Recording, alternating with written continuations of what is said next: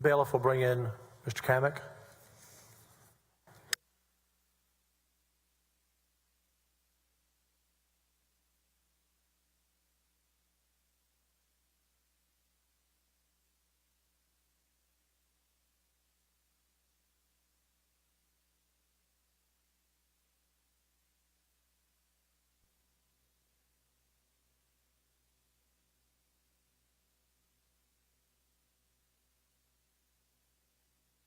Mr. Kamek, please raise your right hand. Good morning. I do solemnly swear that the evidence I give upon this hearing by the Senate of Texas of impeachment charges against Warren Kenneth Paxton Jr. shall be the truth, the whole truth, and nothing but the truth, so help me God. I do, Judge. Please take your seat.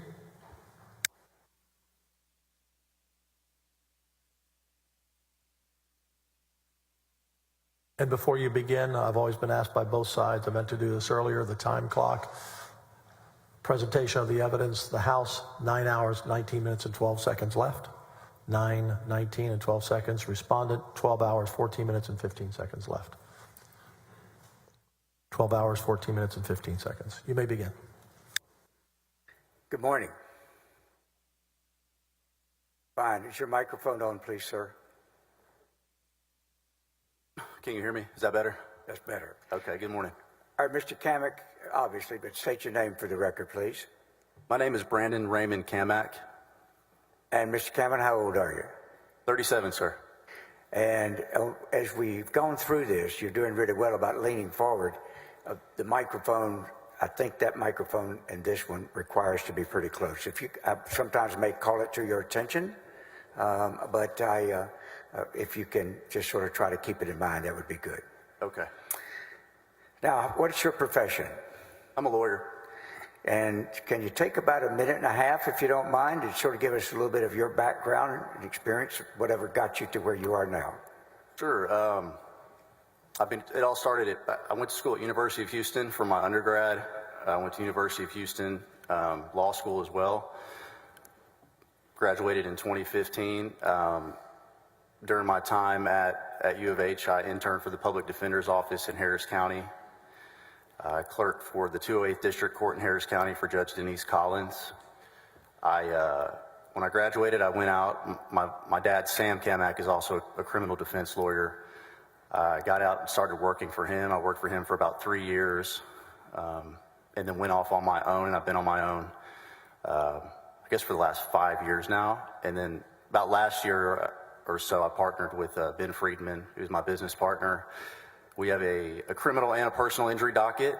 I think I've personally, at this point in my career, handled close to 600 cases, probably tried 15 to 20 cases, somewhere in there. Handled appeals up at the Court of Appeals in Houston. I've argued at the Court of Criminal Appeals, and that's what I do. That's how I got here. All right, fine. When you say you graduated from law school in 2015, and I believe you said you're 37?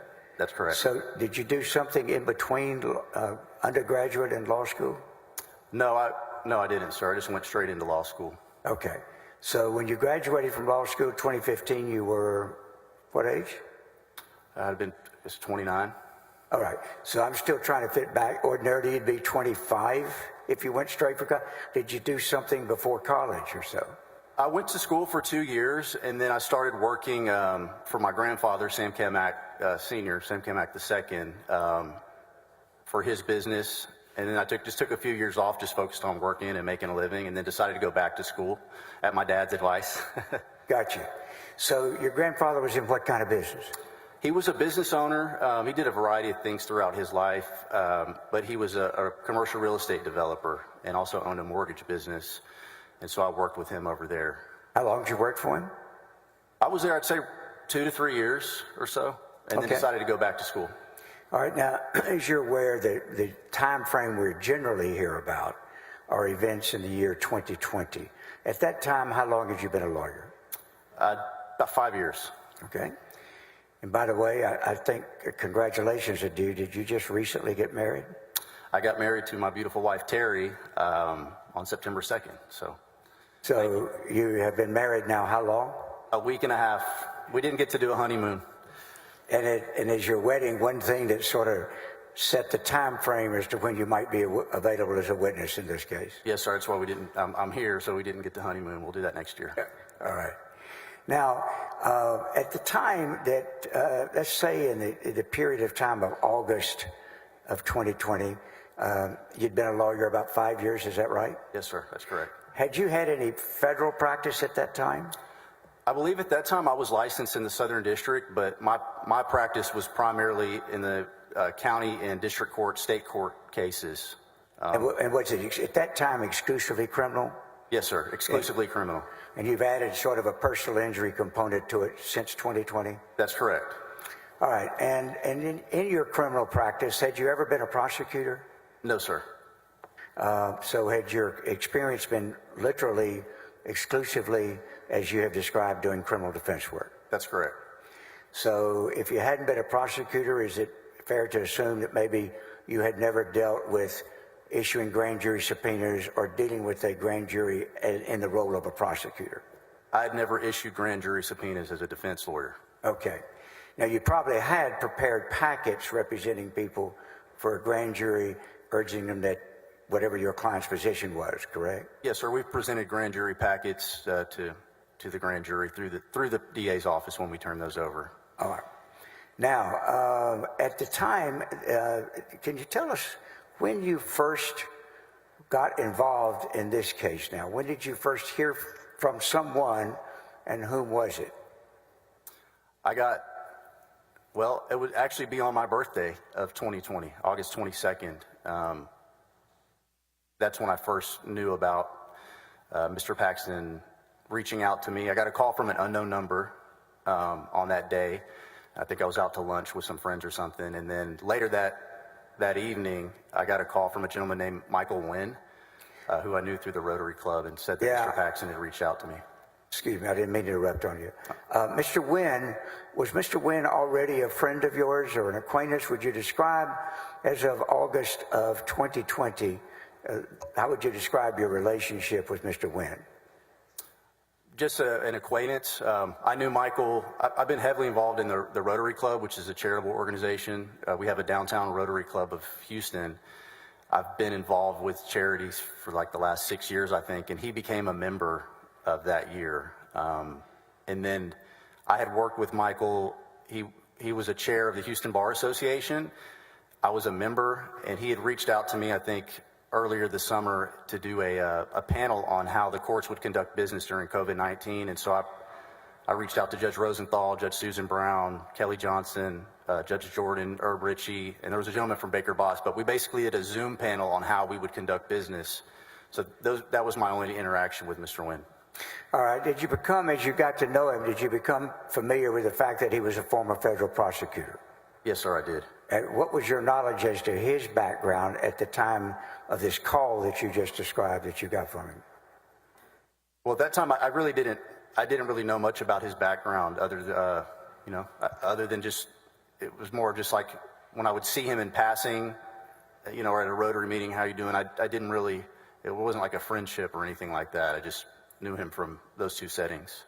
Now, you mentioned your father a while ago was and is a lawyer, but at the time that Mr. Wynn and ultimately the Attorney General reached out to you, were you in a solo practice or were you with your father? I was in a solo practice at the time.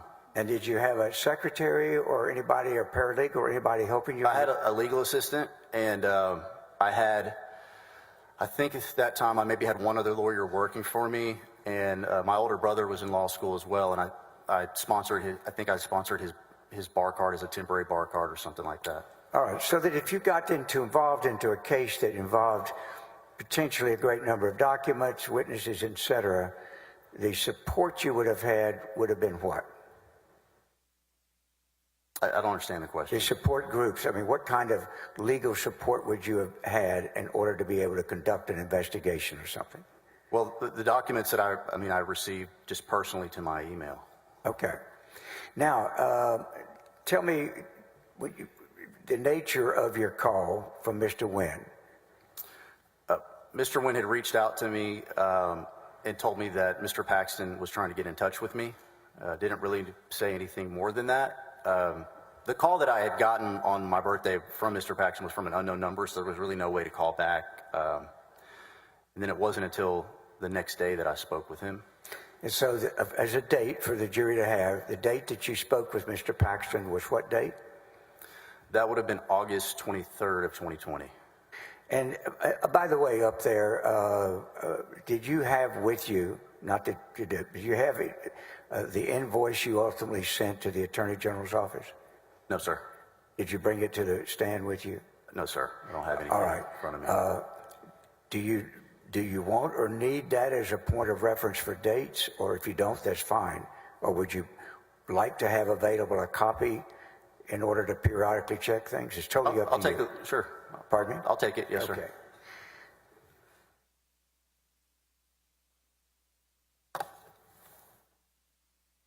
Mr. Hardin, this is his bill.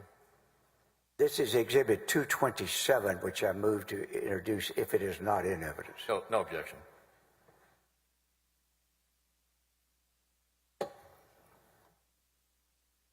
Admit Exhibit 227 into evidence. Now, I'm not going to really regularly be talking to you about this necessarily, but I'm offering it to you as periodically if it helps you plug in some dates. Okay. Have you, in our conversations previously, have you sometimes referred to this to make sure you were comfortable with certain dates? Yes, sir. With respect to the dates, this will be helpful for me to remember. Right.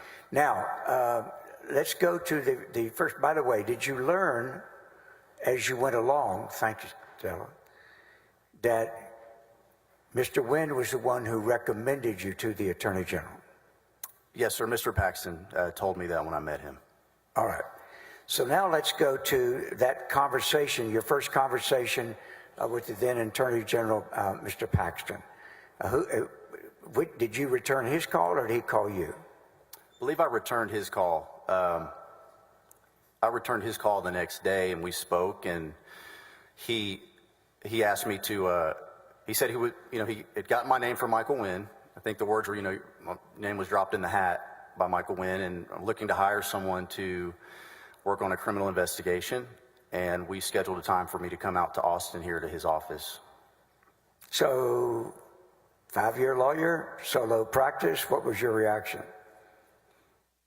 I mean, I was excited because it was the Attorney General's office, and so I was excited for the opportunity to go out and meet him.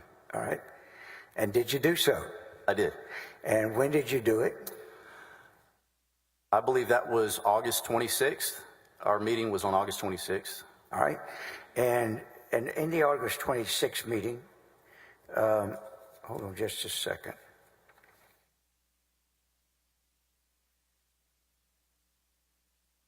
All right, so tell me about that. Did you drive up to Austin or up to here? Yes, sir. I drove out to Austin. Did you go anywhere else first? No, sir. Just came straight to meet. Straight to the Attorney General's office? That's correct. All right. Describe for us that meeting. So I went in, I signed in the front desk, and then I went up to the floor where his office is. And I think I waited around maybe 15 or 20 minutes, and then Mr. Paxton came to the floor, and we went into his office, and then... All right. Who was in the initial meeting between you and Mr. Paxton? It was just me and Mr. Paxton in his office. Do you recall about what time of day you talked to him? I think that would have been... I don't recall the exact time, but maybe around lunchtime, somewhere in there. Okay. Now, what did Mr. Paxton say? So before I got there, he had actually reached out to me through text messages and said, "Can you bring a resume with you?" And I was like, "Well, I haven't prepared a resume in a long time," but I went ahead and prepared one, and I brought my resume in. And then it was kind of like, our conversation that we're having now. Where are you from? What do you do? Your background. I gave him my resume and just kind of pleasantries. And then he said that he was looking to hire a special prosecutor to investigate a criminal case where potentially there were potential violations of the Texas Penal Code. And you mentioned special prosecutor. Was that his word? Yes, sir. And so, of course, you hadn't been hired at that time, but later when you were, whenever you represented yourself as a special prosecutor, where did that term come from? Mr. Paxton. All right. And did he tell you what the role of this special prosecutor he was interviewing you for would be? No, sir. Not really. Initially, when he talked about this job, what did you think it was going to entail? My understanding, well, this was just an assumption. I was like, well, if I'm going to be hired as a special prosecutor, I would potentially be presenting a case to a jury maybe at some point, or presenting the case to be charged. That was my initial impression. And he didn't tell you otherwise at that time? That was, like I said, sir, that was just my assumption of what the job would entail. All right. And then how long would you estimate you talked to him in this initial meeting in his office? Roughly 15 or 20 minutes. Did he express anything, any views about his own staff or why he was hiring somebody from outside? Yes, sir. He said that he was interviewing multiple people, considering multiple people for the position, and that he couldn't get his own staff would not work on what he wanted them to work on. All right. They said they would not work on it? That's correct. And he mentioned that, he just wanted to find out the truth and about what happened. Okay. Do you recall anything else from the conversation in that initial meeting? No, sir. That's. And then what happened after you had this original meeting with him in his office by himself? He said, I want to introduce you to someone. I obviously knew who Mr. Paxton was. And he said, I want to introduce you to this first assistant, Jeff Mateer, whose office was down the hall. So he walked me over there, and I met with Mr. Mateer in his office, just Mr. Mateer and I. And now how would you characterize or describe Mr. Mateer's reaction when he came in and introduced you? It was the same type of conversation, pleasantries, how are you? I gave him my resume. I told him, the conversation kind of didn't really get off the ground much. Just like, I'm here for the special prosecutor, to interview for the special prosecutor position. And his attitude was kind of like disengaged about it. Knew about it, but didn't really seem interested in it. I'd say, kind of just like it was Mr. Paxton's own deal that he was focused on. It wasn't obviously wasn't an area of focus or concern for Mr. Mateer. Did it strike you in any way as if his attitude was, so this is Mr. Paxton's deal, he's not that interested in it? Sustained. Then you tell me how it did strike you. I'm sorry, sir. How did it strike you as to Mr. Mateer's involvement in it? Just he was very disengaged did not seem interested in it at all. Seemed like it was just kind of a side deal that Mr. Paxton was working on. It was his own focus. Mr. Mateer was not focused on it at all. How long would you think you were in Mr. Mateer's office? Say roughly 20 minutes. Had Mr. Paxton left you there by yourself with Mr. Mateer? Yes, sir. And then what happened after you finished meeting Mr. Mateer? I went back over to Mr. Paxton's office, and he was in there, just him and I. And I said goodbye. Thank you for the opportunity. Thanks for calling me up. And he said, okay, we might be in touch with you. So I drove back to Houston. All right. So how was it left when this was all over in that first meeting? I'm sorry, how was it left? How was it left? What was supposed to happen next? Well, I really didn't know. I mean, I looked at it like, okay, I just interviewed with Mr. Paxton and the first assistant, and so if they want to talk to me, they know how to get in touch with me. All right. So you left, obviously. What's the next thing that happened in connection with this case? I got a text message from a gentleman named Mr. Vassar a couple days later, asking me to set up a time to meet with him. Do you recall the date or so that you got the text message? That would have been August 26th or 7th, I believe. It was August 28th, maybe. 27th, 28th. I'm looking down at Exhibit 227, and I notice it looks like the first time you charged was 9/3. So did you have did you choose not to build the state for that first meeting or two when you went up there? That's correct. And also I'd like to say that's a typo, that 9/3/20 date. The date that I actually went out there for the meeting was 9/4/20. So I made a typo there. Okay, all right. Now, at the end, once you got back, you got the text from Mr. Vassar, what happened next? So we scheduled a time to speak on the phone that day. That's what the text message was about. And we got on a call together. All right. And did you ultimately send a draft or receive a contract or proposed contract from Mr. Vassar? Yes, sir. He asked me for my email address on that phone call, and I told him, this is about the special prosecutor position, and he agreed. And then he said, well, I need your email address. I'm going to be working on a contract for you. Okay. Did you receive that contract? So, yes, sir, I did. When? Well, I got the contract on 9/3, September 3rd, but I didn't. It must have got lost. I get hundreds of emails. It just got lost in the shuffle somewhere. So Mr. Paxton actually reached out to me on 9/3 and said, did you get the contract by text message? And I said no, because I was supposed to go out there on 9/4 to meet with the complainant, Mr. Paul, and also Mr. Paxton. So short answer is I got the contract. I just didn't see it that day. It got lost in the shuffle somewhere. All right. So tell me about how this appointment or arrangement set up for 9/4. Whose idea was that? So I got a call from Mr. Paxton, and it was kind of like, hey, we want you to do this job. And Excuse me if I interrupted. Did you consider that the notice to you that you've now been hired? yes, because he said I would be getting a contract. You got the job, and then he asked me, what's the hourly rate that you would charge to do this? And I said, well, I'll do it for $300 an hour. And he said, I think we can get that for you.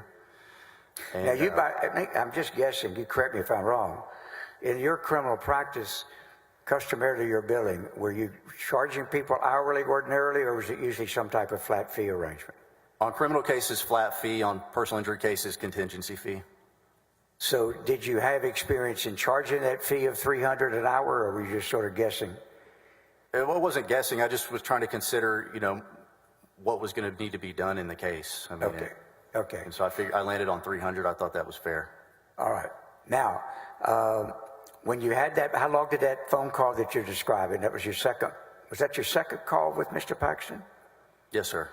All right. And then how long did that call last? I don't recall. It wasn't very long. A few minutes, maybe. You gave him your hourly rate, and then was the appointment made for when? So there was an appointment made for 9/4, September 4th, 2020. Who picked that date? We agreed to that date because I was going to meet the complainant, or Mr. Paul, that morning. And so after, I'm in Houston, so I'm driving back and forth. I try to meet them both the same day. So When did you receive Mr. Paul's name as the person that you were going to be, you say complainant. In other words, describe what you meant by that when you said he was a complainant. Well, he was the one who had made the complaint or the allegations, and so I viewed him as the complainant. All right. Had you seen any document as yet connected with the case? No, sir. And so do you recall when you first received Mr. Paul's name? That would have been from Michael Wynn when I set the meeting up to go out there and visit with him, with Mr. Wynn for the first time, and Mr. Paul for the first time. All right. Who set up the meeting with Mr. Paul? Mr. Wynn. And did you inform the Attorney General that you were going to also meet Mr. Paul before you met him on the 4th? I did. When did you do that? I don't recall. It was within one of those days. Would it have been the day that you talked to him about coming up on the 4th? Yes, sir. Okay. So did you inform him that you were going first to Mr. Paul and then coming to the Attorney General? That's correct. So tell us about your first meeting with Mr. Paul. How did that happen and where? So I met Mr. Paul at his office with Michael Wynn, and I drove out here early in the morning. I met with him for, I'd say, hour and a half, 2 hours, and that was the initial time that I, had heard the allegations about their complaint. Had you done any research on Mr. Paul, his background, who he was, et cetera, before you had this first meeting with him? I think I may have Googled his name and read a headline or something like that. But did you limit your looking into him to Google him? Is that about the only thing you remember doing at that stage? Yes, I didn't look at any court records or anything. I mean, that's all that I did. And what was your level of knowledge about him when you first went to meet him on the That he's a 4th? commercial real estate developer here in Austin. Okay. Did you see that he was that he had had a search warrant executed on his house and business back in August? No, sir. So what was your level of knowledge of Mr. Paul at the time you met him that first time, whether you got it from the Attorney General or anyone else? I mean, I didn't know him, didn't know anything about him. Okay. And where did you meet him? At his office. Who was present during the meeting? It was Mr. Paul and Mr. Wynn. All right. So what happened at the meeting, without going in necessarily at this time with what he said to you, what was the nature of the bill? Who did most of the talking in the meeting? Nate Paul did most of the talking, and it was just a lot of information given to me in a short time period.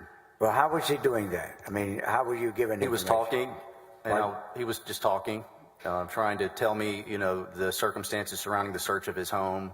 Did he make any presentation to you?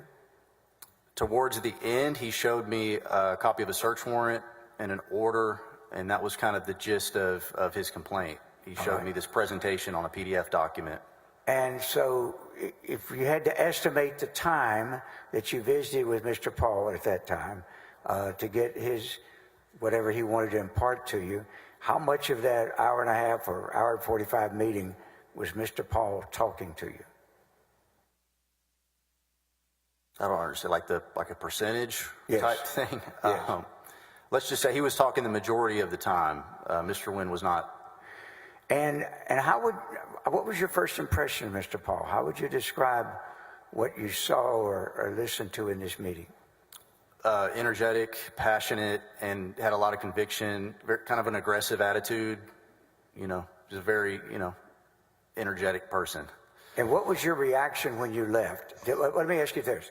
Did he basically give you his side of the matter that you had been retained to investigate?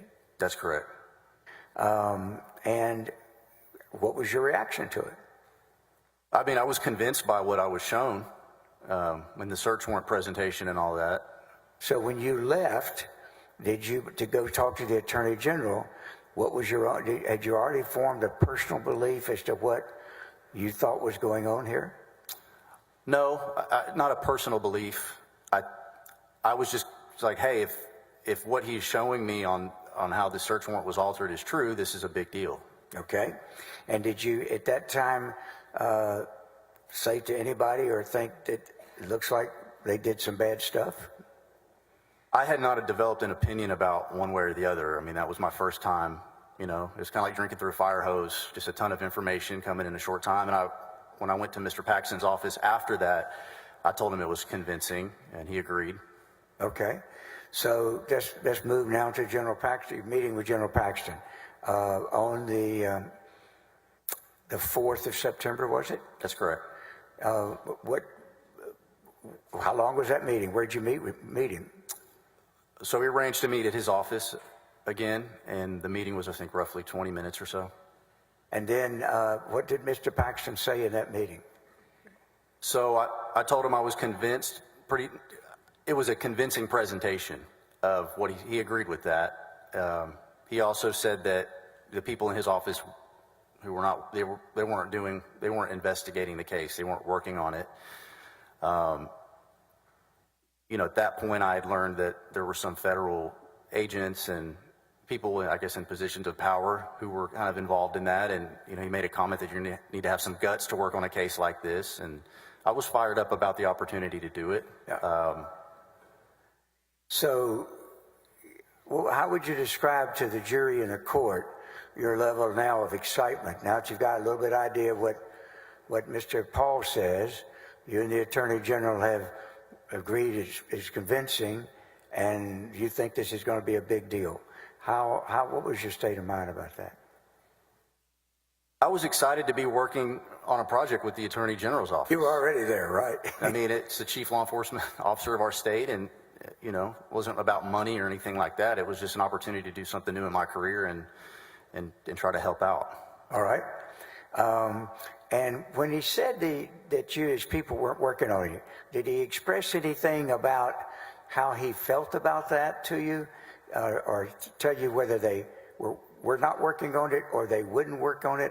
In your own words, what did he say? I don't recall specifically, but he said that he couldn't get the people in his office to work on this case. Okay. And did you leave that meeting with the impression or feeling that his people were refusing to work on it? Yes. Did Yes, you sir. wonder, well, if they're not going to work on it, why don't you fire them? I mean, You didn't think about that? no, sir. All right. Okay. Now, after that meeting, did that meeting get terminated a little early, or tell me? You said it was about 20 minutes. So he said Excuse me, just a second. You've driven all the way up for Houston for it. What happened to shorten it a little bit? he had to go to a press conference, and I was going to take off, and he said, well, why don't you just come over there with me to the press conference? And so I went over there with him and with one of his staff, came over to the press conference, and then after that, we went back to the office. I just kind of watched the press conference. All right. So now, not only have you been hired by the Attorney General, but you're going to a press conference with him. How'd that make you feel? Well, I mean, I've been with my dad in press conferences before on some of his high-profile cases, but it was cool. Yeah. Okay. All right. Now, did you think anything about? Well, let me back up. So you had 20 minutes or so to talk to him about the case. Did y'all talk about any of the facts in the meeting before the press conference? No, I did not really have a full grasp on all of the people that were involved and all the facts of the case at that point. It was just... Now, what was your impression or belief at that time as to the occupations or nature of the people you were supposed to investigate? I knew that they were both local law enforcement, and some of them were federal law enforcement officers at the time. Did you know that one of his allegations was about a federal magistrate? Yes, sir. What was your reaction to hear he wanted you to investigate a federal judge? My reaction to it was just hearing out their side of the story. I didn't really have an opinion one way or the other. However, if the allegations that they were making were true, then that'd be serious. Okay. Now, did he talk about any in that conversation, any of either Mr. Paul or him, of any people other than federal and local law enforcement being the people he wanted investigated? No, sir. After the press conference, how much longer were you in the company of the Attorney General? I think probably 15 or 20 minutes. We went back to his office and finished up the conversation there. Well, what happened in that conversation? When we got back to the office, I was a little bit concerned because at the time I'm in private practice. I think I had roughly 75 cases on my own docket. And I told him, I'm like, well, if I'm coming back and forth between Houston and Austin, how am I going to be able to do this? And he said, well, look, his words were, if you can just get a wet ink copy of the original search warrant, this will be over pretty quickly. And I'm sorry. No, go ahead. Well, just if what had been produced to Nate Paul and his lawyers matched up with the original copy, it would be over quickly. But obviously, if there were discrepancies between the original wet ink copy and his words, then this thing could drag out a little bit more. So what did you think you were going to do originally then? And by the way, had you ever heard the phrase, and maybe it's very common, I had a wet copy. What is that what he said, a wet copy? A wet ink copy. What does that mean? What did you take it to mean? Just the original search warrants that was signed off by the judge had, a wet ink signature on it. Okay. Not the scanned PDF version. All right. So what did you walk out of that meeting heading back in a car to Houston? Did you think your mission was? So we really didn't go into the scope of the work. At that point, it wasn't until I actually got so the copy of the contract had been sitting in my inbox. So when I get back home and I read my contract and see that the scope is limited to like more of an investigative role, then I'm like, okay, well, I'm a lawyer. I'm just going to collect evidence, review evidence that's presented to me, and draw some type of conclusion to either corroborate what the allegation is or contradict that, and put it in a brief and submit it. So I knew at that point, once I read my contract, that I wouldn't be trying a case or anything like that. It was limited in scope. Can you put the original the contract up and go to the addendum A, please? I believe the contract is in evidence in several ways. Is this in, Mr. Harden? Do you know? Pardon me? Is it in? I think it is. I'm not I'll contradicting. I check. just Hold don't on know. just a sec.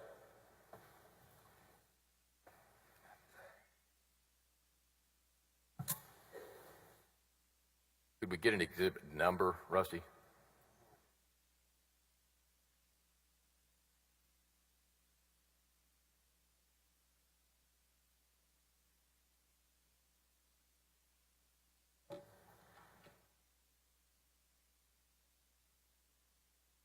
Eric, can you get us an exhibit?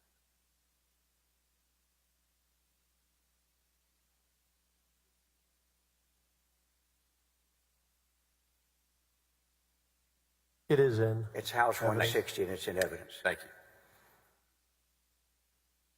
Now, do you recognize this particular excerpt from the contract? Yes, sir. All right.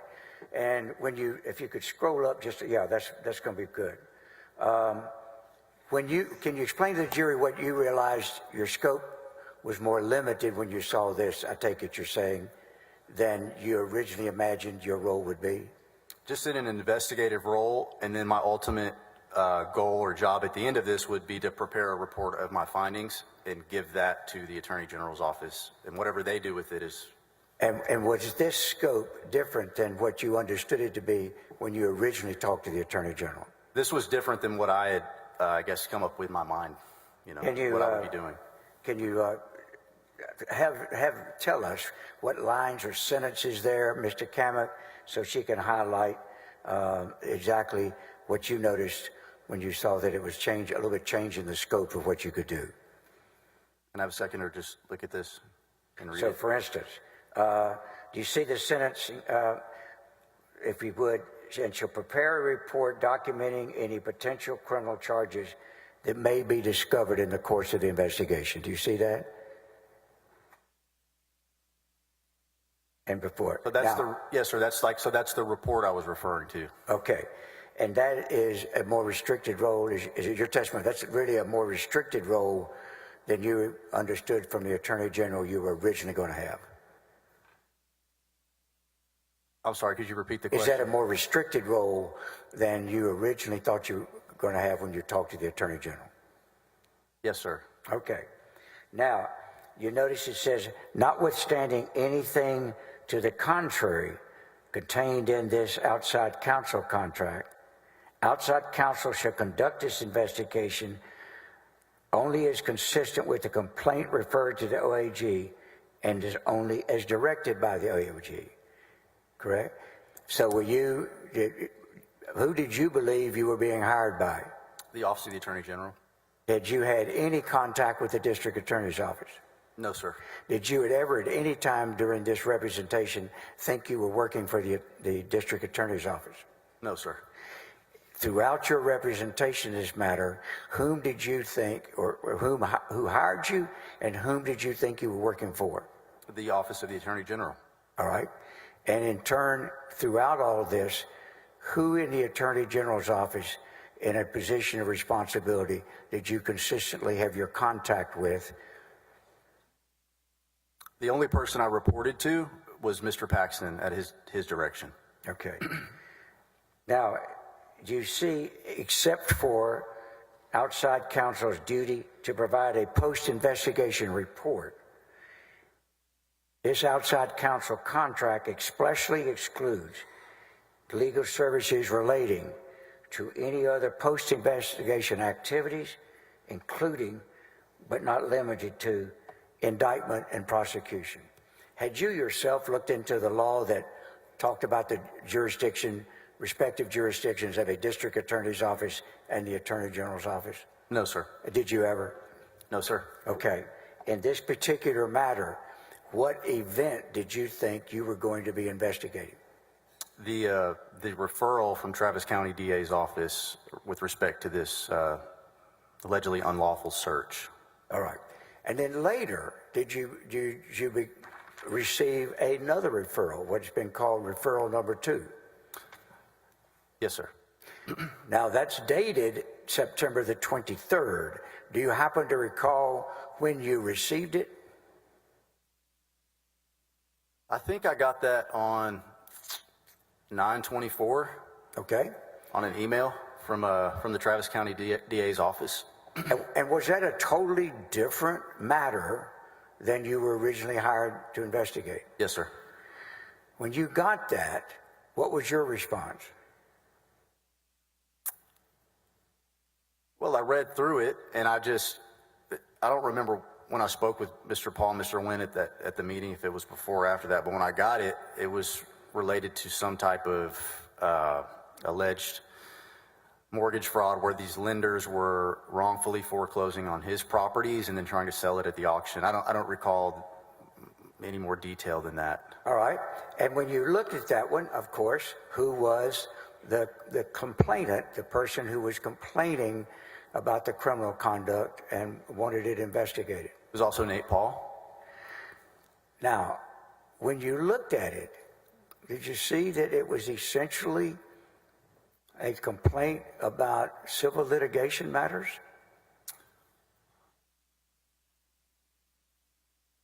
I'm sorry, could you? Yeah, and I'm really only asking about your mindset. Yes, sir. Not one way the other. Okay. Did you notice whether it actually was a complaint about civil litigation matters in bankruptcy court? Well, I wasn't looking at it through that lens at all. And to be frank with you, I didn't have any experience in handling any type of mortgage fraud or prosecuting any type of potential white-collar crime in that way. All right. So did you just sort of put it aside and not ultimately do anything with it? No, sir, that's not true. Okay, well, tell me in your words. Well, I spoke with Mr. Paxton about the referral because I wasn't sure if my scope of my contract covered that. Certainly. And so, he said that it did. And so I was like, well, I'm going to rise to the occasion. I'm going to figure this out.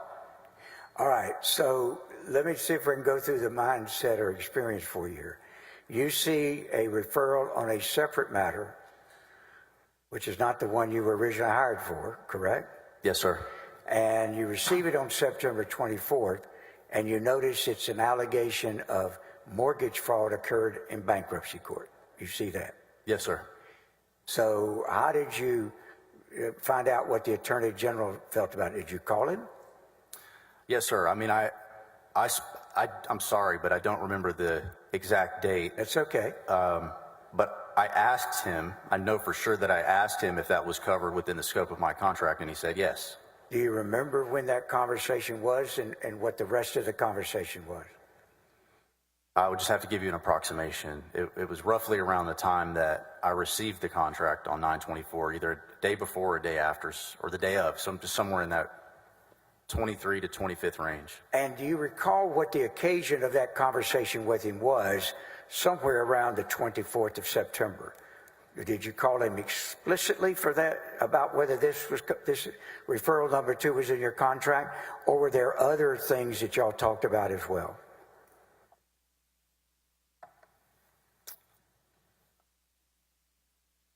I don't recall the entire nature of that specific call. Okay. Did you notice when you looked at referral 2 that one of the people that he was asking to be criminally investigated was a federal bankruptcy judge named Tony Davis? No, sir. You didn't notice that at that time? No, sir. Okay. Did that referral, just like the first referral, have a list of people that Mr. Paul claimed were people of interest? It did, yes, sir. All right. And did it list these people?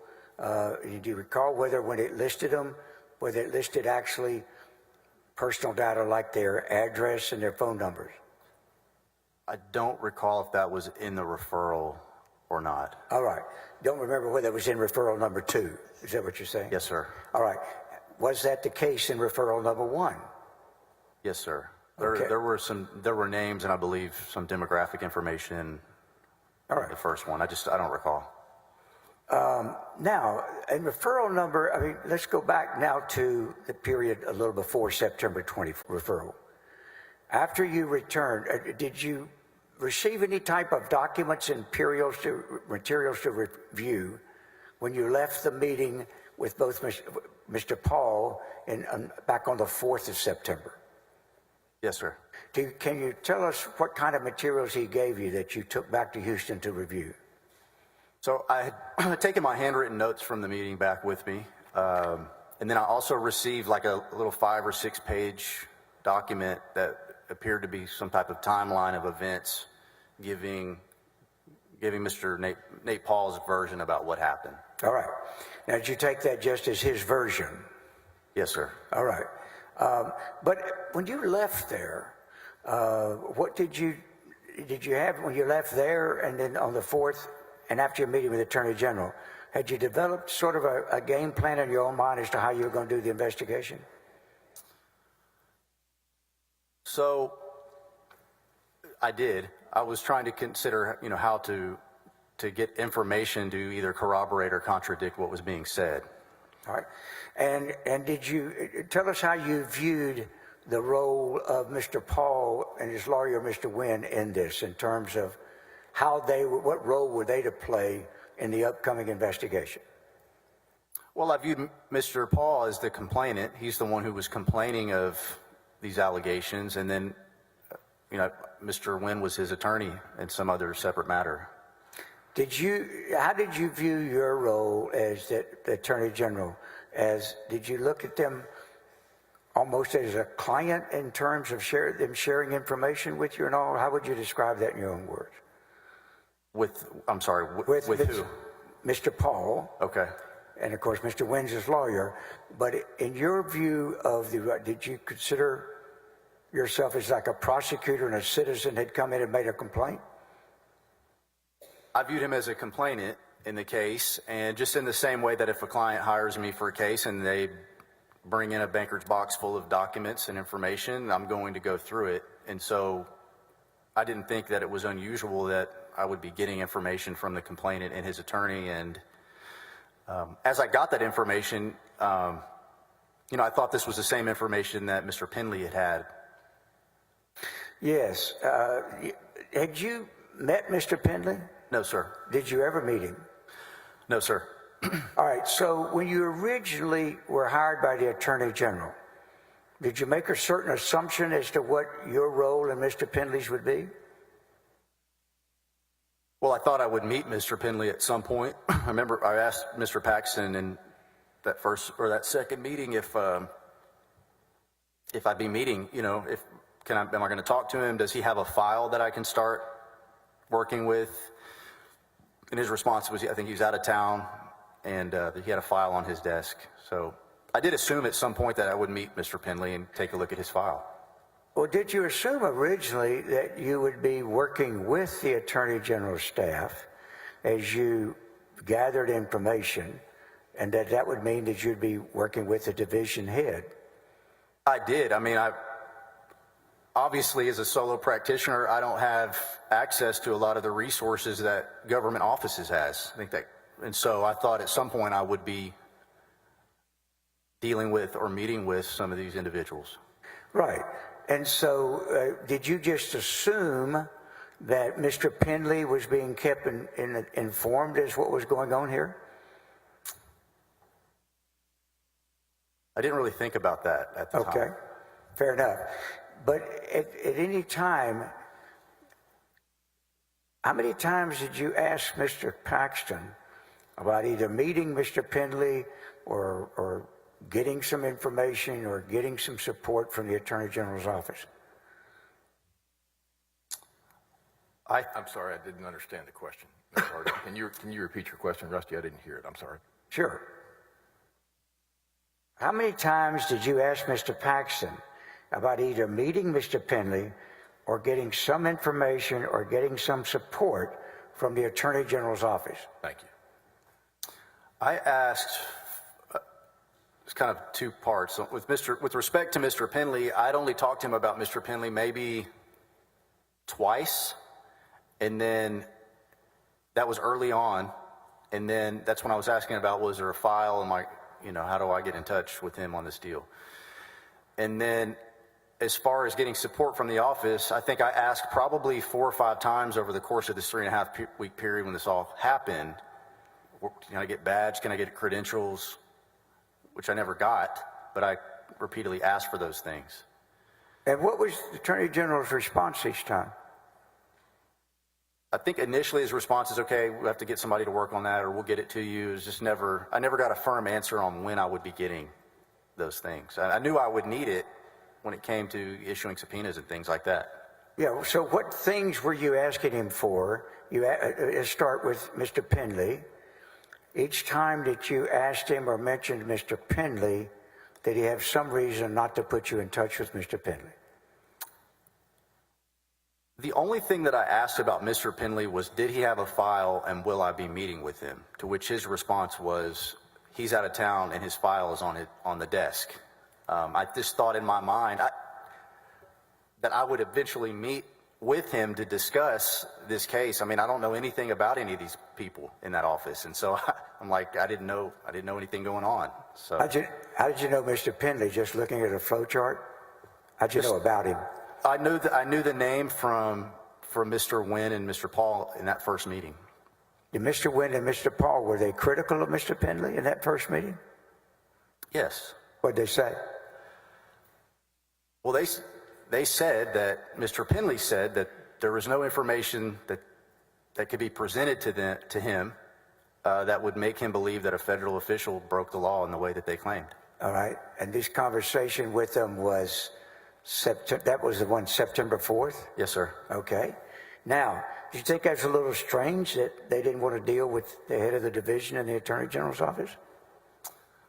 My understanding was that they had met with him one time. That's all, just one time? Yes, sir. That's Is what I was told.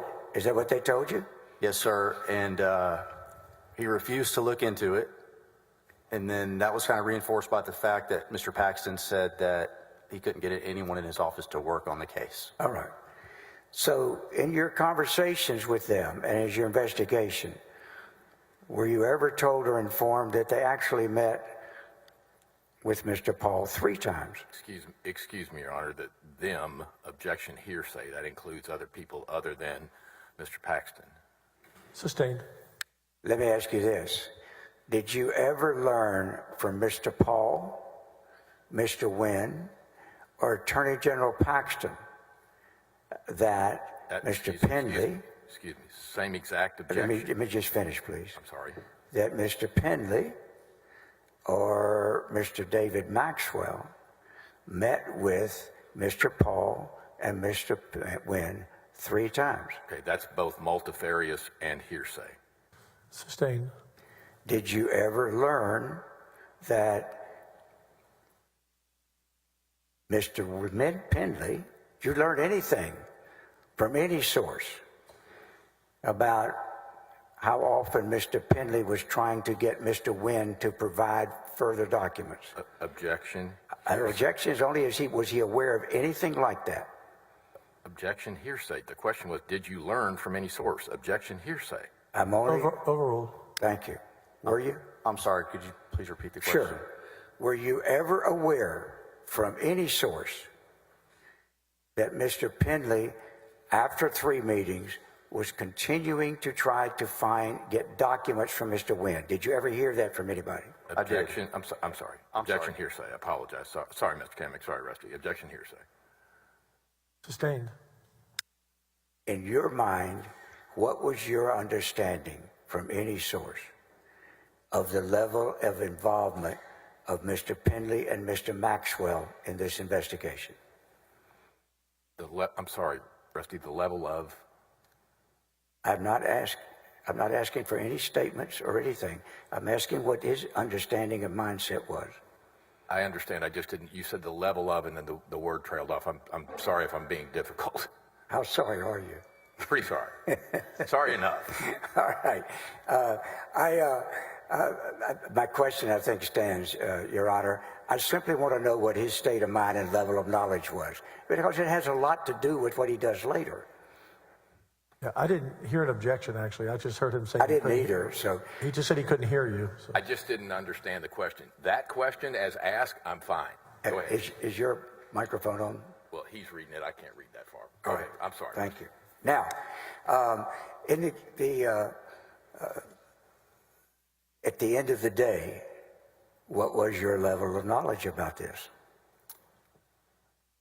So I was told early on by Mr. Paxton that the people in his office weren't doing what he asked them to do. That's why he was considering hiring outside counsel. Right. And then towards the end of September, in this 3.5 week period, I was told by Michael Wynn that Mr. Penley had reached out to him kind of out of the clear blue for documents. And then I asked Mr. Paxton about that when I spoke with him, and he said, well, I told him to stand down. He's not working on this case. You are. And who should stand down? Mr. Penley. Yeah. General Paxton told you Mr. Penley should stand down. He wasn't involved in the case anymore? That's correct. And that was my only other time that I knew about any of his involvement. All right. Do you recall when that conversation was and where you were? It would have been a phone call towards the end of September. All right. Thank you. Now, let's go back after the 4th. I assume you started reviewing the materials you had received? Yes, sir. Tell us about how you proceeded in your investigation then. All right, so still trying to get my arms around what was alleged and all of the folks that were involved in it, and trying to figure out, since I didn't really have any information, what information I would be able to obtain. And just started kind of thinking of the way to do this would be to do grand jury subpoenas to get information regarding like phone calls and things between the individuals involved in that first referral. All right. Now, by the way, did you during this period of time, Mr. Kamek, consult with any other people you thought might have had these types of investigations before to sort of get an idea how to proceed? No, sir. But No, this sir. is not something you had done before, correct? I had not ever done this before. Okay. Now, by the way, in your communications with the Attorney General, how were you communicating with him? By phone, by text, by email? Can you describe the forms of communication y'all used? So we spoke by phone and through text message, and then throughout this process, I continually forwarded emails to him as something would come up or I would get some information. Well, did you use any kind of encrypted communications? Yeah, I think about the middle of the month, he asked me to use the Signal app, which I wasn't really familiar with at the time. I just thought it was like a WhatsApp or just a messaging You were unfamiliar with Signal app at that time? I'd never used it before. All right. And how did that come about that he wanted you to communicate with him using Signal app? He asked me on a phone call to download the app and use that. Did you go on the internet to look and see what a Signal app was? No, sir, I just downloaded the app. Okay. And do you recall what the nature of the conversation was in which he asked you to start using Signal app? It would have been a call where we were talking just generally about the case, kind of the status of it and what was going on. It wasn't I do remember it was not a phone call specifically about using that app. And what type of email address did you use with him? But what do you mean? Well, do you recall what the email address was? No, sir. Was it an official Attorney General's office email address? Oh, I see what you mean. No, sir. All right. What was it? His email address was a Proton mail address. All right. That I was given. Had you used Proton before? No, sir. Had you ever heard of Proton? I had heard of it. I've never used it. Okay. Now, in addition, what about the phones? What type of phone number did you have that you would communicate with it? I had the original number that he had first called me on, and then I think later he gave me another number.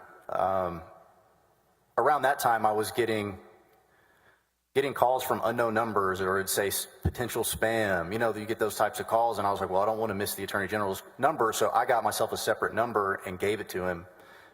That way I knew when that phone rang, that was Mr. Paxton calling. So are you saying that you ultimately got a phone that was totally dedicated to phone conversations with the Attorney General of the state of Texas, and that's the only number that you communicated with on that phone? Yes, sir. And you did that, why? Because I didn't want to miss a call from an unknown number or a spam likely call, or, you know, when you get those spam calls, I didn't want to have that come up and miss an important call. So Did he use multiple phone numbers with you? yes, sir. How many? 2 numbers. Okay. And were either of those official Attorney General lines? I believe they were cell phone numbers. I don't believe they were office numbers. All right. In fact, when was the first time that you ever learned what the official email address or the Attorney General office email address was of the Attorney General that you were dealing with all this time? The first time that I ever saw his governmental email address Yes. was when I got a cease and desist letter from Jeff Mateer. And when was that? That would have been, I believe, August 1st or 2nd. And how was it that you saw what the Attorney General's official email address was? They were all copied on the email. All the gentlemen, Mr. Vassar, I think, was one of them. And Was that first time when you got your cease and desist letter, the first time you ever knew of any official communication form of communicating with the Attorney General, whether it was through text or email or phone? I thought all of my communications with him were official, but that was the first time that I saw his governmental email address. All right. Yes, sir. Now, did you trust the Attorney General? Yes, sir. Were you flattered about him reaching out to you? Yes, sir. Did you trust Michael Wynn? Yes, sir. Did you appreciate him referring you to the Attorney General? I did. Yes, sir. Okay.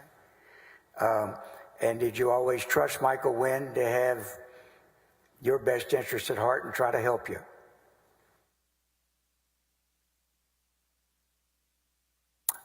Yes, sir. I didn't have any reason not to trust him. I knew that he was Nate Paul's lawyer. Okay. Did you trust Nate Paul? Didn't really know Nate Paul. I just was trying to do my job. All right. Now let's move to the period of the middle of September. After you came back, you had all your material from the 4th that you had gotten from Nate Paul. What did you do after that? So around this time, I had a conversation with Mr. Paxton because I wanted to try to get the individuals named in that first referral, like call logs and email logs showing whether or not these people had been talking around the time that the search had taken place. And so, being that it's sensitive, since they are federal agents and there's some people in power there, I thought that the grand jury subpoena would be a discreet way to get that information. And so I brought that up to Mr. Paxton. And do you recall when this conversation was?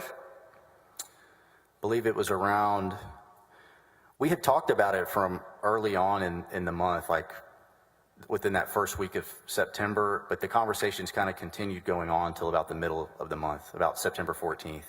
Okay. Now, at that time, what did you say to Mr. Paxton, and what did he say to you? I told him I think we should try to do a grand jury subpoenas, being that this is a discreet way to get information. Grand jury proceedings are private and secret proceedings, and so we'd be able to get information that way without raising any kind of alarms or causing some type of, panic about the situation. And he said it was a smart idea. So he endorsed it?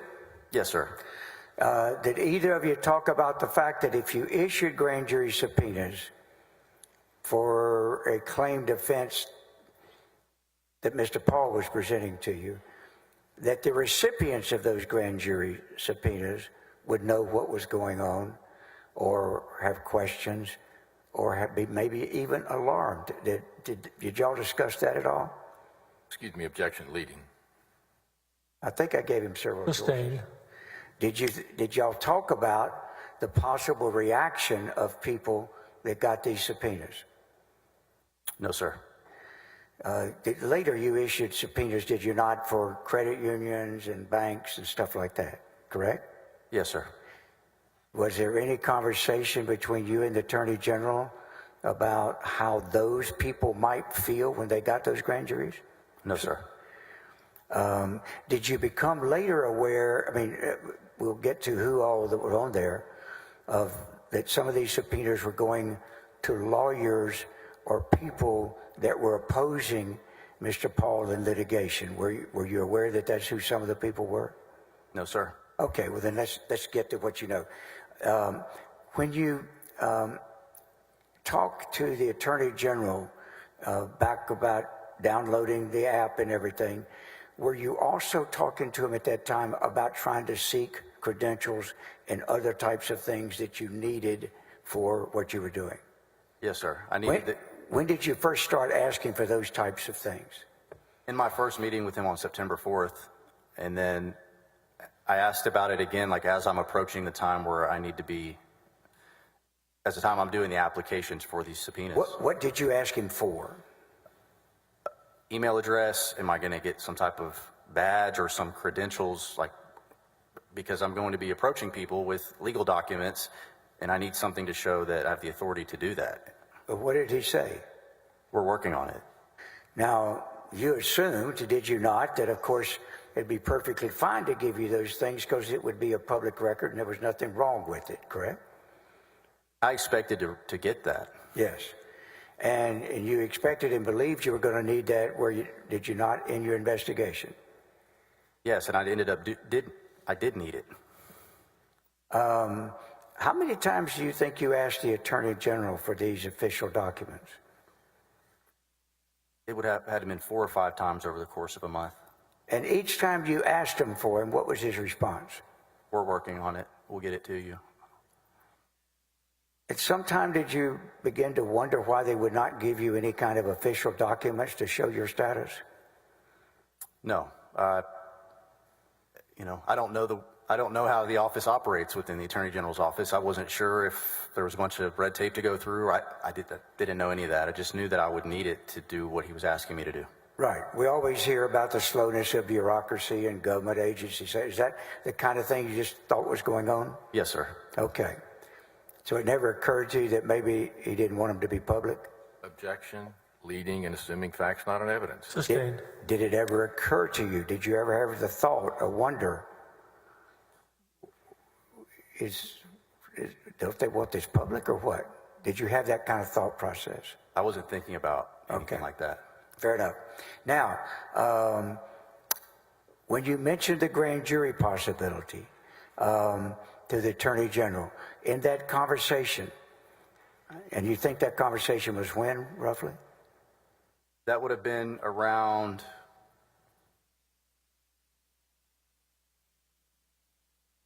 I know I spoke with him about it on September 6th. So I have a note here on this invoice, but the middle of the month around September 14th. Okay. There were a couple conversations where I was just kind of trying to figure my way through this.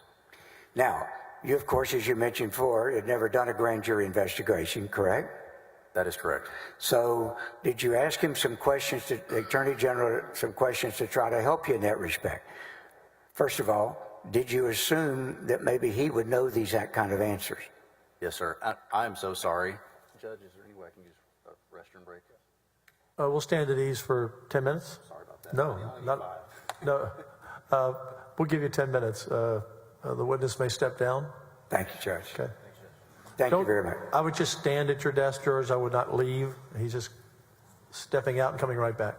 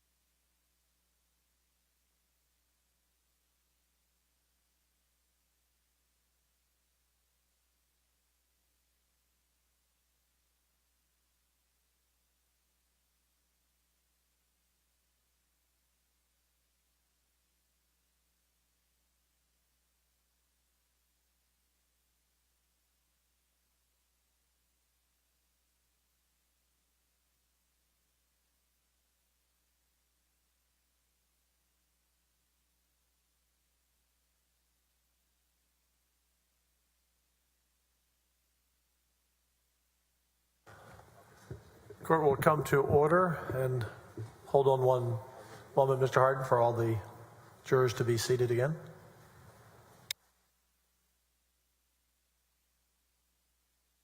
Mr. Kamek. Hold on 1 second. They're not all in their seats. Sorry,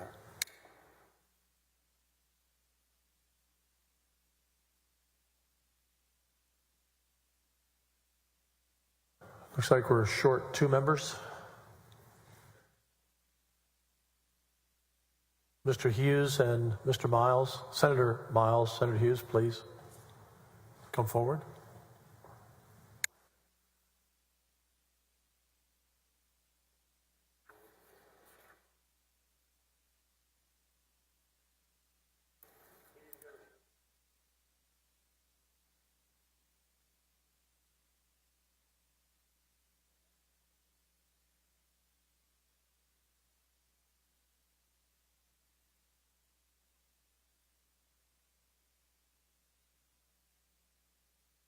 Okay.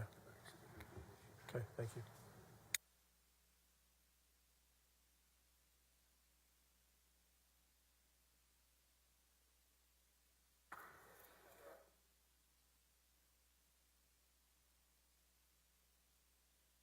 We're 1 juror short, so we're going to wait.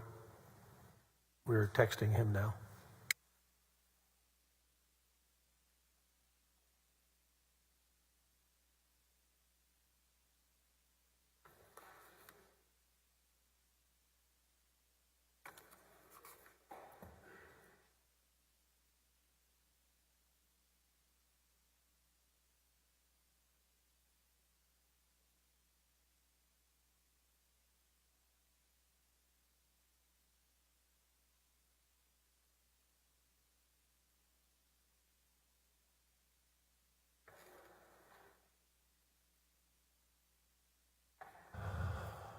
Mr. Harden, you may resume. Thank you, Your Honor. All right, Mr. Kamek, I want to go to, if I may, when you were asking him and talking to him about the grand jury subpoenas. During that conversation, and you mentioned that you asked him about credentials. How did you go about trying to find out how to do a grand jury issuing and using grand jury subpoenas? What did you do? Your microphone. Yes, sir. So I asked Mr. Paxton, it's, at this point, he's like, "This is a smart idea. This is the way that we should proceed." So the next question is, okay, well, how do we do this? Because I wasn't sure whether the Attorney General's office had their own special grand jury in session for cases, or if we would do it through county, like Travis County grand jury. And so I didn't know the answer to that. He said he didn't know the answer to that. He would need to find out. And, I think he had indicated to me at that time, he wasn't a criminal lawyer. Most of his experience was in business law. So he would find out which grand jury that we would. And did you find out? He reached back out to me around the middle of the month, maybe a day or so after, and told me that we would be going through the Travis County grand jury. But the AG himself called you back and told you that? Yes, sir. And then what did you do? So my next step was to reach out to Travis County District Attorney's Office, and it was kind of weird because before I even have an opportunity to do that, I get a message or a voicemail that Michael Wynn had sent me saying, "This is the person that you need to contact over there." How soon after you had the conversation with the Attorney General that concerning the fact that it would be a Travis County grand jury, how soon after that conversation with the Attorney General did Mr. Wynn reach out and give you a contact in the Travis County DA's office? I don't recall exactly, probably within 24 to 48 hours. Do you have any idea how Mr. Wynn would have known that you were seeking that information? I'm sorry. Had you told Mr. Wynn you were trying to find out, or did it just come in unsolicited? No, I spoke with Mr. Wynn about the grand jury process. All right. So he was aware. Him and Nate Paul were both aware that that's how I was proceeding with their investigation. When you got that information, did you reach out to the Travis County Grand Jury? I reached out to the Travis County District Attorney's Office and Excuse spoke. me. I said grand jury. You're right. The office. Excuse me. Go ahead. I spoke with, I forget, it's a nice woman. I forget her name. She put me in touch with a gentleman named Don Clemmer. And then Don Clemmer put me in touch with, I guess, this real sweet lady. I think her name was Bailey. She might have been the grand jury coordinator over there. Let me ask you this. Was it last name Mulder? Does that sound? That sounds like All right. correct. Did you tell these folks that you were a special prosecutor working with the Attorney General's office? Yes, sir. Okay. And as such, you were asking assistance to get some grand jury subpoenas? Yes, sir. And did they help you get the grand jury subpoenas? Yes, sir, they did. And let me ask you, at this time, Your Honor, I want to move to introduce en masse, I believe we informed counsel on the other side, Exhibit 257, which I'll represent as all of Mr. Kamak's production in this matter to both sides. These are the documents that he has produced to lawyers on both sides, and I move to introduce them in toto. Any objection? Speak on the microphone, please. Still can't hear you.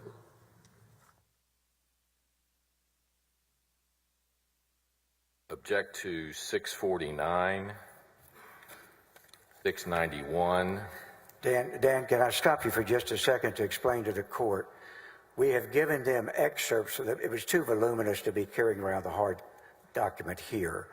But what we did do, about 2,000 pages, I think it was a lot. What we've then I've gone through and taken out excerpts and put an exhibit number on them. But there are excerpts from what I was seeking to do was introducing the whole group and then taking out and putting an exhibit number on those that we specifically were going to talk about. Go ahead. I appreciate all that, Mr. President, but to be clear, we got an amended exhibit at 4:50 this morning, which includes these, several of which I will be objecting to, several of which I won't. Excuse me, are we going to start getting into when we get stuff for them and what time of the morning? I would just ask for Just stop right now. Yeah. You would, like I started to say, object to 649, 691, 687, 688, 689, 690, 686, and 650. Reason for the objection? Sir? You objected to those documents, okay? I am. Now, Okay. I do not have objections to 677, 678, 679, 680, 681, 682, 683, 684, 685, and 693. The last sequence, Mr. President, I do not have an objection to. So let's go back to the objection.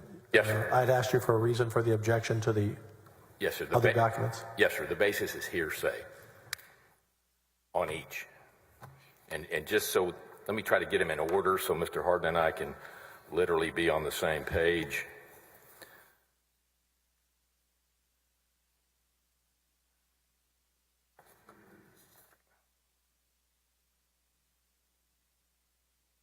May I ask one more time real quickly the ones you object to, Dan? Sure. Make sure I got all of them. Yes, sir. The ones I'm objecting to are in order, Rusty, are 649. That's the work product. If you're with me, you want me to come over there? I'm happy to do that if that's easier for you. No, go ahead. 649, 650, 686, 687, 689, 690, and 691. And the type of objection, Your Honor, the basis? Hearsay. And I don't know if you, Judge, do you have, Mr. President, do you have them in front of you? We don't have May them. I do this? May I do this? Let me go right now to discuss the ones that has no objection to and ask that they be admitted. Sure. Okay, we'll admit the items that you have no objection to, and to be certain we have those right numbers, would you repeat those numbers that you do not object to? The numbers that and I'm not sure these are in order, but 677, no Yes. objection. Okay? 678, no Yes. objection. 680, 681, 682, Yes? 683, Yes? 684, Yes? 685, Yes? and 693. What about 679? All right. Hold on one second. Just checking this. You inquired on but I- 679. I don't have that one in front of me. Okay, you originally said you had no objection to 679, but you may have misspoken. Certainly capable of doing that. No, you're correct, Mr. President. 679, we do object to 679.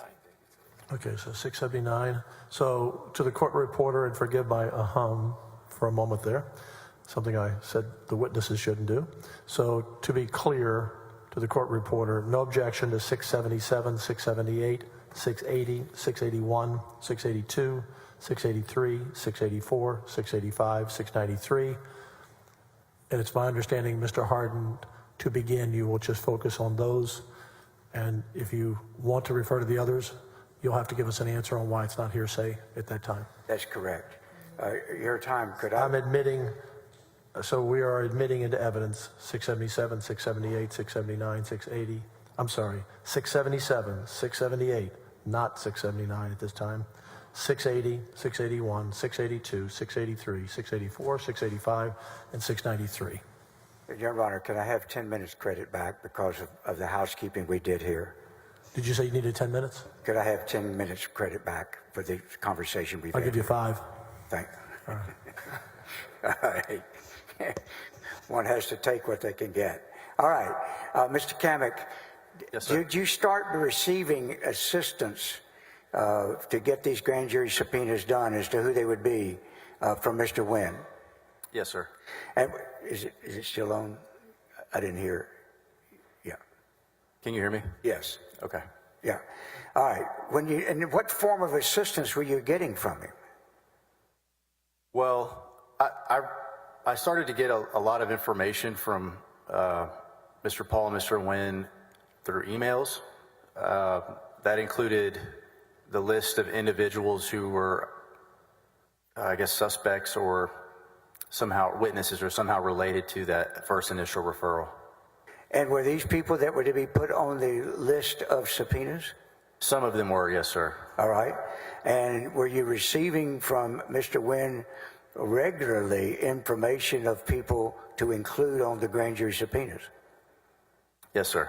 Now, what was your thought process in terms of your investigation as to why you would automatically put those people on if they're asking? In your mind, you were doing what? Well,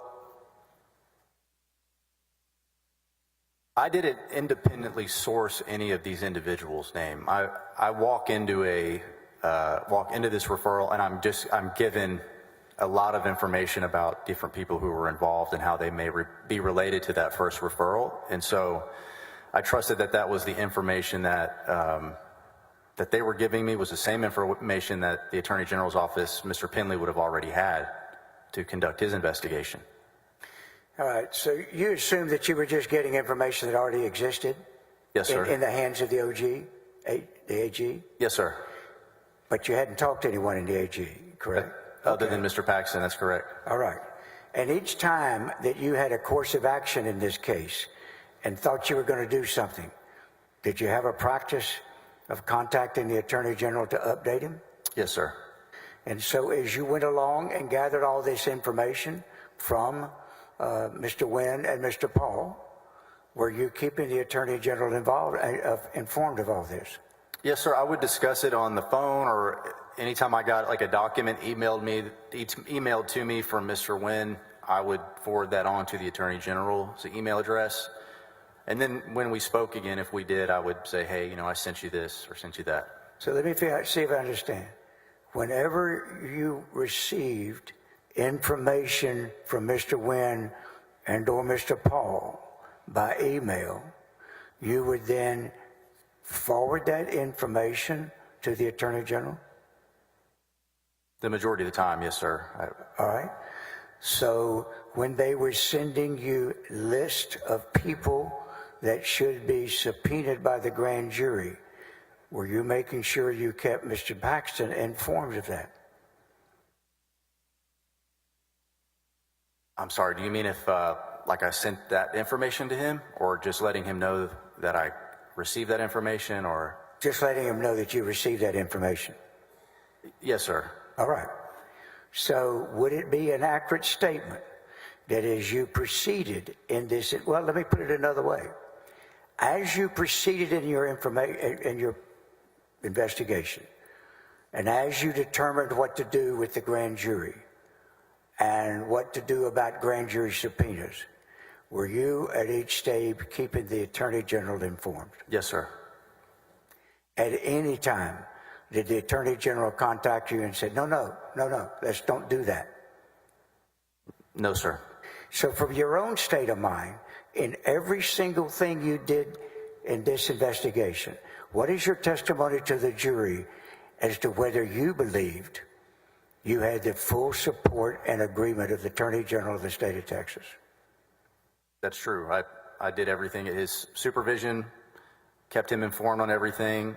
When I reached out to Travis County District Attorney's Office and introduced myself regarding the grand jury subpoenas, I got affirmation the entire time that everything was good, and no one said anything different until I, got a cease and desist letter at the end of.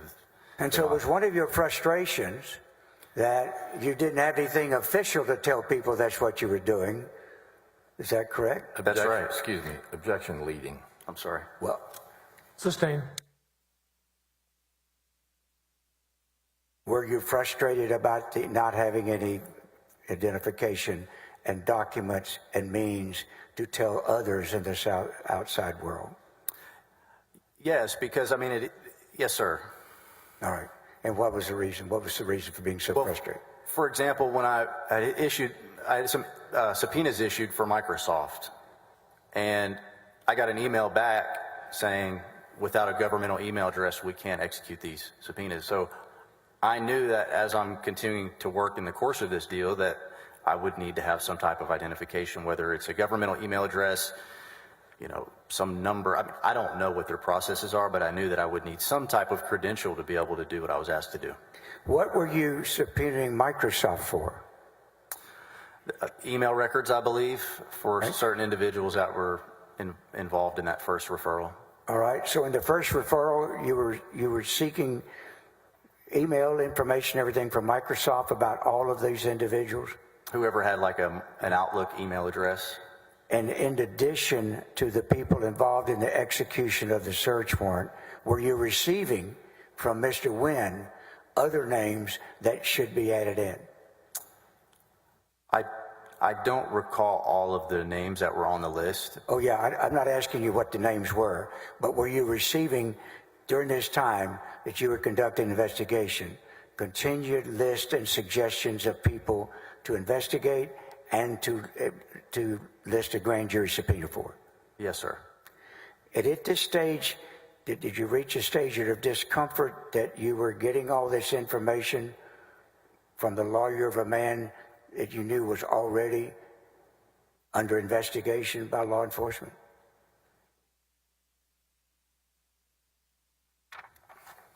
I didn't know that Mr. Paul was under investigation at the time.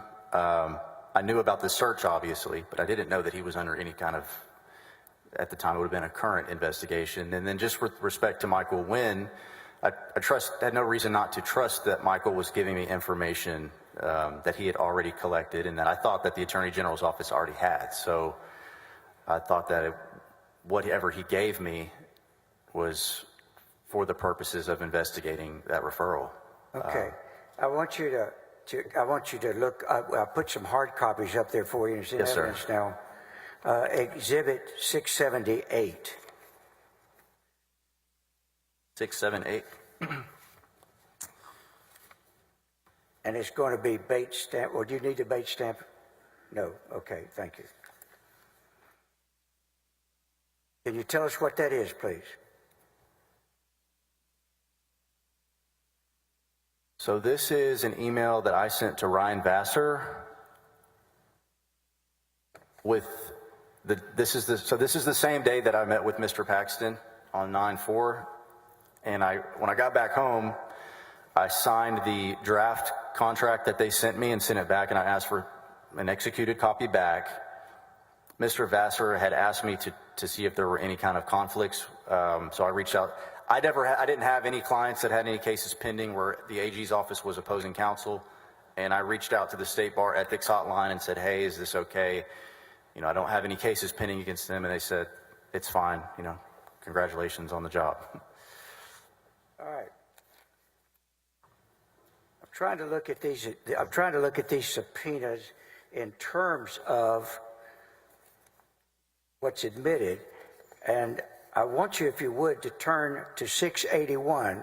I'm only going to ask you to not put it up because I believe that's one no, that is one that's in evidence.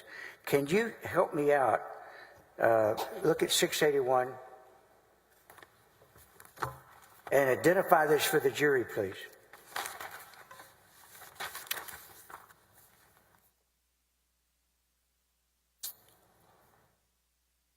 So this was an email from me to Michael Wynn, and it says sample form grand jury, Google grand jury subpoena. All right. And then look over to why did you send it to Michael Wynn? Michael Wynn had initially, so I had never issued a grand jury subpoena before. Pardon me? I had never issued a grand jury subpoena before. Right. And so I asked Michael, once I put this draft together, if you take a look at it, it's the same information that they had already given me, and make sure that the form here is correct. And said Mr. Wynn respond to you and tell you it was okay? He said, form is fine. And then at the end of the day, what did that help you do? What did it help me do? Yes. Did that help you decide how you were going to do the subpoenas and what language you were going to use and everything? I sent this to him. I mean, I knew he was a federal prosecutor at this point in the past, you know, Harvard educated. I just sent it to him does the form look okay here? So it helped me to know that this was the right way to do it. All right. Your Honor, I'm looking here. I was having to order up the ones they've objected to. And there are some of these that I very much want to get into evidence. And I don't believe there is a legitimate objection. I'm trying to figure out how to handle this without taking any undue time now. But for instance, if I could, do we have hard copies for the court, Stella? Of these exhibits, do we have any more stacks?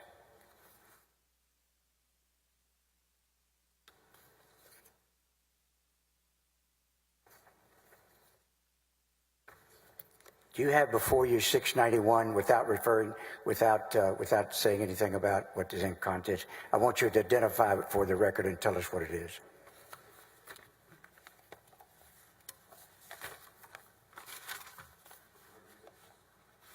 Mr. Hardin, you said 691? Yes. I wrote that down as one you objected to. I don't have a 6. Oh, I do too. I stand corrected. Thank you. We have that on the list you objected to, correct? Yes, sir. I'm sorry. Well, we're waiting for us to see it. We don't have a copy before we can rule. Yes, sir. All right. You see 691, would you, without talking about the internal contents yet, would you describe what that document is? This was an email from Michael Wynn on September 21st, 2020, with an attached Excel spreadsheet that appears to have individuals' names listed there with various demographic information. Does it list names, addresses, and identifying data that have been blacked out for purposes of this exhibit? But does it list names, addresses, and personal data of people to be investigated and included on the grand jury subpoena? Yes, sir. All right. I don't understand what the objection was to that, Your Honor. Go ahead, I'm sorry. The objection is hearsay. It's not a list created by Mr. Kamek, but by Mr. Wynn, and it is being offered for the truth of the matter asserted because they're going to... Your Honor, go ahead. I'm excuse you if you were talking. No, I thought you were through. Go ahead. That's okay. It is going to be offered for the truth of the matter asserted because they're going to be arguing that these were the names ultimately where subpoenas were being used on. So objection, hearsay. There are a series of these, Your Honor, that first of all, not offered for the truth of the matter, only that was provided to them.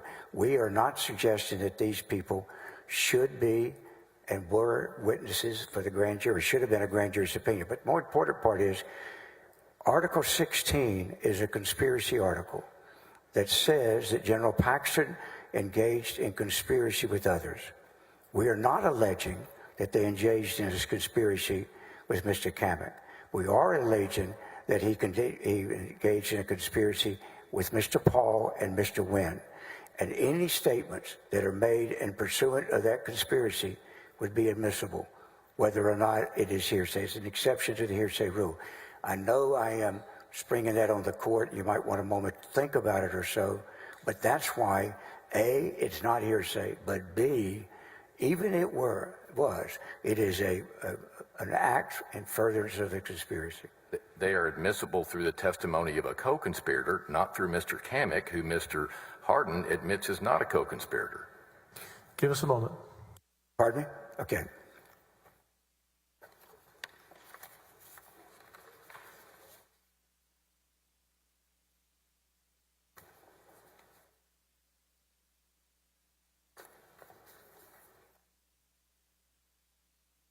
And just, Judge, Mr. President, while you're considering this, I would, based upon Mr. Hardin's argument for the admissibility of it, there is no suggestion that General Paxton created or participated in the creation or the assimilation of this exhibit. Okay, give us a moment.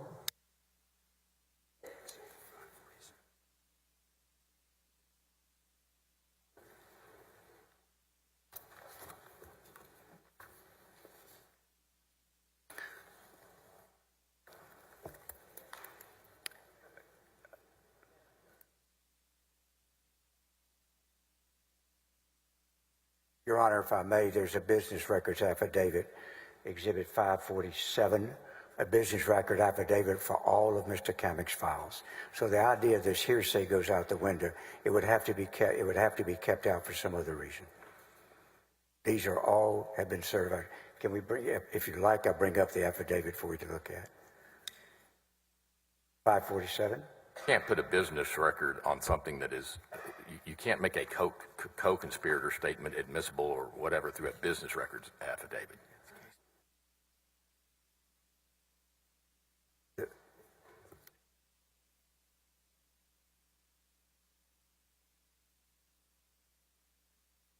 You okay on water, Brandon? You all right on water? As you said, Mr. Hardin, you didn't mean to spring this on the court at the last second, but it is to us at the last second. I think this is a good time for a lunch break. Sure. And give us a chance to review all of this. And just for your edification, Mr. President, I think the majority of these, I think, Rusty, correct me if I'm wrong, but I think the ones we're objecting to are very similar to, our objection to these is going to be consistent with the majority of the other ones that you want in, right? That was going to be my next question, is the objection on all of these I don't know all of them, but most of them. Most of them. Yeah, his objection would cover those, and our response covers all those that were kept out in his records. Okay. Thank you. We may reach out to you during the lunch break. We may not, but we'll come back at 1 p.m. The witness can be excused till 1 p.m. You want to be back at 1? And council, can you both come up before you all leave for the lunch break?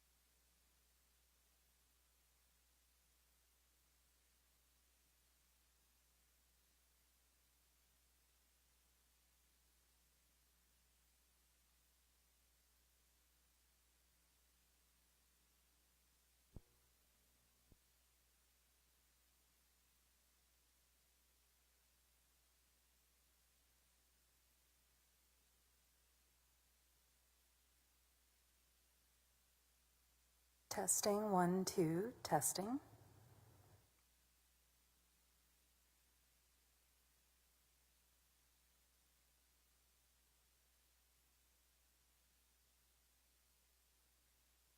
Testing, 1, 2, testing.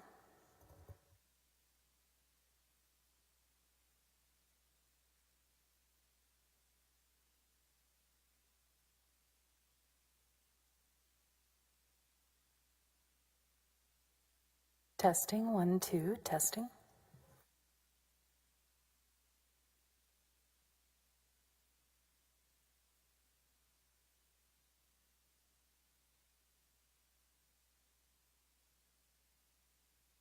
One, two, 1, 2.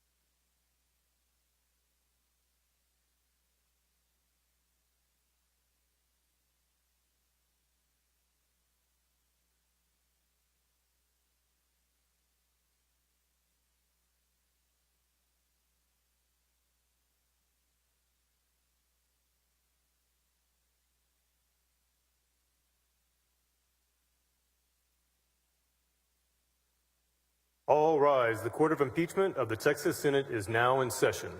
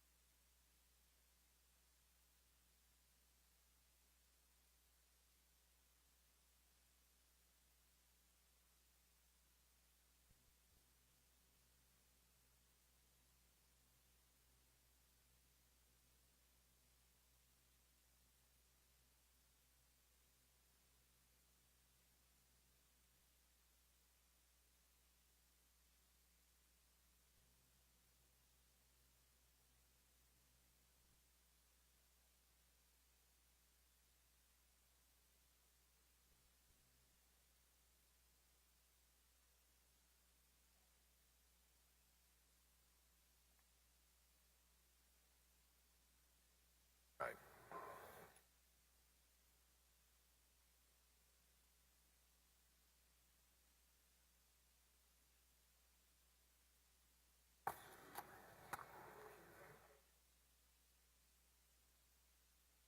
To both parties, you gave us a lot of homework during lunch, I'll assure you.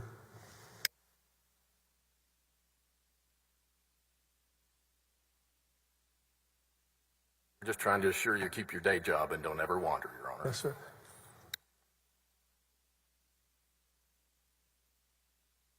Can I have both parties come up? Mr. Harden, both Yes, sir. parties.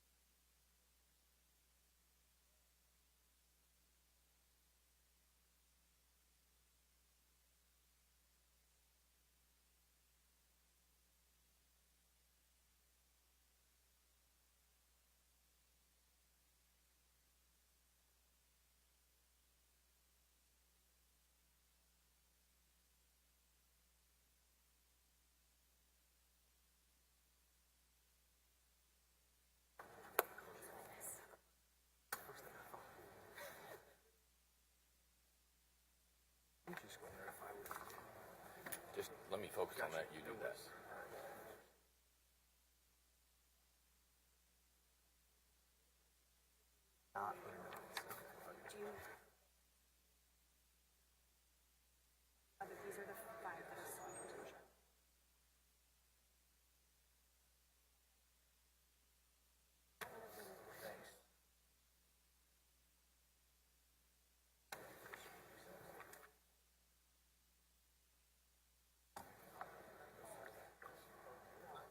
Court's back in session.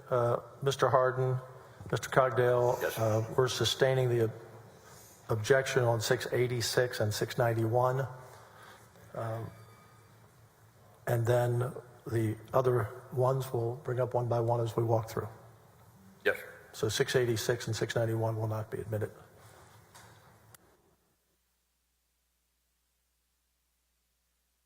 Bailiff, call the witness.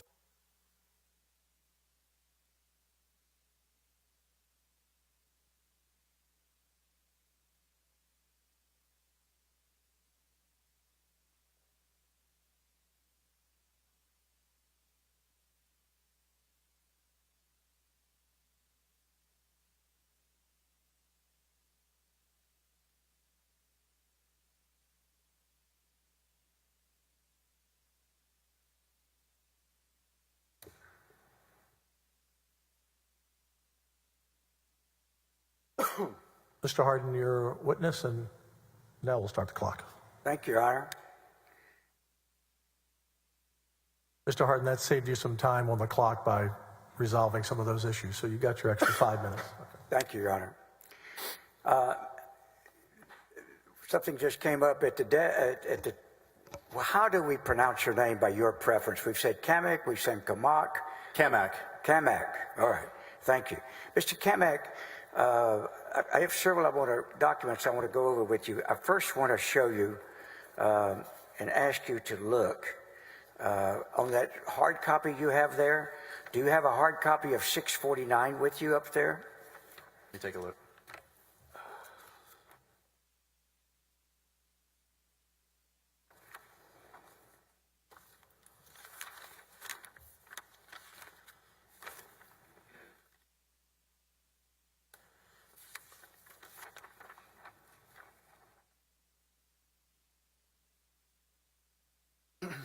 Yes, sir.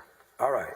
And I want you to look at that 649 and without testifying as to the contents yet, tell me if that is a document that was prepared by you. No, sir. All right. Who was it prepared by? This document was prepared by Michael Wynn. By Michael Wynn? Yes, sir. And would you tell us the circumstances real quickly as to how you got that document from Michael Wynn? This was emailed to me. Emailed to you? Did you ask for it?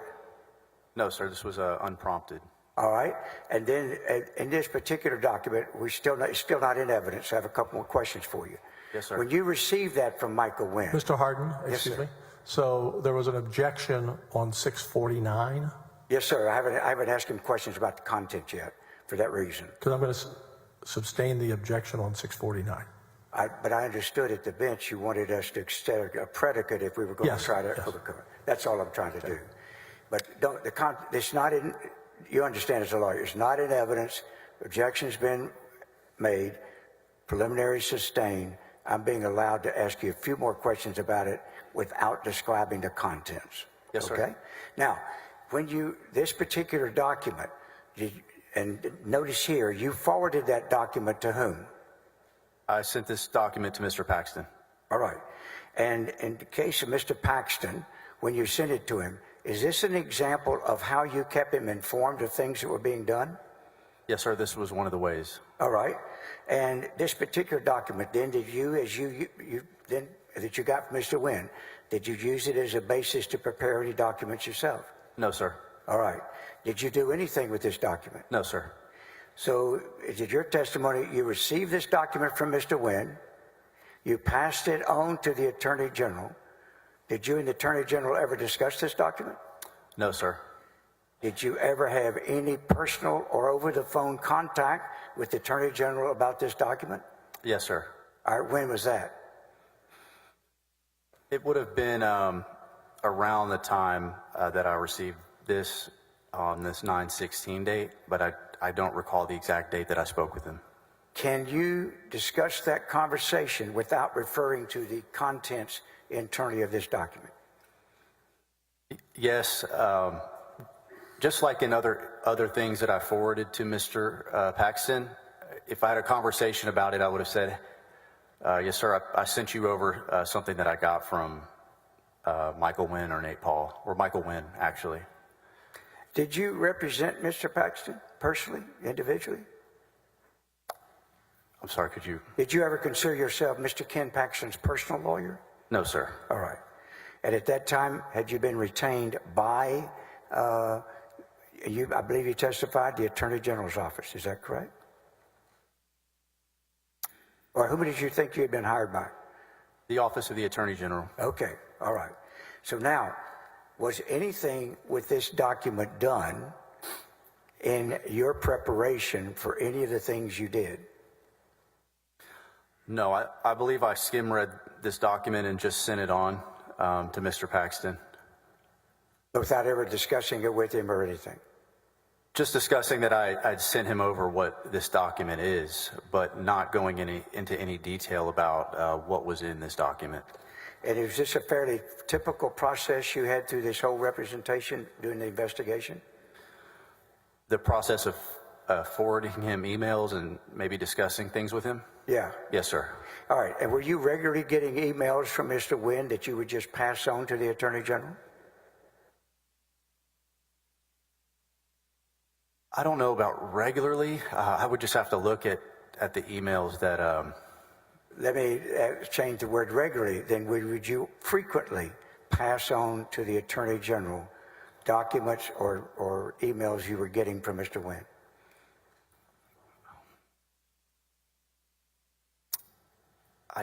I had sent him some things. I just don't recall what those specific documents were. So I don't know if I can say that I frequently did it, but I did send him things and this is one example of it. All right. And then let me ask it another way finally. That's all I have on this.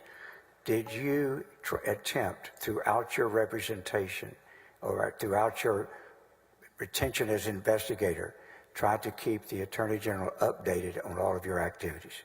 Yes, sir. All right. Your Honor, I'll ask the court to reconsider the exclusion of 649. There's a basis here. There's no privilege from anyone. There is on this document. The business record had been filed with this. It's covered by a business record. There is no statement here by anyone other than Michael Wynn. It is not hearsay, though, because he's not making a statement that's being forwarded somebody else's statement. And so for all kinds of reasons, I respectfully request that this be admitted. May I speak with Mr. Kamek, sorry, Brandon, Kamek, on the predicate question, Your Honor? Yes, you may. Mr. Kamek, if you could look at the top of House Manager's Exhibit 649, and I think the fourth line down regarding the subject, it says, does it not, discovery plan dash work product? Yes, sir. I'm assuming based upon your designating the document with that description that you considered this to be part of the work product that you were performing in your role as an outside lawyer for the Attorney General's office. Correct? Yes, sir. You acted like that was a trick question. It wasn't meant to be. Okay. So would you agree with me, Mr. Kamek, that the act of reviewing it and then forwarding it was consistent with your description at the top of being work product? Agreed? Yes, sir. So it would be covered by the work product privilege, Mr. President. So your objection is work product? Yes, sir. Your Honor, the work product privilege on this document belongs to this witness and witness alone. And the question would become, if he considers it his work product, he's produced it to us, which waives his work product. And I suspect he would concur again that he's not claiming the work product, and he's the only one in this equation that has the right to, and he's provided it to us voluntarily through this production. So it's waived, even if he did. But I've With respect, I don't agree with the last. never heard of a third party waiving somebody else's work party privilege. I'm simply directing the witness to answer the question, which is, it was sent pursuant to, I'm sorry.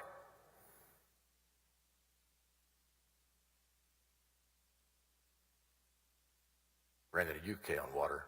You good? Yes, sir.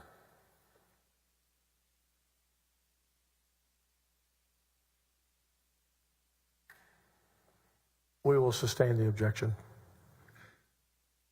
on hearsay. Yes, sir.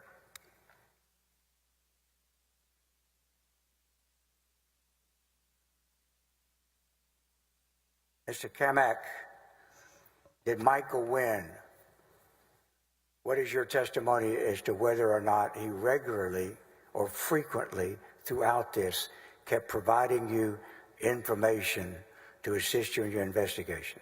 Did he? He did send me information throughout the course of this investigation. Many times was it unsolicited? Towards the end, it was. All right. Yes, sir.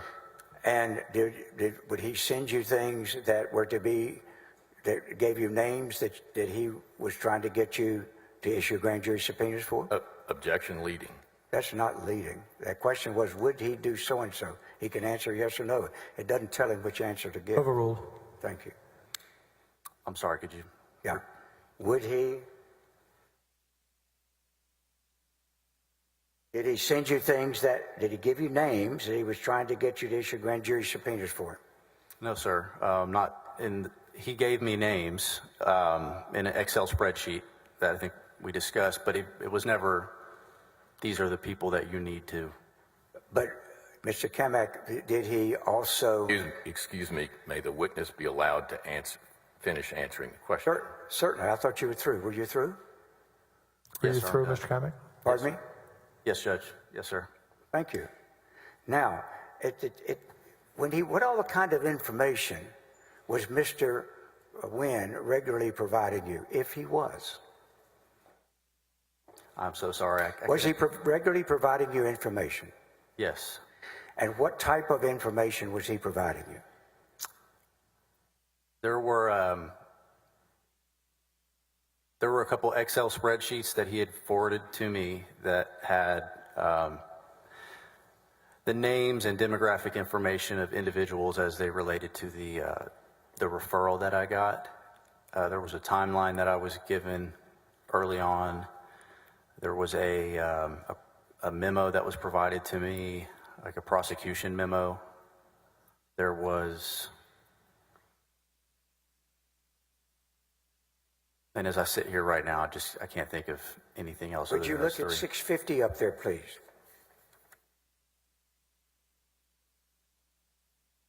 Yes, sir. All right. You've got 649 already. We talked about that, correct? The contents are not in evidence. We talked about that, did we not? Exhibit 649. Yes, sir. We talked about it. And now you've got 650 in front of you. Yes, sir. You just mentioned a prosecution memo that he provided you? Yes, sir. And what was the purpose of him giving you a prosecution memo? Objection, conjecture, and speculation. Sustained. Just rephrase it. Excuse me, I'm sorry. What was the stated purpose of him giving you a prosecution memo? That was also an unprompted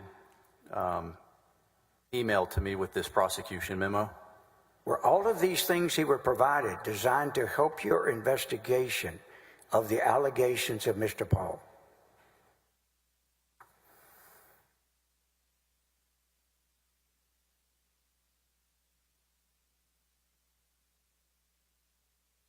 The information that he gave me was helpful to my understanding of what the investigation was about and what was to be done.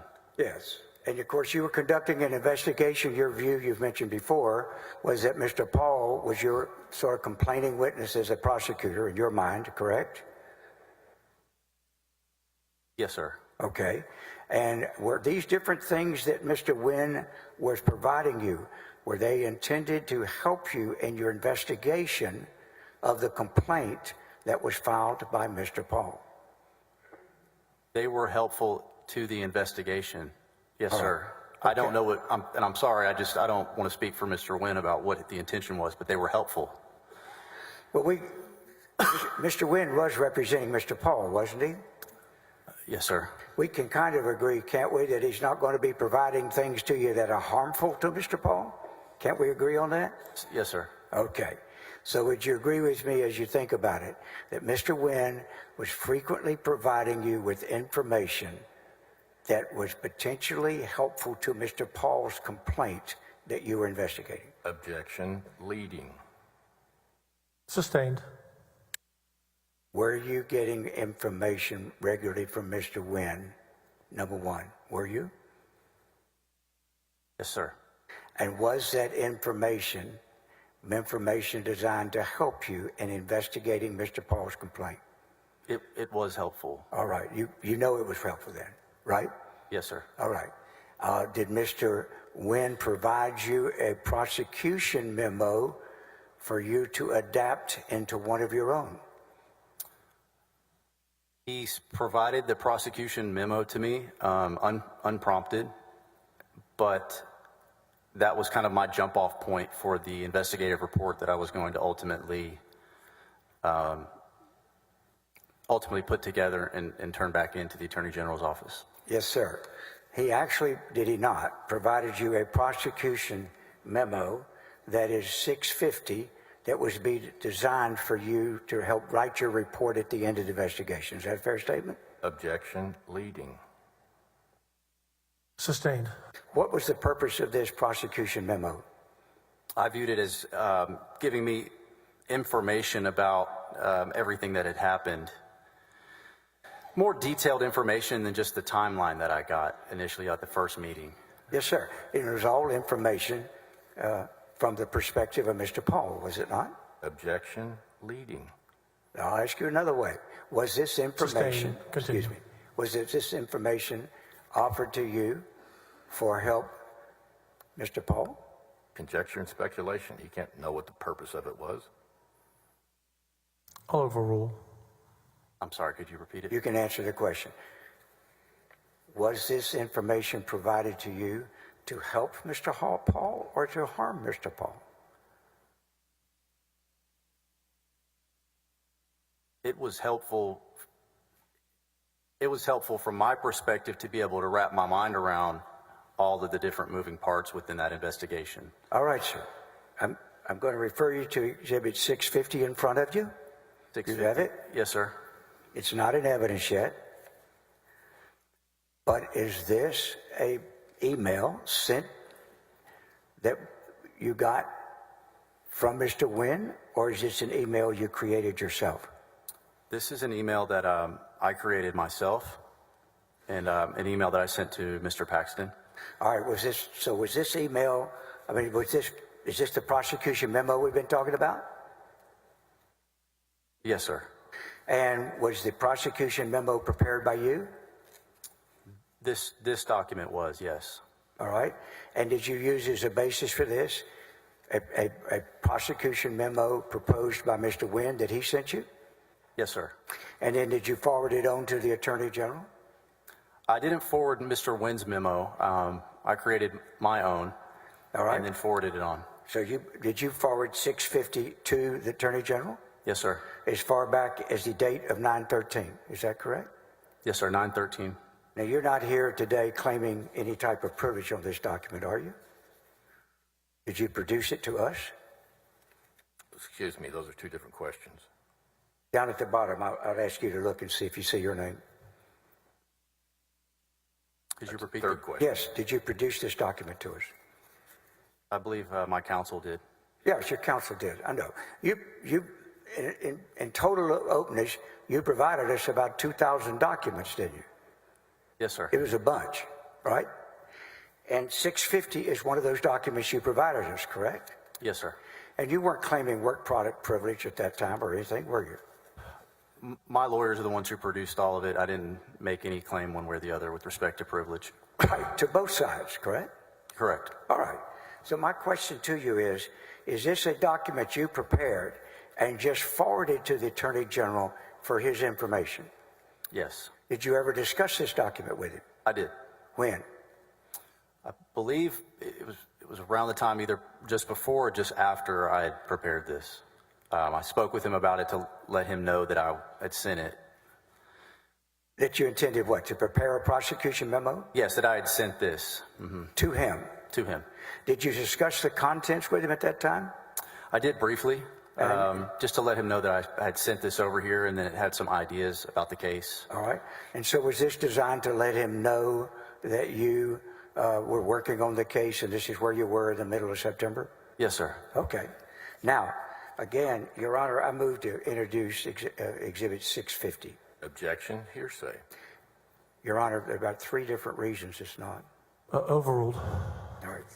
Now, The exhibit is admitted to Thank evidence, you, Your Honor. 650. I'm sorry, Mr. President, I couldn't hear you. I'm sorry, I said overruled. 650 has been admitted to Thank you. evidence. now, if we go over to the bait stamp 1986 of Kamek, Stacy.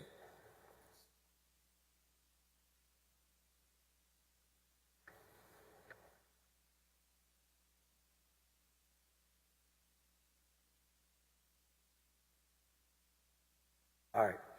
Up at the top, number 6 says establishing a predicate to issue legal process. Do you see that? Yes, sir. And it has a list of names there. Where did you get those names? I got these names from Michael Wynn. All right. And if we go over to the first page of it, Stacy, can you tell us where you got this heading and the dates of what it is, the factual summary, where it says a more detailed chronology is attached to this memorandum? Did you get the information that you used as a basis of that from Mr. Wynn? Yes, sir. From that original prosecution memo. All right. So would it be a fair statement that everything you prepared in this document, that the research and writing of it was information provided by Mr. Paul or Mr. Wynn? So, yes. All right, I'll let you explain. You said so I want to give you an opportunity if you want to explain that. Sure. Well, the prosecution memo that I got initially from Mr. Wynn, I had reached out to him about it after I'd spoken with Mr. Paxton about sending it to him, and as lawyers, I checked with him. I said, I'm going to prepare this and send it over. Would it be okay if I use some of the things that you put in here, statutes, and reviewed some of the case law that was in there? So, he said, no problem, have at it. So I used that as the basis of what was going to ultimately be an investigative report to turn in at the end. All right, I'm going to show you what is a new exhibit marked 696. 696. I don't think you have it up there. I want to ask you just to look at this document, first of all, and see if you recognize it. Don't testify about the contents or anything. Okay? Mr. Harden, I don't have 696. No, sir, it's a proposed new exhibit. Okay. I don't either.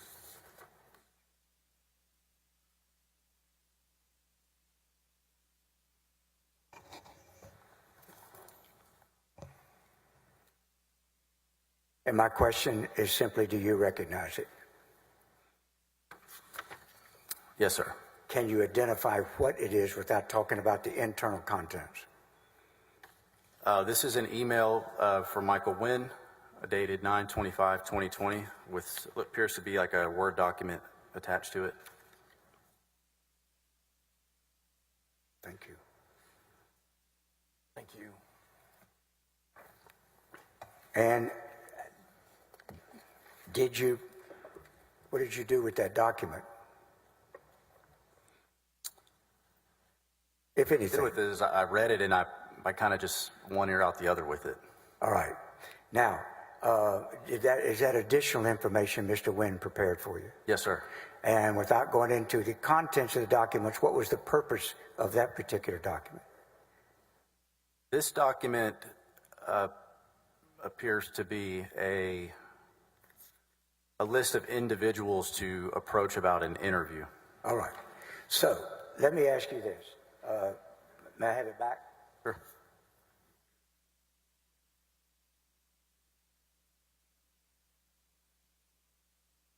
I move to introduce 696. Objection, hearsay.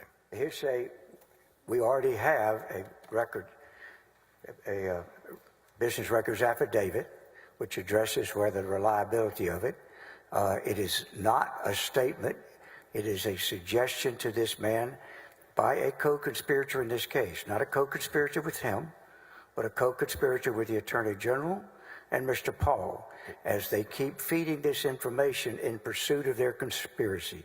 That's the reason we offer it. And therein lies the problem. Mr. Hardin suggests as they keep feeding the information. There is zero evidence that Ken Paxton saw this document, participated in this document, created this document before it was sent by Mr. Wynn to Mr. Kamek. And for Mr. Hardin to suggest there's not a statement is belied on the face of the document. Look at the very The first objection page. is sustained. All right, may As I to hearsay. just for the record add one thing? Mr. Paxton doesn't have to have seen this if there's an actual conspiracy going on. It only needs to be somebody that is a member of that conspiracy. Any overt act or making any statement like that. I just want that in the record, Your Honor. I certainly don't want to quarrel with you.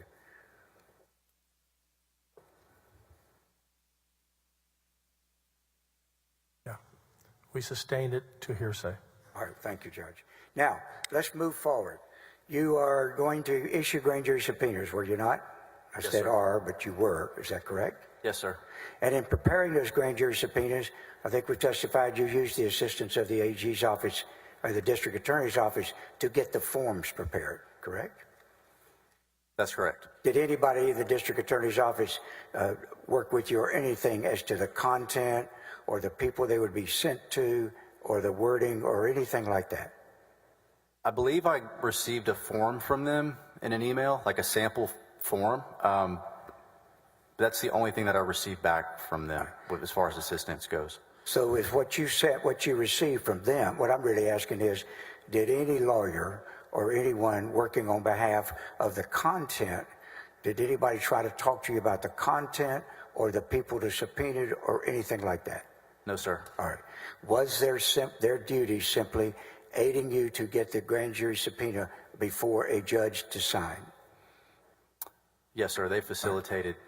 Did you discuss with anybody in the district attorney's office anything about who you wanted to subpoena or anything like that? Or did you simply provide them the information, they helped you with format and presented it to a judge for you? Yes, sir. So I just emailed the application for the subpoenas. They did not offer any assistance or make any comments or anything about the contents. Was there anyone in the Attorney General's office aiding you at all in terms of investigating this complaint of Mr.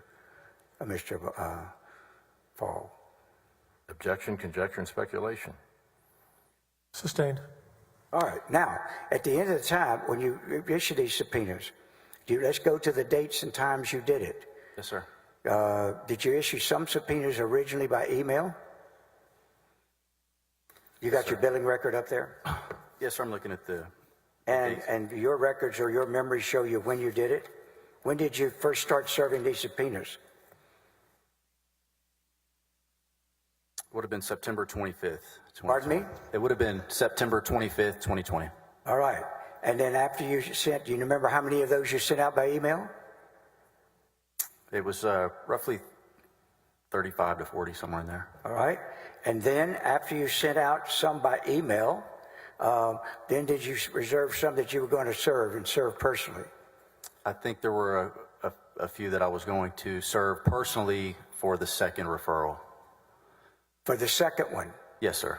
So why did you decide to send email for the emails on Mr. Paul's complaint, but decide to serve personally those in the second referral?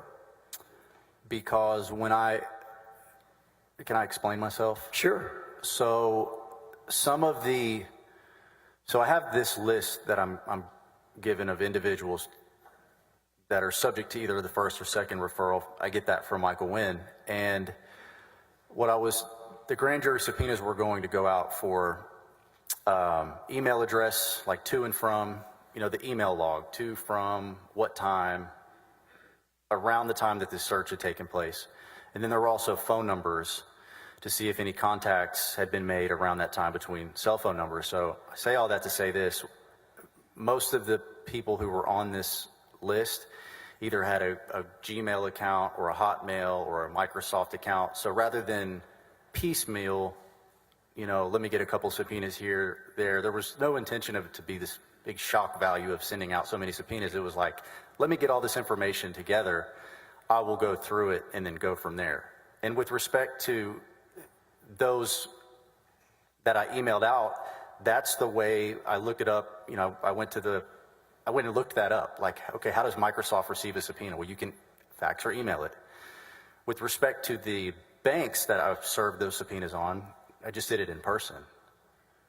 Well, and then you notice you sent out, did you not, on the emails you did so that you were subpoenaing personal cell phones records? Did you send that out by email?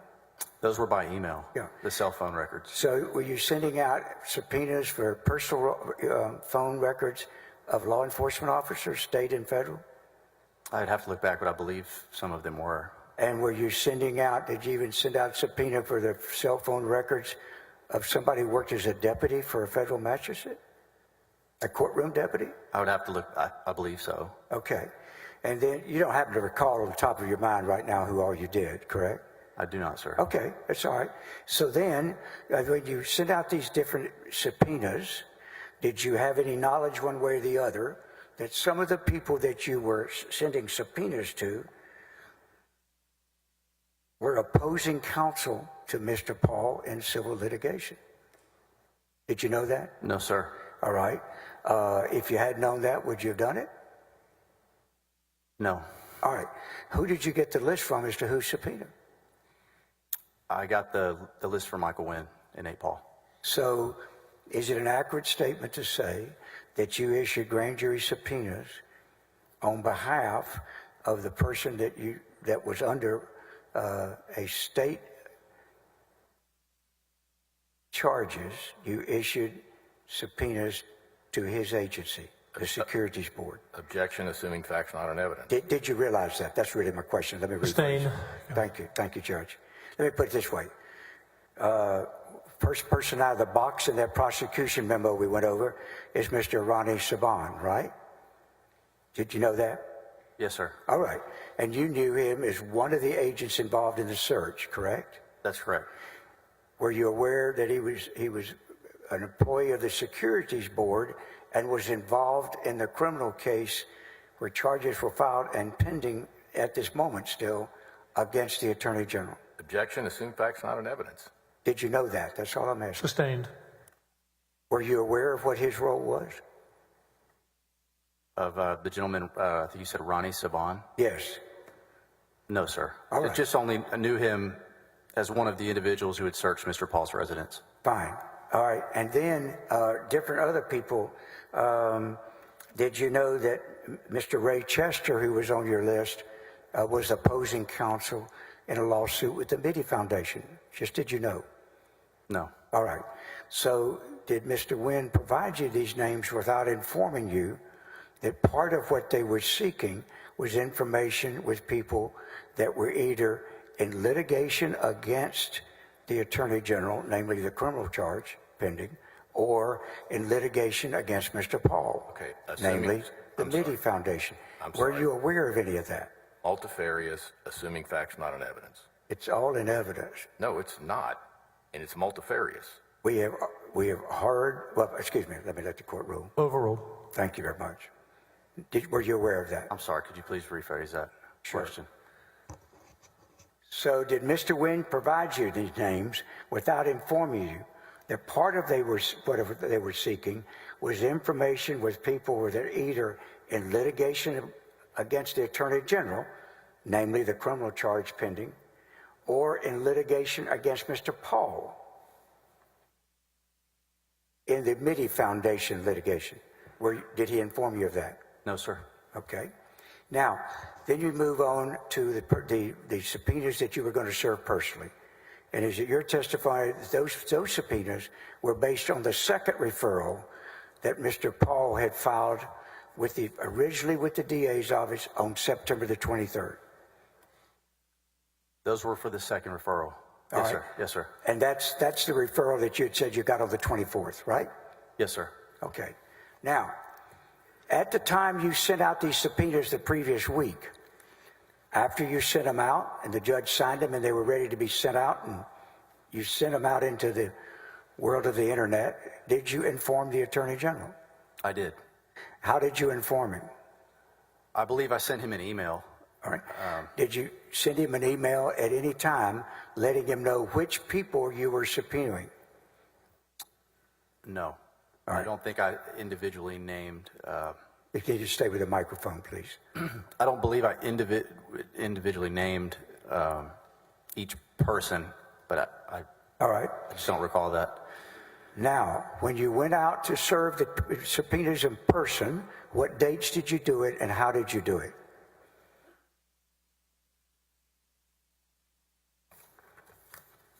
That would have been on September the 29th of 2020. September the 29th? Yes, sir. All right. And had you made arrangements with Mr. Nguyen for him to go on these services of subpoenas with you? So he was insistent on going. What did he, I mean, how long had he been insistent talking to you about wanting to go with you? Just maybe a day or so. I told them, I was informing them of what I was going to do to serve. I was going to go drop off the subpoenas, and he was insistent on going, and I was like, no, you don't really need to do that. I didn't really think it was appropriate. But he said, I'm Nate Paul's lawyer, and it's important for me to be there in case they ask you any questions about his case or anything that's going on. And so, I felt a little pressure to say, okay, and he rode along with me. Share with us why you felt pressure to accede to that. I think just kind of pressure to perform. I wanted to do a good job, and I frankly trusted Michael. Right. Did he inform you there was a statute prohibiting an interested party from serving subpoenas? I was not aware of that. Okay. And then, so when you made arrangements to go with him, where did you first meet up? I forgot the hotel I was staying at down here, and he was at a hotel, and I just picked him up and we went. What day of the week was it? 28th was a Monday, was it not? I don't know. It was September 29th. September 29th. I don't think anybody's going to argue if I can say it was a Tuesday. Okay. By the way, by this time, Tuesday the 29th, how much contact did you had with the Attorney General about this investigation? How many times? Let's first of all go, how many times did you talk to him by phone?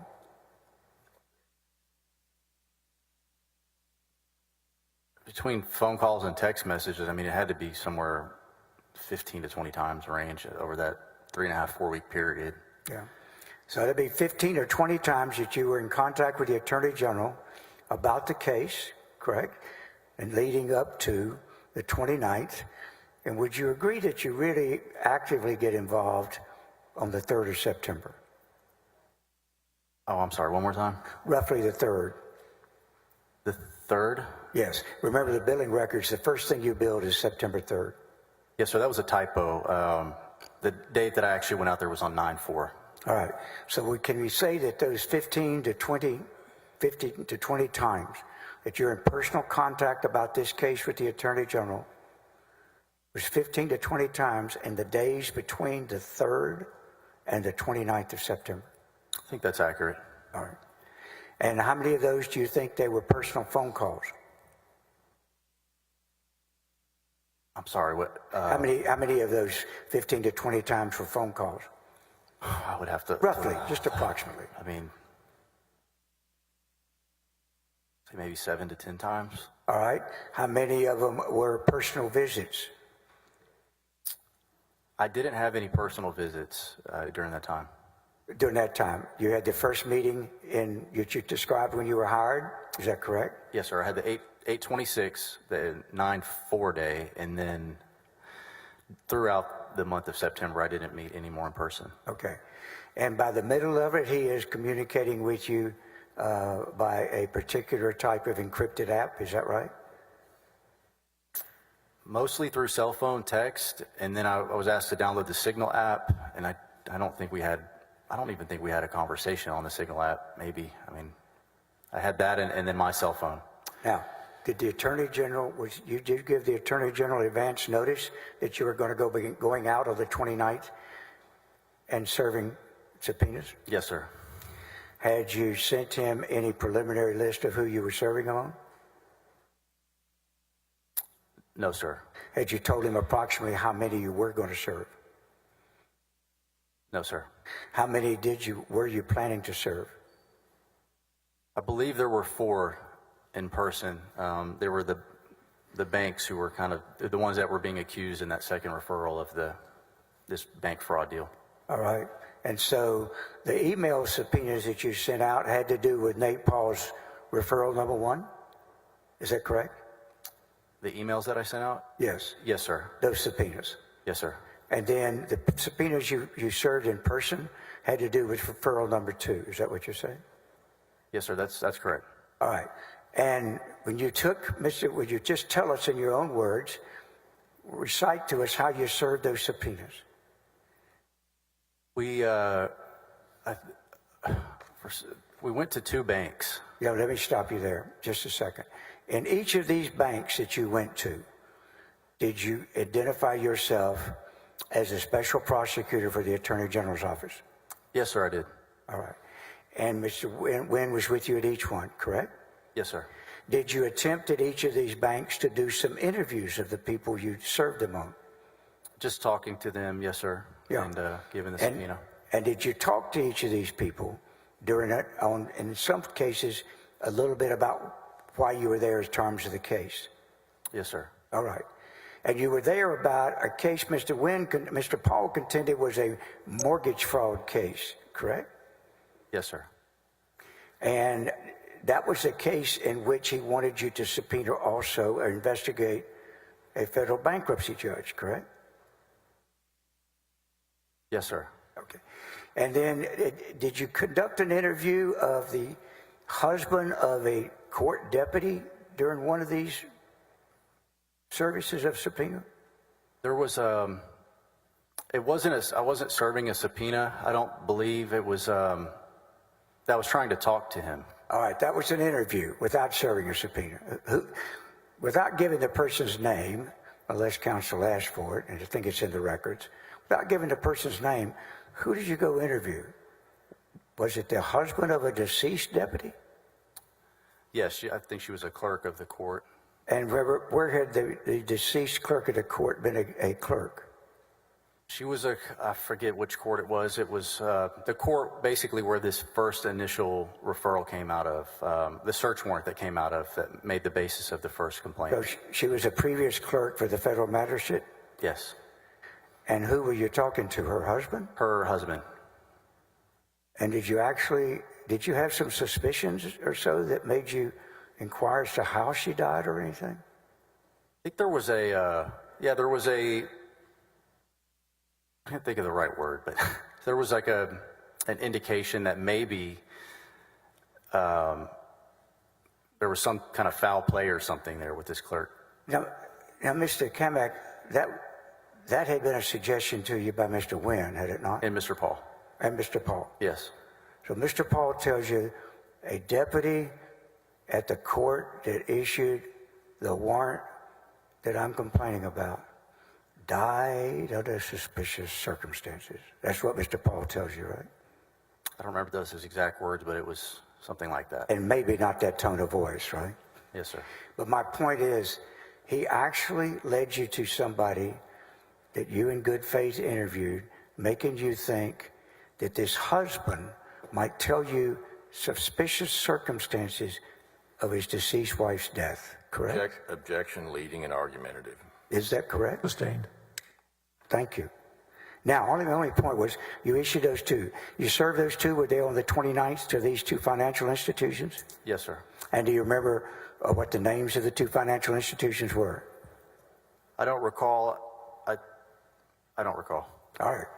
After you issued those subpoenas on the 29th, what happened? I get back to Houston the following day, and I'd received an email from, I think Microsoft at that point, and then also an email from counsel for one of the banks saying, we need some credentials to. And of course, you had been saying all along to the Attorney General you wanted credentials, right? Yes, sir. In order to take care of this particular problem. Is that right? Excuse me. Third time. Objection leading. Both questions. Sustained. Well, when you how many conversations did you say you'd had with the Attorney General trying to get credentials for this kind of work? I think 4 or 5. All right. And then once you got those emails, were those emails, if you served them on the 29th, were you receiving those the day after you served them, or would you receive them all the same day that you served them? If you remember. It would have been after, and you can't quote me on that exact day if it was the 30th, but I do remember receiving emails to the effect of units. And then what was the next thing that happened in your relationship, in your conduct with this? I got a cease and desist letter. From whom? From a gentleman named Mark Penley. What did you do? I responded to his cease and desist and said, okay. And then did you do anything else besides respond to it? Did you reach out to anyone? I reached out to Mr. Paxton once I got the cease and desist. Were you successful in reaching him? How did you reach out? I believe I called him. All right. Were you able to talk to him? I don't remember if it was that, if I spoke with him that day. Did you also get a visit from federal law enforcement? I did get, the U.S. Marshals showed up at my office down in Houston. Yeah. Do you remember what day that was? Maybe October 1st. Who was the first? Federal marshals were at your office? They came by my office. Who was the first person you contacted? I called Mr. Paxton, blowing his phone up. Like, why are there U.S. Marshals at my office? How many times you called him? Probably 5, 6 times, text messaging, and he answered his phone. On the 5th time? One of the times. All right. And how often were you calling him until you got him? Well, my secretary comes back and says, there's U.S. Marshals here at the office, and I'm like, what? What's going on? And then I just start blowing his phone up until he answers it. In your mind, certainly, had you done anything wrong that would merit anybody in law enforcement coming to see you in your mind? No, sir. All right. So the first person you called was the Attorney General? Yes, sir. And when you got him, what did he say? He told me don't talk to him without counsel. So he told you to get a lawyer before you talked to them? That's correct. Okay. Did you talk about the merits or anything of why they were there? Do this. What did you say to him, and what did he say to you? Yeah, I said there's U.S. Marshals at my office. What is this all about? And he told me, well, don't talk to him without a lawyer. I don't know what it's about either. Okay. And then hung up the phone. He hung up the phone, or you hung up? I don't remember. We both hung up the phone and Okay. went out there and greeted those gentlemen and went to my conference room and I said, hey, with all due respect, I can't talk to you without having a lawyer present, but can I have a business card? And I got the business card from those two gentlemen, took a picture of it, and I sent it to Mr. Paxton and said, these are the guys who showed up at my office, and that was that. All right. What's the next thing that happened to you in connection with this? I had sent my invoice back to Mr. I got a cease and desist letter, and I sent my invoice back over, and then I get an email the following day from Jeff Mateer. And what did Mr. Tears tell you? They sent me another cease and desist letter, accusing me of crimes and all this other stuff. I'm like, whoa, what is going on here? All right. And then at some time, did you go back to Mr. Vassar with the request to be paid, and that he responded to you? They said there was no valid contract, and so I sent him the contract that I had for Mr. Paxton. And all along, had you believed you had a valid contract? Yes, sir. And when you sent him the valid contract, was it signed? Who was it signed by? It was signed by Mr. Paxton. The one you sent back to him? The one that they said that I didn't have a valid contract. I sent him the contract that I had for Mr. Paxton with Mr. Paxton's signature on it. Was Mr. Paxton's signature on the one you sent them? The one that I sent them, I'm sorry. When did you get a contract that had Mr. Paxton's signature? I believe I got that on September 28th. How had that happened? So this was about the time that I'm getting ready to go with the subpoenas, and I still don't have my badge or credentials, and I was talking with Michael I know.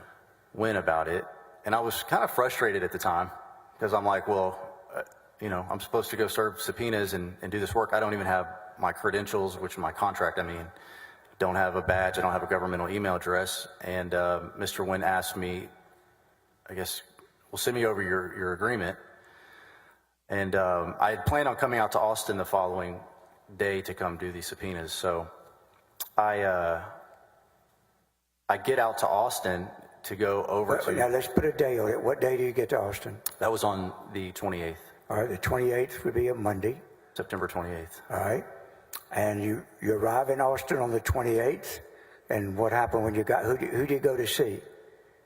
I'm meeting over at Nate Paul's office, and Michael Wynn is there. All right. And what do you find when you get there? My contract was there on the table. And was it signed by whom? Myself and Mr. Paxton. Had you ever seen a contract signed by Mr. Paxton before September the 28th? No, sir. And in fact, all this time that you thought you had a valid contract, did you have a contract that was only signed by you? I sent Mr. Vassar my signed copy back on the 4th and said, please send me back an executed contract. And I never got one. I didn't know. I just want to make sure real quickly here. You got back from you sent Mr. Vassar your contract, which had only your signature on the 4th. Is that right? That's correct. And then, from then until the 28th in Mr. Paul's office, did you ever see a contract that had the Attorney General's signature on it? No, sir. And when was it that you complained to the Attorney General, if you did, that you did not have a contract signed by him? When was the last time you did that before you saw it on the 28th? I don't recall the exact date, but I had told him about a badge, credentials, and email address. And so I just never received it. On the morning of the 28th before you left, did you have a conversation to go up there? Early in the morning, did you have a conversation with Mr. Wynn? I did. And what did you tell Mr. Wynn? I believe he had texted me the night before and said, because I was frustrated, so I was telling him I don't have my credentials, like meaning my contract or my badge or any of that. So he texted me. I think I was already sleeping, and he said, "Send me your contract." So I wake up at like 5 in the morning, and I send it to him. The contract you sent to Mr. Wynn early that morning, About 5 a.m. 5 a.m., had only your contract, your signature? Yes, sir. All right. And then how soon after that was it that you arrived in Mr. Wynn's office where they had a contract signed by the Attorney General? We went to Nate Paul's office, not Okay. Mr. Wynn's office, and we had to be around lunchtime maybe. And you walked in and saw what? My contract was just there on the deal signed. Signed by the Attorney General? Yes, sir. And that was the first time you'd ever seen one Yes, sir. signed by him. All right. Now, finally, when things got a little hectic for you after that, did they not? After the 29th and 30th of September? Yes, sir. When was the next time that you saw the Attorney General?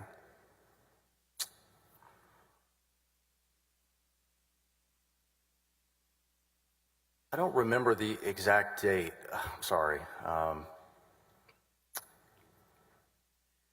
On the 29th or the 30th, did you see him? Or the 1st of October or the 2nd October or any of those dates?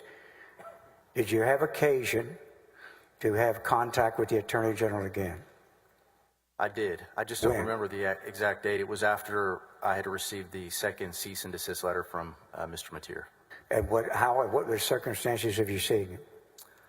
I got a phone call from Michael Wynn, and he had said, "Hey, I need you to come out to Austin." It was like last minute, and it was in the evening. And I'm like, he's like, "You need to come out to Austin and come over to Nate Paul's house." What time Meet of us. day were you supposed to get there? I don't remember what time I got there. Maybe it was in the evening. My sun was going down. All right. And so when you drove up there to Austin, to Mr. Paul's house, did you have any idea why you were there? I mean, I figured because at this point, I've gotten a cease and desist letter. I've gotten basically the rug pulled out from under me. Like, I'm going and working, everything is okay. I'm getting affirmation that everything is good. And then all of a sudden, I've got cease and desist letters, U.S. Marshal showing up at my office. And I'm trying to figure out, how did we go from that to this? And I'm just trying to get answers about what's going on, because I still don't know. And so that's what I figured this was all about. So, yeah, I get out to the house. I drive to Nate Paul's house, tell my fiance at the time, like, "Hey, I'm going out here. I'll be back later." And then, yeah, I get You out. walk. So what happens when you walk in? Could you basically describe the meeting? Yeah, I go in, and Michael Wynn is there, Nate Paul is there, and Mr. Paxton's there. Where's Mr. Paxton and what's he doing? Shook his hand, and he was like on the phone, and then just spent most of the time just out on the balcony on the phone. Was there anything surprising about him being there to you? Did you know he was I going to be didn't know there? he would be there. Pardon me? I didn't know he was going to be there. And then, what was the circumstance, the scene? How was everybody dressed? What was everybody doing? All that jazz. I mean, I was dressed in a suit because I was, for business, and, they were dressed casually. I think Michael had a suit on. Mr. Paxton had like running shoes and running shorts on or something, just casual. Did they talk to you? Why were you there? So while Mr. Paxton was out on the balcony, Michael Wynn and Nate Paul, they were just kind of commiserating about all the stuff that had happened in that last few days. And when Mr. Paxton came in, as I was going to leave, I think I was there maybe an hour, he had mentioned, that Mr. Penley didn't have any authority to tell me to stop working. He told him to stand down and just to continue to work on this report. At that time, when you say he came in, was he outside the room but there when you arrived? He was in the house and then went outside on the balcony or in the back and was on the phone the entire time. All right, after Mr. Paxton told you that, how long were you there? Oh, I mean, I left. So what did you think? What was the meeting about? Just a lot of talking about, how I can't believe that this happened. I can't believe what these guys are doing. The fact that Mr. Penley had reached out to Michael Wynn asking for documents, even though Mr. Paxton had told him not to work on the case, and this type of stuff. But I still left there very, in my mind, I'm like, hey, I got 2 cease and desist letters. I'm not doing any more work. And I haven't been paid for anything. And so I'm just kind of listening, trying to get answers on what I should be doing. So did you wonder on the way home why the hell you'd been there? Yeah, I mean, yes, sir. That was annoying to have to drive out a 3-hour drive for an hour meeting and then come back. When is the next time you saw the Attorney General about this matter? I think within the next couple of days, I got a call to come out to his office and meet with him and some of his staff. And what did they want? Mr. Paxton wanted me to meet Brent Webster. Who I Brent found out- Webster was did you know who he was by that time? No, sir. Did you know what position he now had? I knew when I got out there that he was, I guess, the first assistant. And when and where did y'all meet? What did you do? Just walk us through it. So we met in the conference room over at the Attorney General's office with 2 other individuals, and Mr. Paxton wanted me to just debrief what I had learned, what the first referral was about, What did you tell what him? I had done. I spent the first few minutes kind of just venting my frustration about how I felt like I had been treated to that point, still not having any clear answers. And, the fact that I had a whole entire life before of all of this, a docket. I had clients. I mean, I didn't ask for any of this. You guys reached out to me to come do a job, and then now you're pulling the rug out from under me, and I'm getting cease and desist letters, and now my name's being thrown through the mud in the media, and it's a totally new world to me. So, I let that out and just told them, what we kind of talked about here today, right now, that I'd issued subpoenas. I had this PowerPoint presentation where they showed me this, and What did they say? What did he say? What did the Attorney General say? I believe he asked me, or Brent Webster asked me, to send him any documents that I had sent the Attorney General, to email it to him. Did the Attorney General apologize to you? I don't think he apologized to me, no. And then did y'all stay there, or did you go somewhere else? No, I left there. Went back to Houston. And then when was the next time that you saw the Attorney General? Yeah, the next time, and I'm sorry, but I just don't recall the exact date, but it was within that week. I get a call from, that last meeting, it was like, hey, you need to, just continue to work on the report.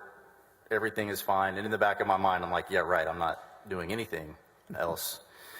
And then a few days go by, and I get a call to come back out and meet with him, just like a very short notice, maybe even the same day, to come out to Austin again. You drove up again? Drove up again. You recall what that date is? No, sir. It had to be the first week of October sometime, though. All right. And then where did you go when you drove up? I went to the AG's office again. And then who was there? Brent Webster and Mr. Paxton. And what happened there?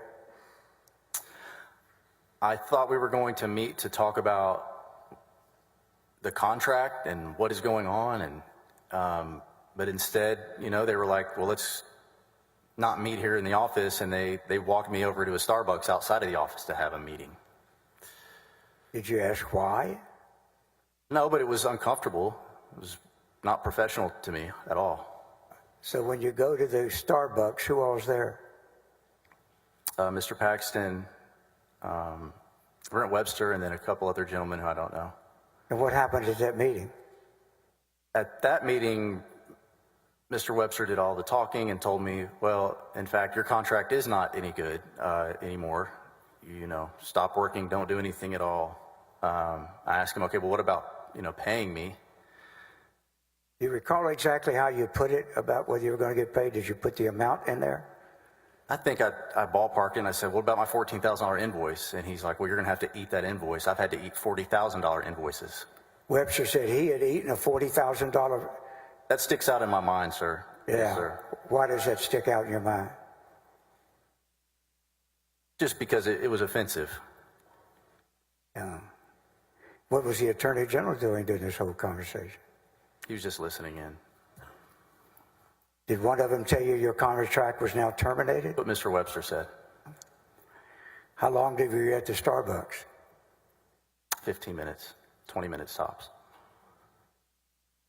Did you feel better knowing that Mr. Webster says he had eaten a $40,000 debt before? Did that make you feel any better? I'm sorry, what do you mean? How did it make you feel? I don't know if I believed him or not, but I know it was offensive to me. And then what happens? Anything you remember? What happened then? Yeah, they left the Starbucks and tried to get in a car and drive off. I said, excuse me, can I get a ride back to my car? So these guys take you to are you saying that these guys took you over to a Starbucks outside the office, terminated your contract, told you weren't going to get paid, and then drove off? And if you hadn't said, wait, I got my car, they'd have left you in the street? That's what it looked like. Pass it away. Mr. Cogdill.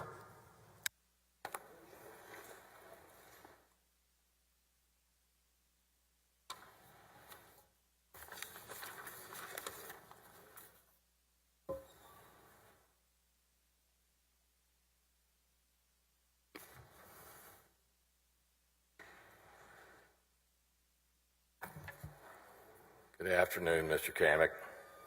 Hey, Mr. Cockdale. We know each other distantly, I guess is the best way to put it. Yes, sir.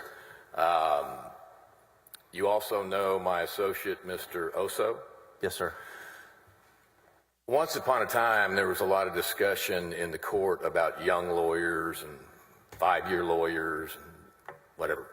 At the time you got involved in the Paxton matter, Mr. Kamek, you were a five-year lawyer, right? Yes, sir. Mr. Oso, younger than you or older than you? He's younger than me. Let me begin sort of near the back and the marshals coming to your office. You learned eventually, did you not, that the purpose or the reason the marshals came to your office was because of the visit that you'd made to the I guess the widow or the widower at the clerk's office, right? I learned that from my lawyer, Andy Drumheller. Okay. Yes. And Mr. Paxton hadn't sent you to that clerk's office or anything of the sort, right? That No, was sir. That was Nate Paul. You met with Mr. Harden how many times before you testified? I've spoken with him 3 times. When was the first time? I believe it was in the last 2 weeks. I'm sorry, I don't remember the specific date. About how long was that meeting, Brandon? That was approximately 4 to 5 hours, I believe. And the next time you met with him? I met with him last week when I came out here. I thought I was going to be testifying on Friday. And about how long was that? Hour and a half to 2 hours. And did you meet with him again last night? Met with him last night for maybe an hour. So that's a total of how many hours that you met with Mr. Harden? Roughly 7. Could we see article of impeachment, article number 5?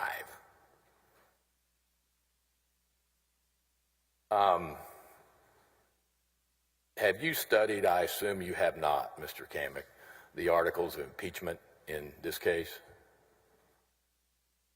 No, sir. Not studied them. But if I suggested to you, this is, quote, why you're here, close quote, could you agree with me?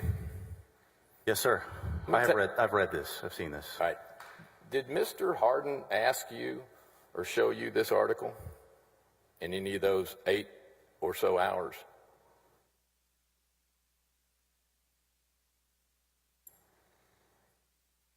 I don't recall seeing this. So in the 8 hours that you met with Harden, he never showed you the relevant article that brings you here. So let's take it apart.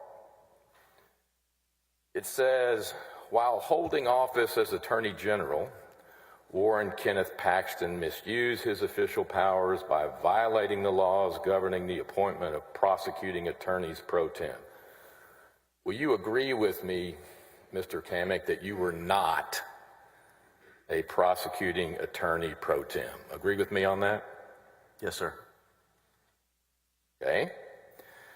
It goes on to say that Paxton engaged Kamek, a licensed attorney, to conduct an investigation into a baseless complaint.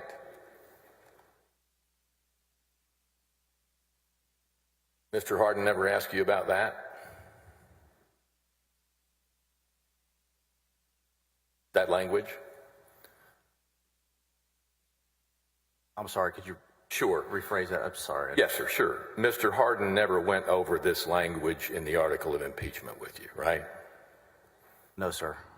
And you will agree with me, Mr. Kamek, that you certainly never believed that you were a part of an investigation into a baseless complaint, right? No, sir, I did not. Okay.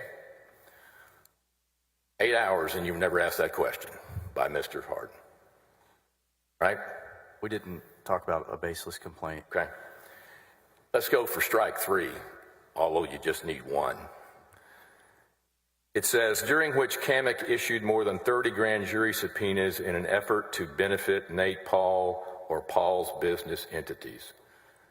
You would agree with me, Mr. Kamek, that was not your purpose You were not there trying to benefit Nate Paul or his business entities. That's not why you agreed to get involved in this. Agreed? Absolutely not. I didn't even know Nate Paul or his entities or anything like that. Mr. Hardin has a reputation as not a good lawyer, a great lawyer, right? Yes, sir. Could you give us a reason why a lawyer as good as Mr. Hardin would have never asked you those critical questions?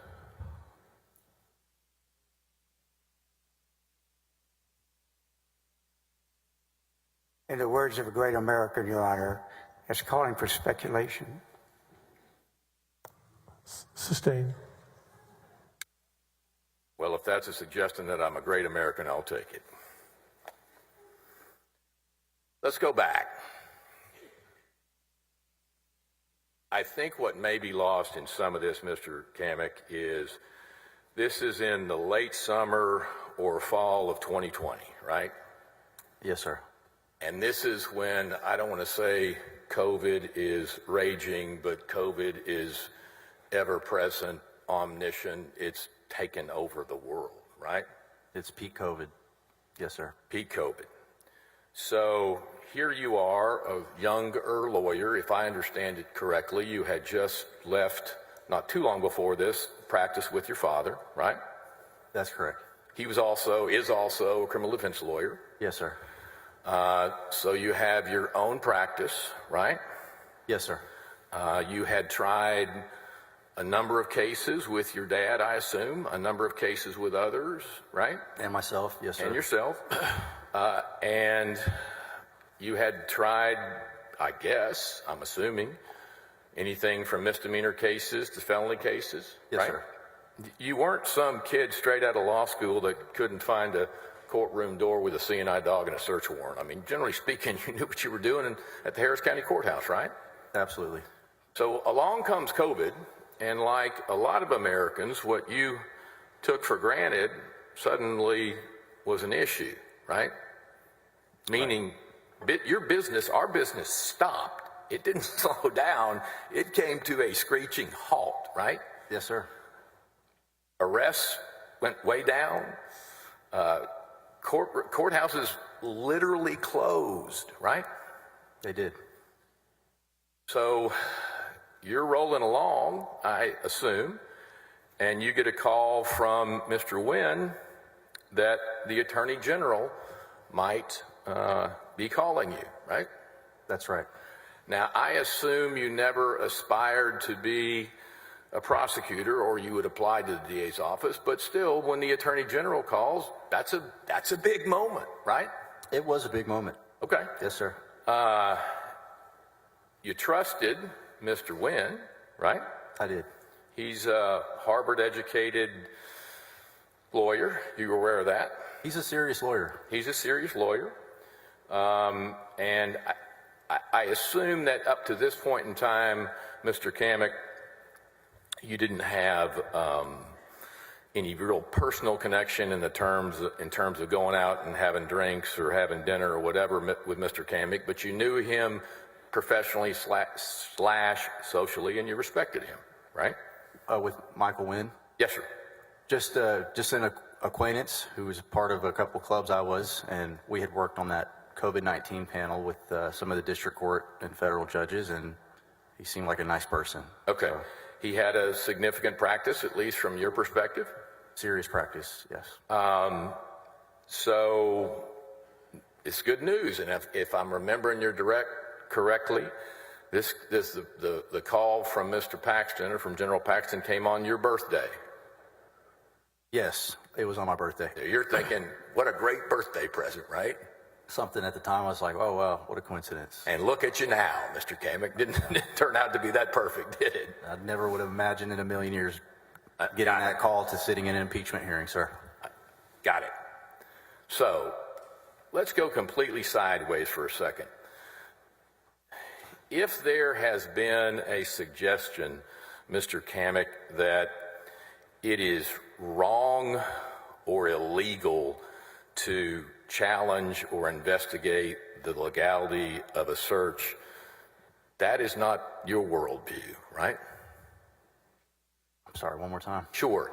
If there has been a suggestion made in this courtroom before these 31 senators that it is somehow wrong or illegal to investigate the legality of a search or a search warrant, that is not your worldview. Agree with me? I agree with that. I mean, it's sort of born and bred in a criminal defense lawyer. That's part of what we do. You would agree with me? That is what we do. And any criminal defense lawyer, I think, that's been practicing longer than 6 weeks has probably challenged the legality of a search warrant. You would agree with me? Yes, sir. And has probably looked into the conduct of law enforcement agents in either the creation of a search warrant, right? That's right. The execution of a search warrant, right? That's right. Again, that's called Wednesday in our business. That's what we do. That's a Wednesday on our business. Yep. Now, would you also agree with me that not only do we have, I guess, the choice of challenging or investigating the legality of searches, but we have the obligation to do it on behalf of our clients, right? Right, we're just on the other side of it. Yes, sir. That's right. And if we don't do that on occasion, we can get sued by the client, right? That's right. We can have a grievance filed against us by the client, by the state bar or someone else for failure to investigate that sort of claim, right? That's right. And I guess my long-winded point there is when you were asked by Ken Paxton, and we will get to that conversation, but when you were asked by Ken Paxton or told by Ken Paxton he wanted you to investigate the possibility of an illegal search or the creation of an illegal search warrant by agents, that was like, great. That's in my wheelhouse. That's what I do, right? Well, it was an investigation into potential violations of the Texas Penal Code, which is what I'm familiar with doing. So it would be in my wheelhouse. Right. So it's in your wheelhouse, in your strike zone, whatever, right? Right. And the fact that, oh my God, it's a federal agent, or oh my God, it's a federal magistrate. I mean, again, they deserve and are owed their deference, but there's nothing sacrosanct about an AUSA in our worldview, right? I have complete respect for government officials, but, Mr. Paxton also believed that, hey, this is a serious accusation. It requires a serious focus. And, if someone's doing something like that, they should be held accountable for it. And I assume, Mr. Kamek, you felt the same way. I did feel that way. Now, jumping ahead a little bit, but I think in one of the conversations, Mr. Kamek, you had, or one of the answers to one of Mr. Hardin's questions, that somewhere along the line you heard either Mr. Wynn, I believe, or Mr. Nate Paul say something, quote, and this is a statement attributable to Mark Penley, there's no amount of information that could be presented to him that would ever convince him that a federal official could commit a crime, right? That's right. And which person said that? Was it Mr. Paul that said that about Mr. Penley, or Mr. Wynn that said that about Mr. Penley, or do you know? It was Mr. Paul said that. Okay. Mr. Wynn was there when he said that. Okay. And that's just not the house that you live in. I don't live in that house. You don't feel that same way, right? I don't feel that same way, no. I'm assuming, Excuse me, can the witness be a little closer to the mic and speak up a little bit? All right, Judge. Mr. Kamek, that you view federal prosecutors and magistrates and judges just like defense lawyers, bankers, bakers, trash truck drivers, whatever. There are good ones out there, and there are bad ones out there. Base people off of their character. I mean, That's right. That's it. And you do not automatically foreclose from your mind or from your obligations an inquiry into the legality of a search warrant simply because it was signed off by a federal magistrate, right? That's a mouthful. There's nothing improper in your worldview about investigating a search warrant or the validity of a search warrant simply because it is signed off by a federal magistrate, right? No, I mean, that's, as a defense lawyer, that's what we do, is challenge the validity of a search warrant. I mean, this was just on the other side of it, where that person could be held accountable for it. Now, let's get to your first meeting with Ken Paxton. On your birthday, I think the 22nd, he calls, right? Yes, sir. And I'm sure you have been asked this question 287 times, but the best of your recollection, he says what to you when he calls you, Mr. Kamek? I didn't speak with him that day. It wasn't until the 23rd that I spoke with him, and he said that he got my name from Michael Wynn. I think the words were, my name was dropped in a hat, and he got my name from Michael Wynn and wanted to see if I'd be interested in coming to talk to him about working on a criminal investigation. And that would have been, if it's the day after your birthday, that would have been August 23rd? Yes, sir. And did he give you any detail about what he wanted to, what was the job description specifically that he wanted you to do?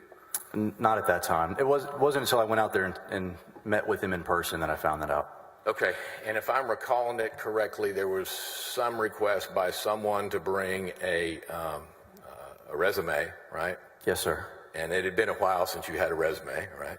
Yes, sir. But you figured, well, if I've got to audition for the beauty contest, I'll find the swimsuit, I'll get a resume together, right? Just trying to remain humble and do what he asked me to do. Okay. And you met with him, right? Yes, sir, on the 26th.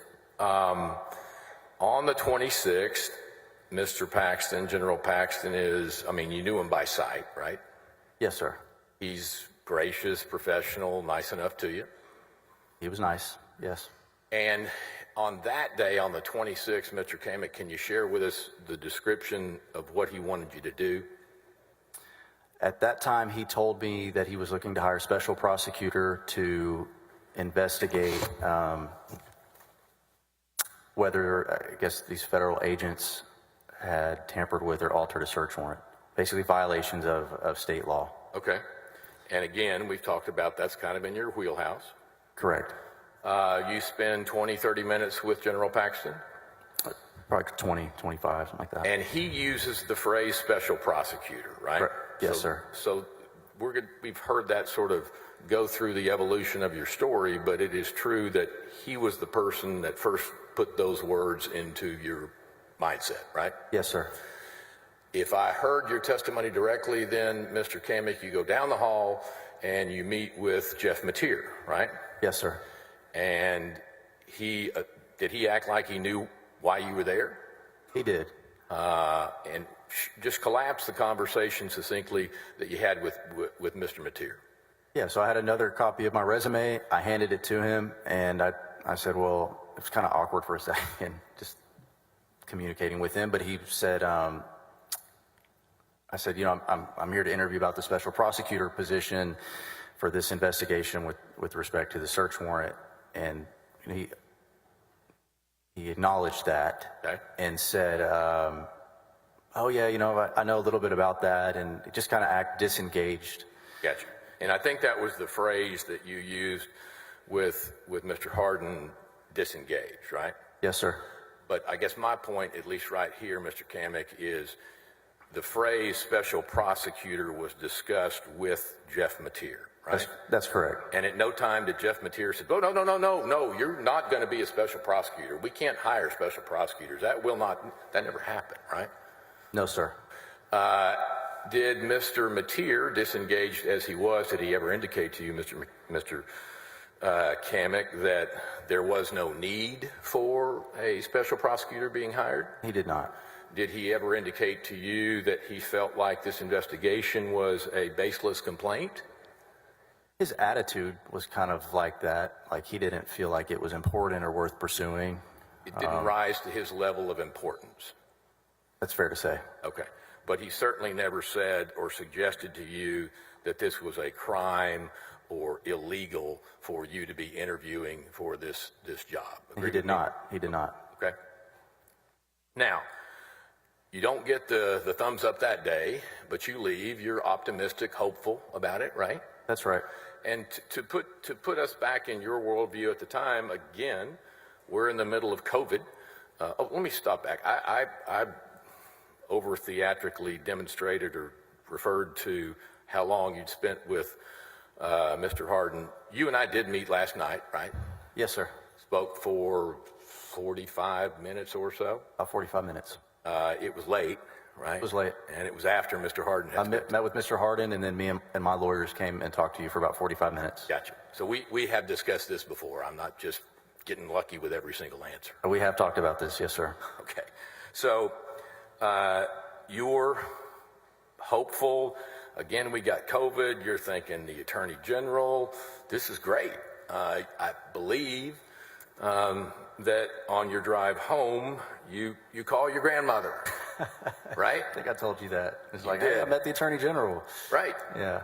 And your grandma said, I guess, would act like any other grandma. So good for you. That's awesome. That was her attitude. So you then go through a series of exchanges about whether or not you might have a conflict, right? Potential conflict with any other cases at the Attorney General's office. Yes, sir. Mr. Vassar at some point reached out to me about a contract. Okay. And told me that I needed to do a conflicts check. Did Mr. Vassar ever suggest to you, Mr. Kamek, that you were unqualified? No, sir. Did Mr. Vassar ever express to you that hiring, whether we call you an outside counsel or special prosecutor, whatever, did he ever express to you that the hiring of you was unnecessary? No, sir. He reached out to me to set up a phone call. And then on that phone call with him, I said, yeah, I'm interviewing, he's calling me, I guess you're calling me about the special prosecutor position. And then he acknowledged that, asked for my email address. And I think we talked a little bit briefly about where he had gone to school and that type of thing. So I told him the same thing that I told Mr. Mateer as well. But he never gave you any pushback on the idea of you getting hired for this job, right? I never got any pushback from anyone at the Attorney General's office until I got a cease and desist letter. Say that again. I never got any pushback from anyone at the Attorney General's office or the Travis County District Attorney's office or anything until I got a cease and desist letter.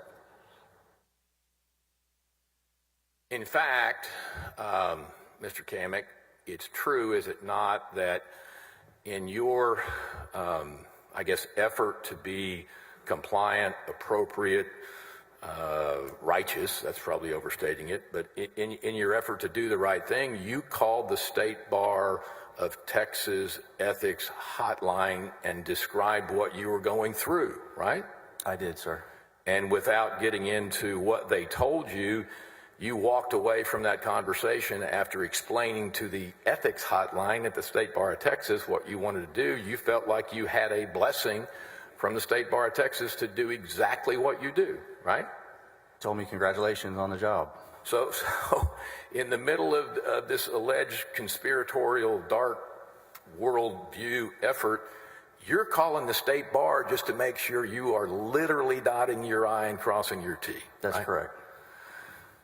Now, I think Mr. Hardin had you talk about your expectations about your sort of bell curve or what have you of ability. In other words, when you first met with Mr. Paxton, I think you thought, I can investigate, I can issue grand jury subpoenas, I can appear in front of a grand jury, I can make recommendations to the grand jury. Heck, I might even get to go try this case. That was kind of your worldview when you went into this, right?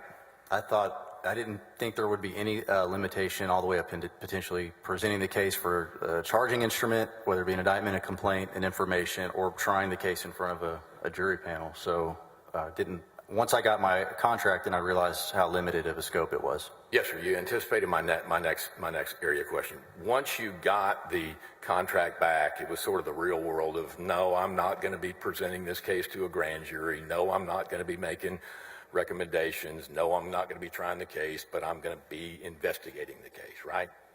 I was just still happy to be working for the Attorney General. Got it. Now, and I don't know when you want to break, Mr. President. I was going to go to about 3:10, about 15 more minutes. That's fine.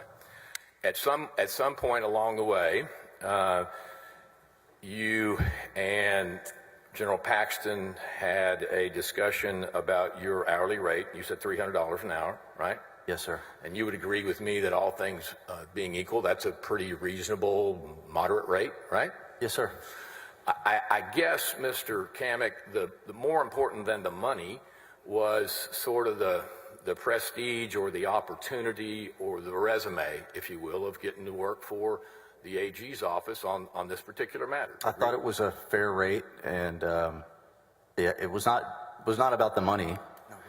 And I have a whole business before all of this that I still have today. So it was not about the money. It was about trying to help out. All right, so refresh my memory of when you get a contract from, and refresh my memory, I should know, but I don't. You got a contract from whom and on what date, the first contract you received? I received a contract, this was my mistake, but the contract came in on September 3rd in my email, and Mr. Paxton asked me, did I receive it? Okay. But I didn't see it. It got lost in the shuffle of all the other emails. So I responded back and said, no, I didn't get it. And then Mr. Vassar resent it to me on September the 4th of 2020. So you have a recollection of Vassar specifically sending you this contract, right? I do, sir.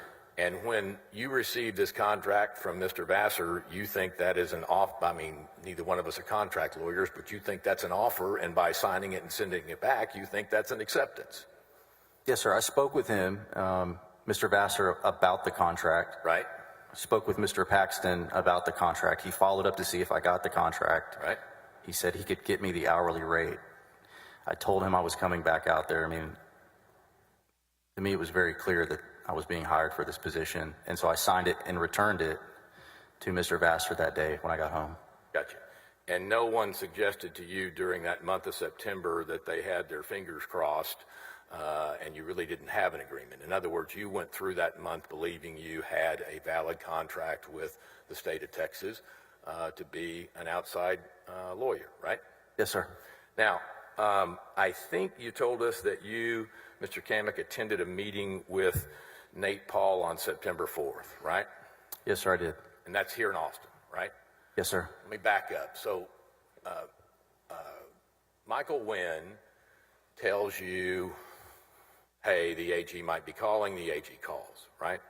And then you learn at some point that Michael Wynn not only had recommended you, but was Nate Paul's lawyer, who was the complainant, for lack of a better description, in this illegal search warrant claim, right? Yes, sir. Do you know when it was, Mr. Kamek, that you learned that Wynn was representing Nate Paul? Yes, sir. It was once I got confirmation about the job, I guess, and Okay. I sent Michael reached out to me and said to come meet with him and the complainant, Michael or Nate Paul, on September 4th. Now, Mr. Harden asked you if you did any research about Nate Paul, or you Googled Nate Paul, or words to that effect, right? He asked me that, yes, sir. And when is the first time you have a recollection of doing that? Before you met with Paul or after you met with Paul? Before I met with him, I just Googled him. And you knew, obviously, at some point that he had a search warrant run on his home and his properties and his business and all of that, right? Yes, sir. You didn't come across news articles about that in your search, however long that was or wasn't, right? No, sir. But what you came across were articles where, for lack of a better description, he's the new golden child of commercial real estate in Austin. He's the new king or whatever, right? It was just headlines about his career as a real estate developer. From your perception, Mr. Kamek, you thought you were sitting in front of or meeting with a valid gentleman or person of substantial economic means, I guess. I thought, okay, serious guy, businessman, serious lawyer, serious case. I took it very seriously. Okay. So nothing about this, I guess I'm stumbling into, nothing about this was off-putting to you. You didn't think that there was, in fact, you thought this case just keeps getting better and better for me, right? I was just trying to focus on the facts of what I was being presented with. I didn't know any of these people. Okay. So you meet with him in Austin. I believe you said you met with him for an hour and a half, 2 hours, right? Yes, sir. And I say him. Nate Paul is there. Michael Wynn is there, right? Yes, sir. Ken Paxton is not at this first meeting, if I understand it, correct? No, sir. He was not there. And they are explaining to you, that is Mr. Wynn and Mr. Paul are explaining to you their theory about why the search warrants may be invalid and why they might have been altered, right? Yes, sir. And I wasn't there, but as I understand it, Mr. Paul showed you, made a pretty convincing presentation utilizing a computer, diving into the metadata, which at least convinced you that this probably happened or this might have happened, right? I was convinced. You were convinced? Something there. Okay. I didn't make a judgment either way, but it was a persuasive presentation. How computer literate are you, Mr. Kamek? And that's a vague question. You know much about metadata? No, I've never really worked with metadata in that way. Okay, but it at least appeared to you at that time that Mr. Paul was literate in that area, made this explanation, made this explanation, and you accepted it, right? Yes, sir. I was told that this presentation was also given to Mr. Penley and Mr. Maxwell as well. So it was just me, my set of eyes looking at it, and I thought it was persuasive. And you leave there, I think, and go meet with Ken Paxton at his office here in Austin the same day. Yes, sir. That's correct. Do you recall how you described your worldview of the explanation that, I don't know why I can't talk. I'm paid to talk. You told Ken Paxton, I think, Mr. Kamek, words to the effect of, I think there may be something there, General. I told him I was convinced, like it was convincing what I was shown, and he agreed with that. Okay. Now, let's go there. When you say it's convincing, exactly what words did you say? I said it was convincing, it was persuasive, and he agreed with that. He said, And I agree. Paxton agreed with you. Yes, right? sir. Now, at no time, you would agree with me, I think, that did Paxton ever suggest to you that this investigation was a baseless investigation, right? No, he never indicated that it was a baseless. You believed, recognizing that you don't know what's in his head, but you believe that he believed the same thing that you believe, right? Yes, sir. At some point during this meeting with Ken Paxton, after you had met with Nate Paul, I think it is then that General Paxton says to you, get me a wet ink copy of the search warrant, right? He said that after we got back from the press conference and I was getting ready to go. That the same day? Same day. Okay, so... He did say that. And they probably understood it after Mr. Harden explained it, but just so that I'll be on the same page with it, a wet ink copy is a copy that is actually signed with ink by a judge, right? It would just be the original document. And your understanding of why a wet ink copy was important is it could, if not definitively, then go a long way in establishing whether that warrant had been improperly altered or not, right?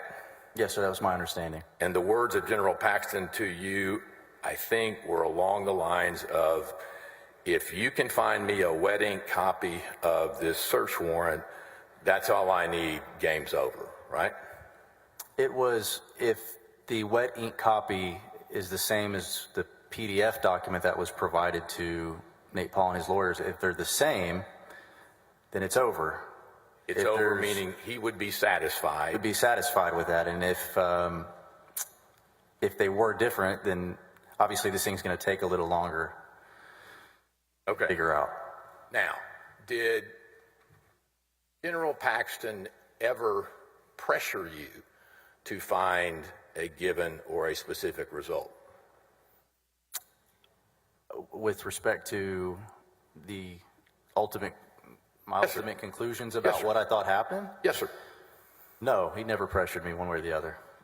He didn't say, you got to do this, dude. I need one. I mean, if you get this done for me, you got a big job. I mean, there was never any suggestion of you engaging in any sort of impropriety or a request for any sort of impropriety on the part of General Paxton. Agree with me?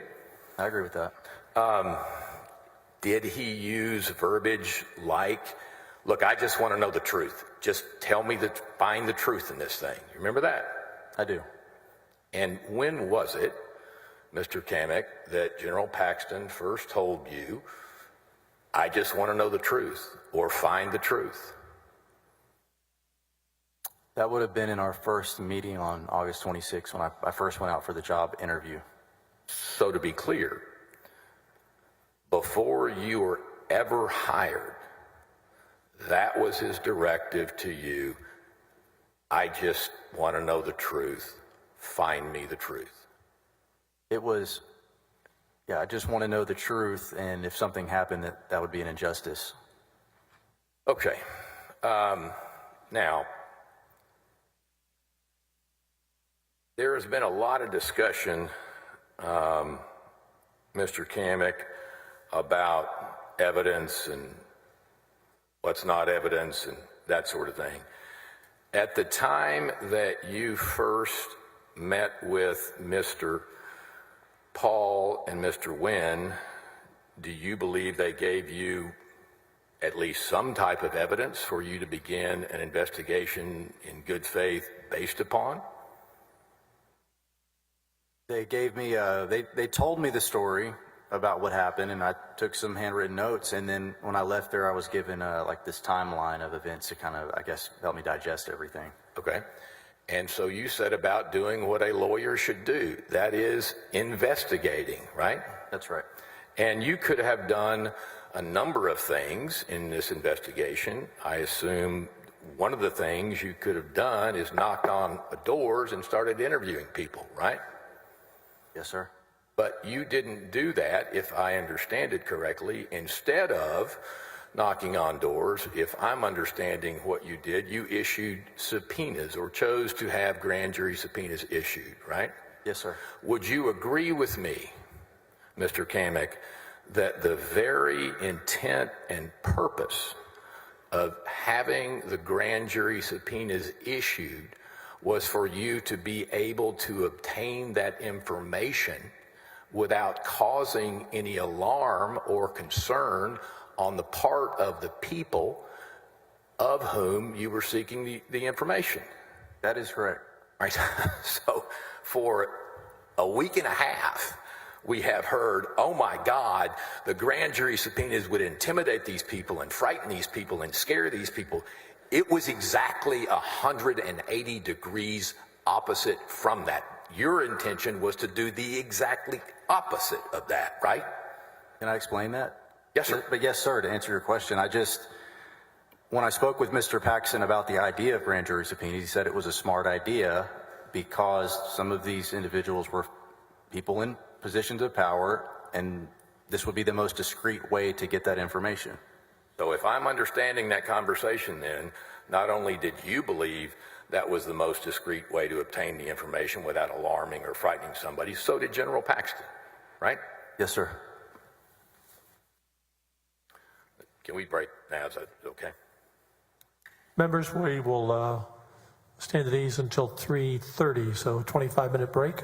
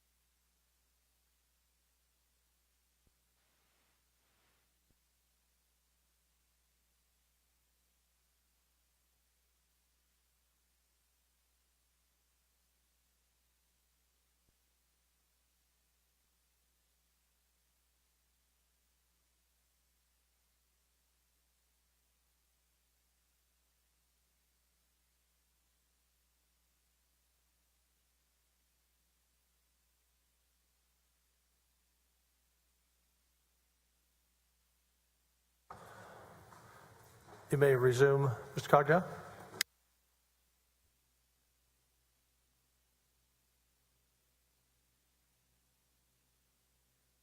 Mr. Kamick, by my notes, I'm about halfway done, but let me see if I can speed this up and get you. Mr. Cogdell, would you raise your mic up? There you go. Yes, sir. We had you talk a little bit, Mr. Kamick, about the grand jury subpoenas and the reason for that. At some point, I think I heard you discuss with my colleague, Mr. Hardin, that Paxton made a statement to the effect that he was being critical of Mr. Penley and Mr. Maxwell because they won't do any work. Do I recall that correctly? I don't remember the exact question that was asked by Okay. Mr. Hardin. Do you remember back during this time, that is back in September of 2020, that happening, that is Mr. Paxton being critical of Mr. Penley and Mr. Maxwell, believing that or stating that they didn't do any work? Wasn't critical in the sense that like he gave me any detail about what they were or weren't doing. He just said that he couldn't get the people at his office to do what he was asking them to do. Fair enough. Now, there are different ways of conducting an investigation. You'd agree with me? Yes, sir. There are all kinds of different tools that law enforcement can use, TCIC, NCIC, every initial in the book sort of stuff, right? Yes, sir. And even lay people can do computer searches, Google searches, Intellius, Truthfinder, LexisNexis, all that sort of stuff, right? Yes, sir. Are you literate on LexisNexis, or were you at the time? Yes, but more proficient in Westlaw. Okay. And Pacer, do you do much work on Pacer? No, sir, but I'm familiar with it. And Pacer is public access to computer electronic records, something like that? I believe so. Okay. May I approach, Your Honor? Yes, you may. And the witness, if you can speak up, Mr. Kamick, Yes, Judge. make sure all of our senators can hear you. Yes, sir. Acoustics, not your fault. Acoustics aren't the best. And some of our hearing collectively is not the best either. So.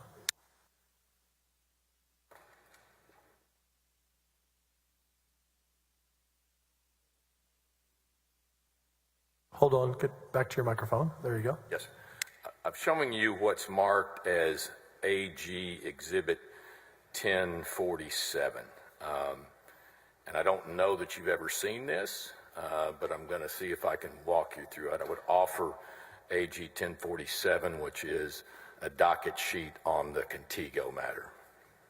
Any objection, Mr. Hardin? Sure. If I may, please. Take your time.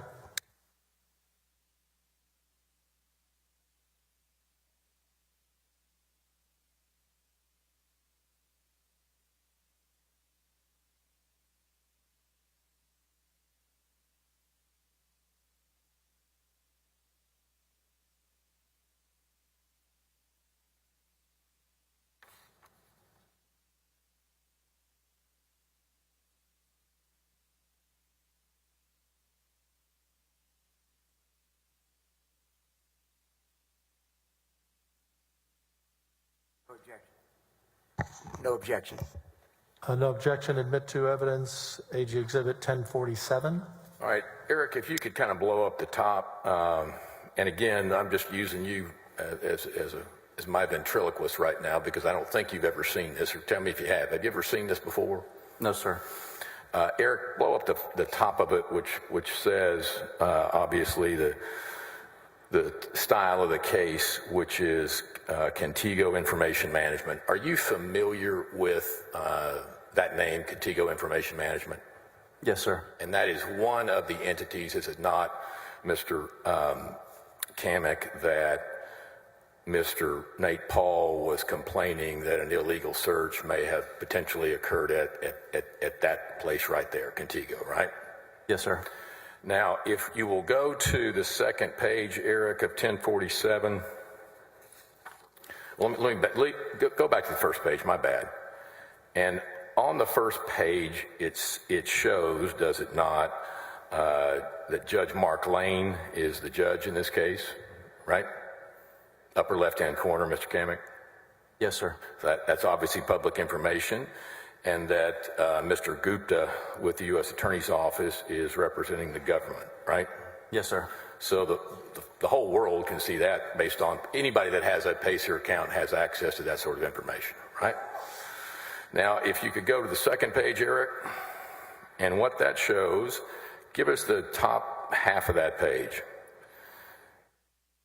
And what we see, do we not, Mr. Kamek, is there's a motion for leave to disclose sealed search warrant that was filed on September 5th, right? Yes, sir. And an order granting that motion for leave to disclose a sealed search warrant, right? Yes, sir. So that would allow, and that was granted on the 5th, and then it is closed again on the 17th, where someone files a motion to extend the sealing, right? Yes, sir. But for those, whatever that is, 12 days, that search warrant would have been the warrant, not the probable cause affidavit. And they probably understand by now, but I know you do. There's a difference between the search warrant and the search warrant affidavit, right? That's right.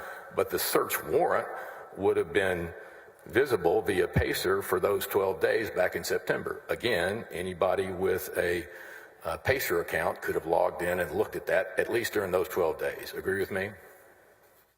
It was not sealed during those 12 days. Fair enough. Now, when you were working on this matter, did you ever see, Mr. Kamek, any evidence that Mr. Penley or Mr. Maxwell had done anything in terms of investigating the same complaints that you were investigating? Meaning, did you see any reports, any memoranda, any conclusion, anything? No, sir. It is possible, is it not? Let's say that I want to investigate whether or not a given prosecutor might have at least been accused in a pleading of doing something improper. You or I can get on Pacer and enter that person's name and pull up every case that lawyer's ever been assigned to, right? Yes, sir. And they can do the same to us as well, right? That's correct. But if we wanted to investigate whether or not a given prosecutor was doing something, we could look at their history, or at least their history that's visible on Pacer, right? That's right. Same with the judge, correct? It should be public record. Now, let me be Captain Obvious because it's a cape I wear a lot. Every single search warrant that is a bad search warrant was signed by a judge somewhere, wasn't it? Theoretically speaking, it. Okay. Yes. Well, I guess my point is, if someone is arguing, well, a judge signed it, therefore it must be good. Well, if it's a search warrant that was executed, chances are a judge signed it. That doesn't necessarily make it a good search warrant. It's just one more search warrant that one more judge signed. Agree with me? I agree with that.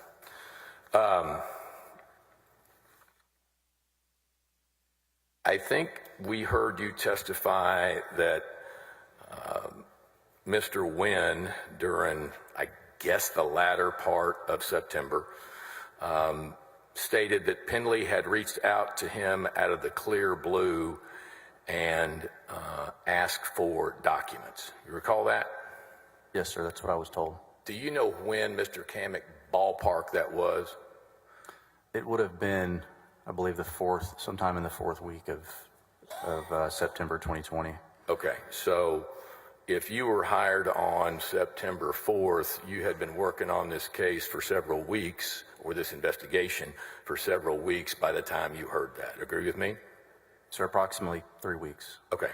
Now, let's get into the time. Mr. Harden had you walk through sort of the frequency of contact that you had with Mr. Paxton during this, and it was about a month. That's probably the easiest way to describe it, is about 30 days, right? Yes, sir. And Mr. Harden had you describe your contacts with Agent Paxton, and I think you said, I don't know, 15 to 20 times, something like that, right? Yes, I did say that. And during that month or so period, you saw him a grand total of how many times face to face? 2 or 3?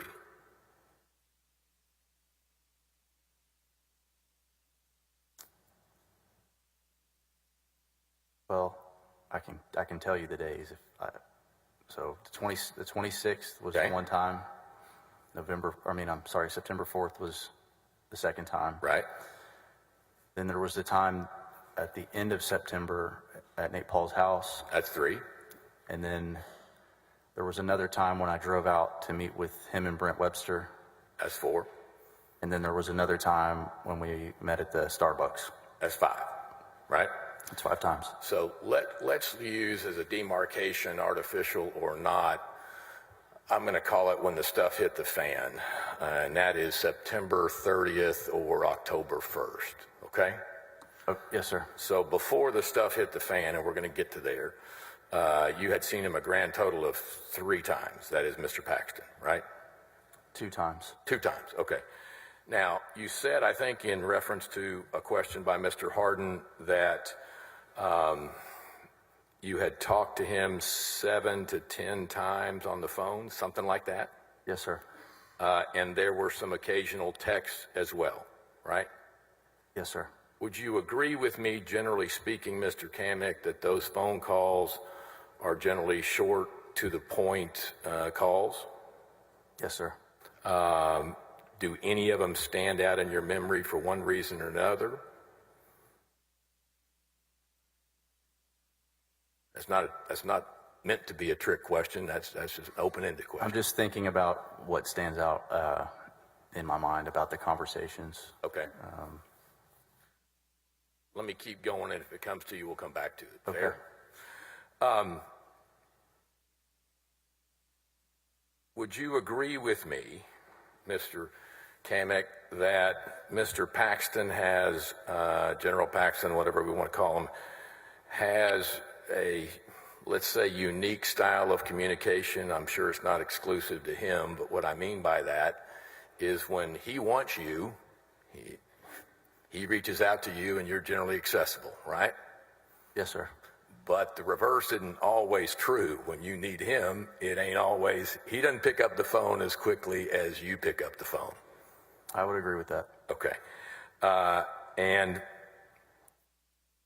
you had 3 or 4 of these occasions where you were saying, look, Mr. Paxton, or look, General Paxton, I need an email address and I need some identification, or I need a badge or something, right?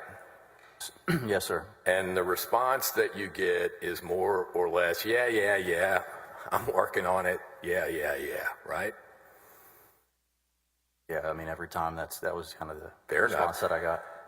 And you would also agree with me that just about every time you're in the presence of General Paxton, he's either on the phone some of the time or on the phone all of the time. So is that fair?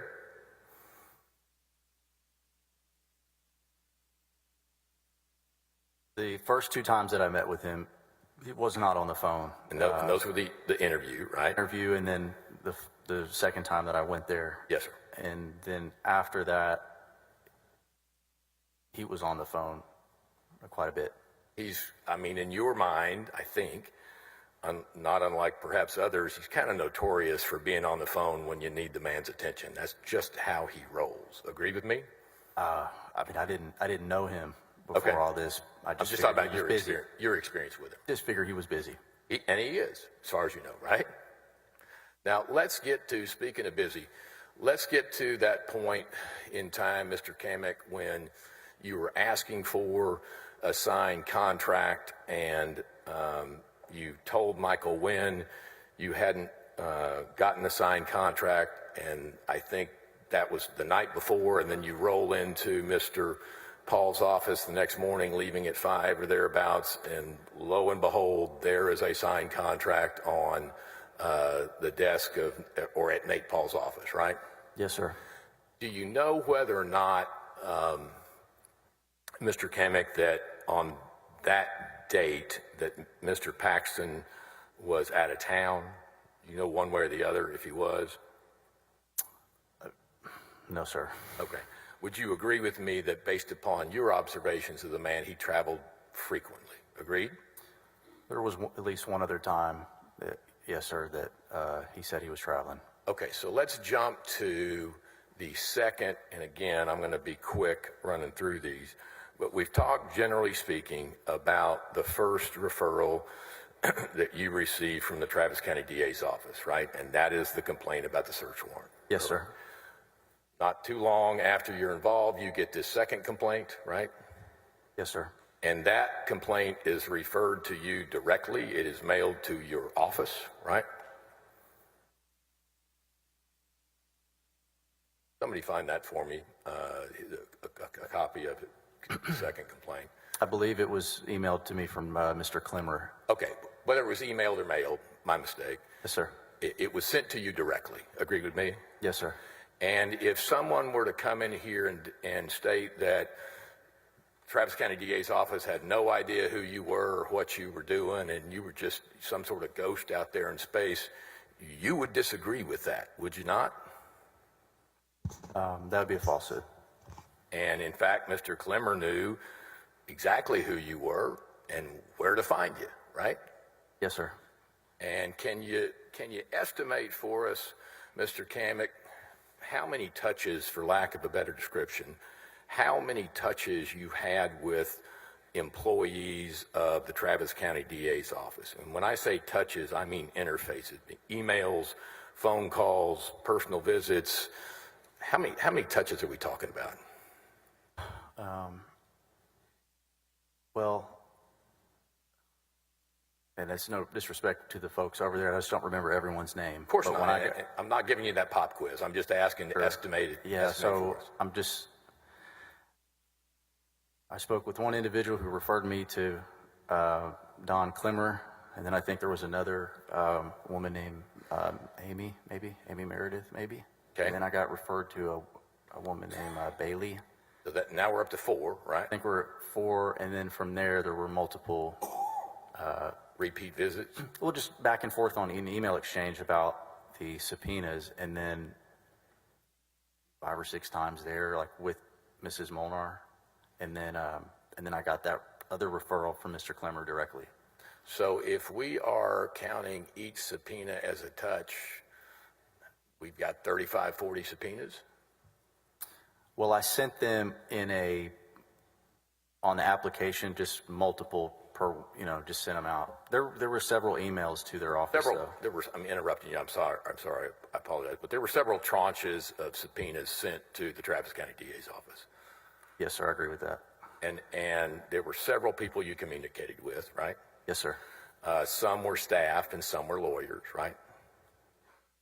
Yes, sir. And at least in your mind, Mr. Kamek, they were well aware of who you were and what you were doing, right?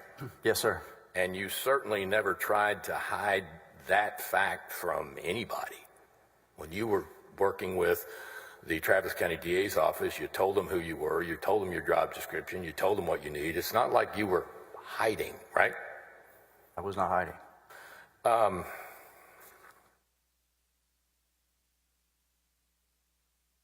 The second complaint is different, Mr. Kamek, in kind, is it not, from the first complaint? Meaning, the first complaint is, may I approach, Your Honor? And just to satisfy,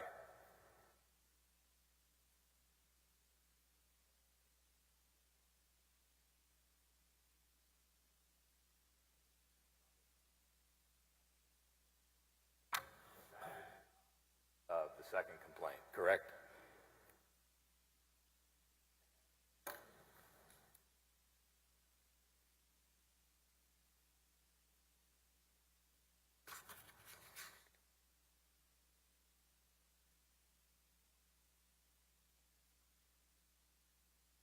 Yes, sir. That's the second referral.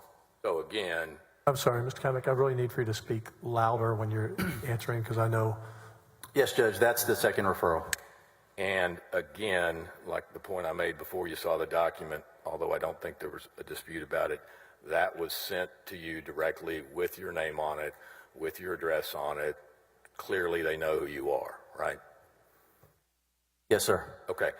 Now, the first complaint again focused on the potential illegality of the search warrants. The second complaint focused on a alleged fraud concerning people trying to steal my words, not the complaint word, Nate Paul's property too cheaply, right? Yes, sir. And I believe, correct me if I'm wrong, but you utilized the resources of the Travis County DA's office to issue search warrants, or I'm sorry, grand jury subpoenas for the first complaint, correct? Yes, sir. And you did the same thing with the second complaint, meaning part of the thing that you did to investigate it was send out grand jury subpoenas to try to obtain information, correct? Yes, sir. Now, I think I heard you say, Mr. Kamek, correct me if I'm wrong, that you were not keeping General Paxton apprised of the names of the individuals that you had issued the grand jury subpoenas before, right?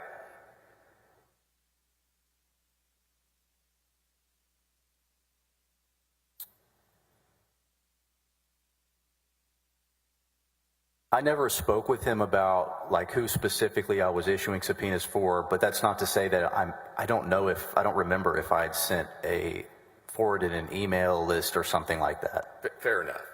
It's possible that you sent him on one or more occasions a list of folks that, or some sort of detail on names, right?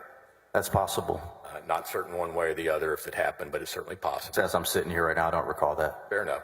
But you didn't in any conversation, as far as you can recall, Mr. Kamek, get so granular with General Paxton about the names of the people that were being subpoenaed that you said, well, Joe Smith on this day, Bob Hunt on that day, Travis Smith on the other. That didn't happen, right?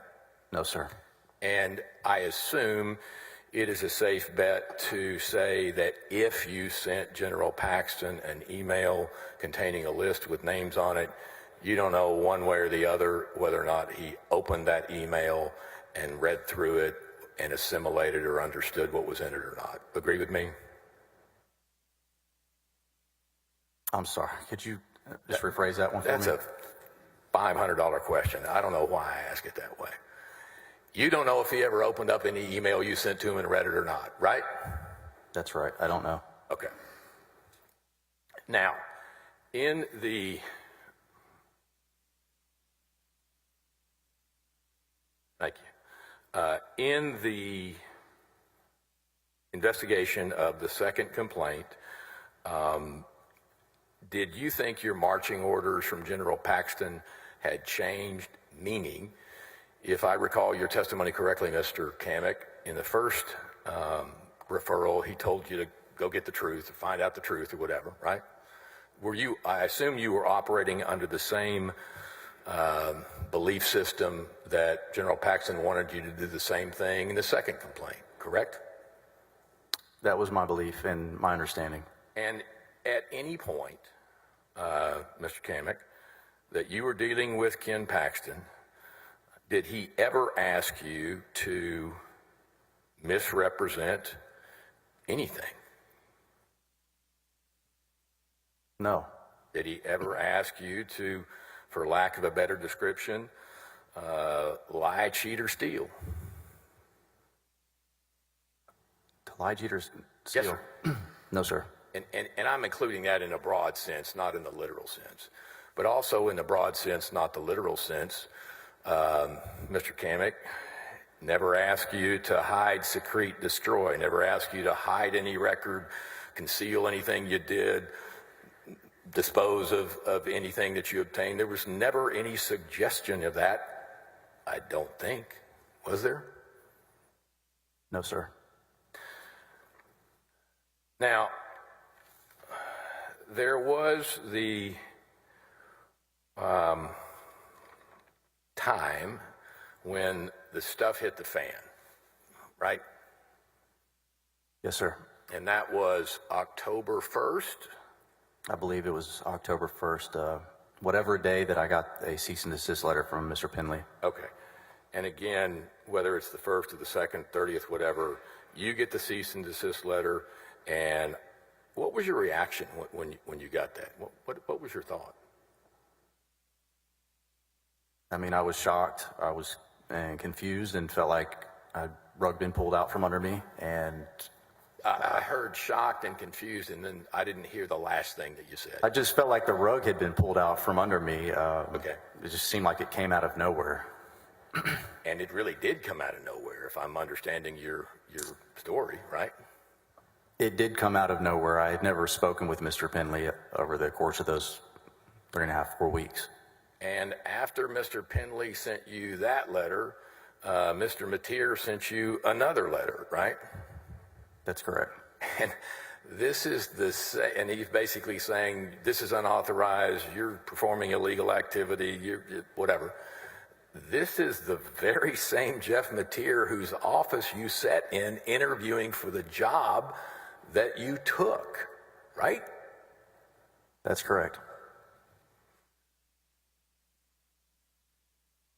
If I'm recalling it correctly, Mr. Kamek, when you got the first letter from the Penley letter, you responded very professionally, very appropriately, very succinctly. He sends you this cease and desist letter, and what do you reply back? I think I told him that I would just stand down and something along those lines. Unlike some other people that you might have heard of, you didn't get volcanic on him. You didn't pick up the phone and slur a bunch of invectives or worse at him, right? No, that would have been unprofessional. And to be fair to you, Mr. Kamek, all you were trying to do was do a job, do it well, do it professionally, right? Yes, sir. Then it gets even worse because the press starts blowing up, right? Yes, sir. And speaking for you, you are a 5-year lawyer, and you have authors, writers, people in the press that you've never spoken to, that you've never communicated with, that you've never heard of, just saying horrible things about you, right? There were a lot of articles written, and I read a couple of them and then chose just to put that out of my scope of view, just move on with my life. That was probably a wise decision. But it went into really needless detail about disagreements that you had with your family, and it just blowing everything out of proportion. And it was a nightmare for you, simply put, was it not?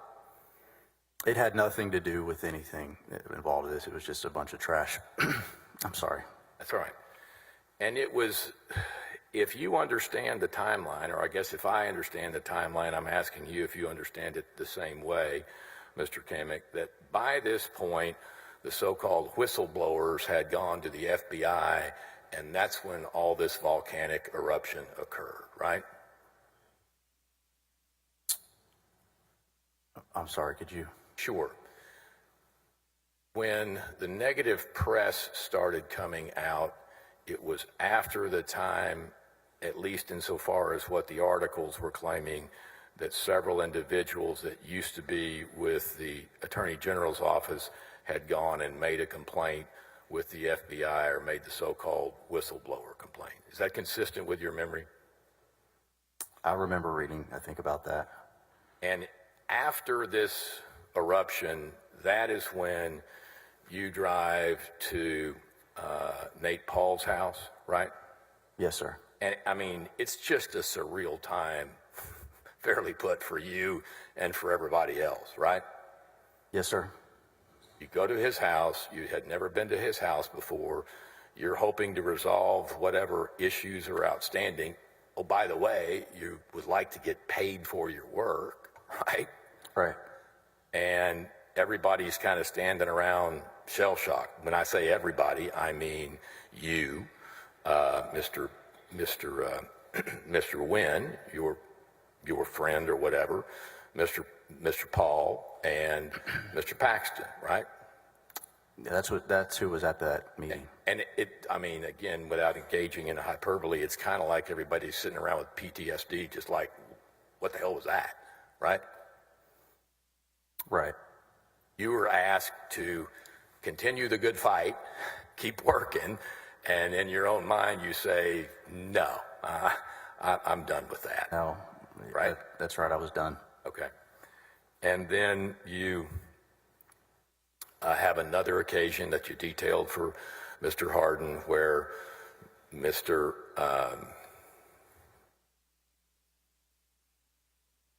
thank you, Mr. Webster and Mr.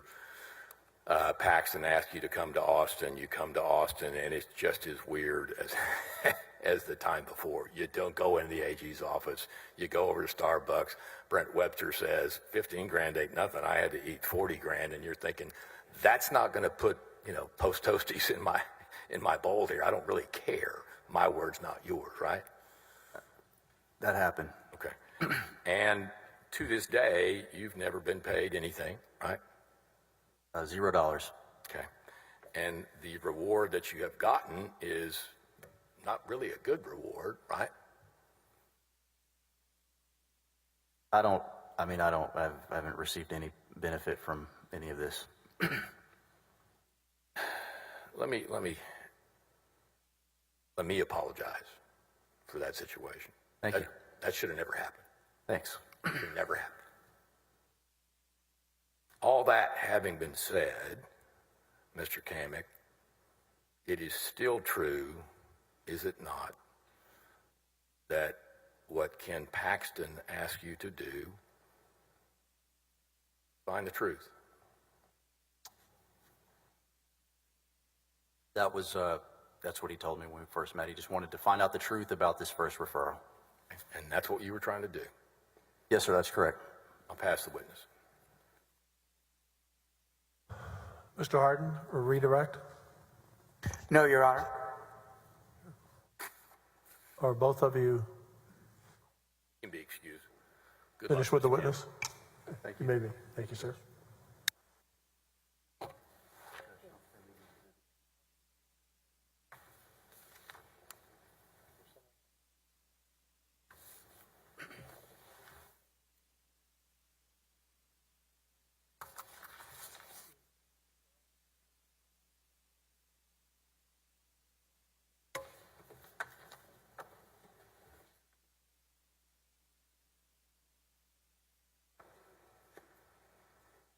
Call your next witness. Thank you, Mr. President. The House calls Joe Brown. Bailiff, please bring in Joe Brown.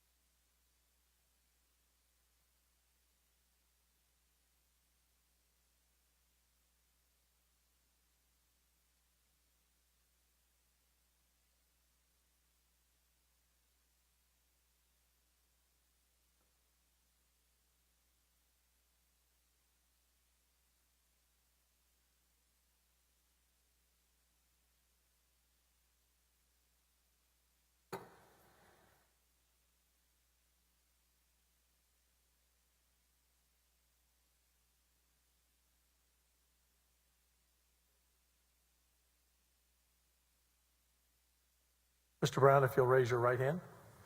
I do solemnly swear or affirm that the evidence I give upon this hearing by the Senate of Texas of impeachment charges against Warren Kenneth Paxton Jr. shall be the truth, the whole truth, and nothing but the truth, so help me God. I do. Thank you. Please have a seat. And as they will instruct you, talk as closely to the mic as you can get. Thank you. May I proceed, Mr. President? Yes, you Thank may. you. Sir, please introduce yourself to the honorable members of the Senate. Joseph David Brown. I go by Joe. Mr. Brown, how are you currently employed? I have a private law practice in Sherman. Could you please summarize for us, albeit briefly, your history as an attorney, your jobs, positions you've held? I graduated from SMU Law School in 1995. I started with a civil law firm in Dallas, about 100 lawyers, Coles and Thompson.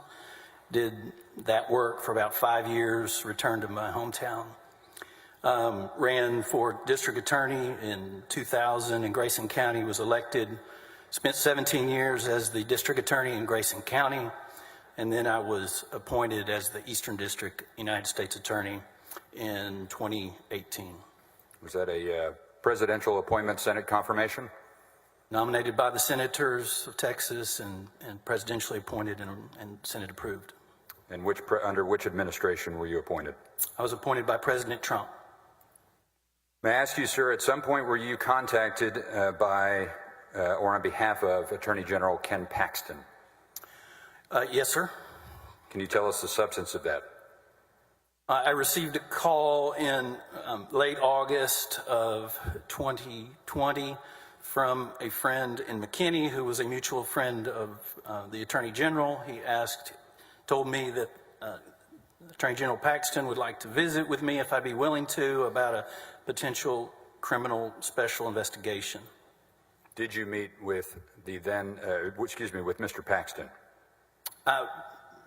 Within the hour, I received a call from Attorney General Paxton. He introduced himself, we visited a little bit, and he asked me if I would come to Austin to visit about a matter that he had. He did not give much detail at that point. I knew it was criminal, I knew it was a special investigation, but I didn't know the role really, and he said he would explain that to me if I came to Austin. Did you go to Austin? I came to Austin on August 27th of 2020. Did you meet personally with Mr. Paxton?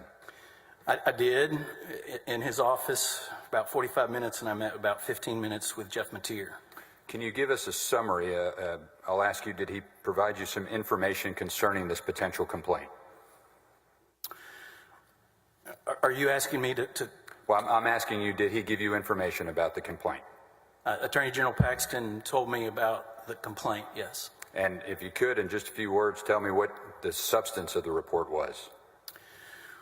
Well, I didn't know what role I would be playing, whether I was going to be an independent prosecutor or under the authority of the Attorney General. So we talked about that, but he told me it involved a guy that had a warrant executed, and he believed the warrant could have been possibly executed unlawfully. So we continued to visit about that and flesh that out. On the information that he provided you, just off the top of your head, did you have any? Well, let me retract that. Did you ask of him whether or not he had individuals within his own office who might be able to investigate this matter? Yes, we talked about the fact. I remember him talking about that it involved potentially a phone line cut on some execution of a search warrant, and the warrant affidavit being changed. And I learned during that meeting that it was involving the FBI and the Securities Board and DPS, and the investigation would be involving that. So yes, we talked about that, and he said he could not get the people in his office to do anything about it. And I talked a little bit more about that, and he talked about the ranger, the retired ranger that worked for him, that wouldn't do anything about it. Let me stop you there. Did you ask him a question after he told you that his own people weren't getting work done on it? Yeah, I said, why don't you fire him? What was his response? It was complicated, and it just didn't work that way. Fair enough. Did he advise you whether or not there were any other people in the race, whether you had competition? He told me that there was another lawyer, young lawyer, that he was considering, but that he didn't have the credentials that I did. And so I assumed that if I wanted that he would choose me to do that. You said that he had identified, if I'm correct, the FBI, the State Securities Board, and DPS. Is that accurate? I remember those entities. Did those raise any concerns for you? Just that first question. Yeah, as we're talking. And let me stop you there, just so I don't get an objection. The answer to the question is yes, correct? Yes. Did you relay those concerns to Mr. Paxton, and if so, what did you say? Yes, I was aware of the fact that his indictment involved those three agencies, and I said I have some concern about the fact that it would be involving, that I would be under your authority and investigating the same agencies that were involved in your indictment. As we talked about it, I eventually, I'm having to process this during this meeting and learn all this, and the red flags are going off. So eventually I say, my preference is that I would write a report and be able to evaluate these conflicts before I would commit to any level of prosecution. And he said, we have people that can prosecute the case, that would be fine. From your recollection, did he appear affected by these concerns that you raised? Did he indicate that it was a problem? I'm sorry, conjecture and speculation as to whether or not he was affected. Your Honor, if I may. Sustained. Yes, sir. Go ahead. From what you observed, sir, did you have any personal observations for how you believed he took that news? Same objection. Your Honor, if I may, we're talking about a lay witness opinion. This individual was in the room with him and spoke directly with Mr. Paxton and can testify as to what he observed. I will sustain. I think you can phrase it better, so try one more time. Sounds like a challenge, Your Honor, and I'm up for it, I hope. You told him these concerns that you raised, is that correct? What did you observe, if anything? He told me, when I said I'm concerned about these, he said, I understand, I'm not worried about that, I just want to find the truth. Fair enough. Did he tell you, did he indicate to you whether the individual involved was a donor? I did not learn he was a donor until I went to talk to Jeff Mateer. Did you learn from Mr. Paxton that he had any other relationship with this individual?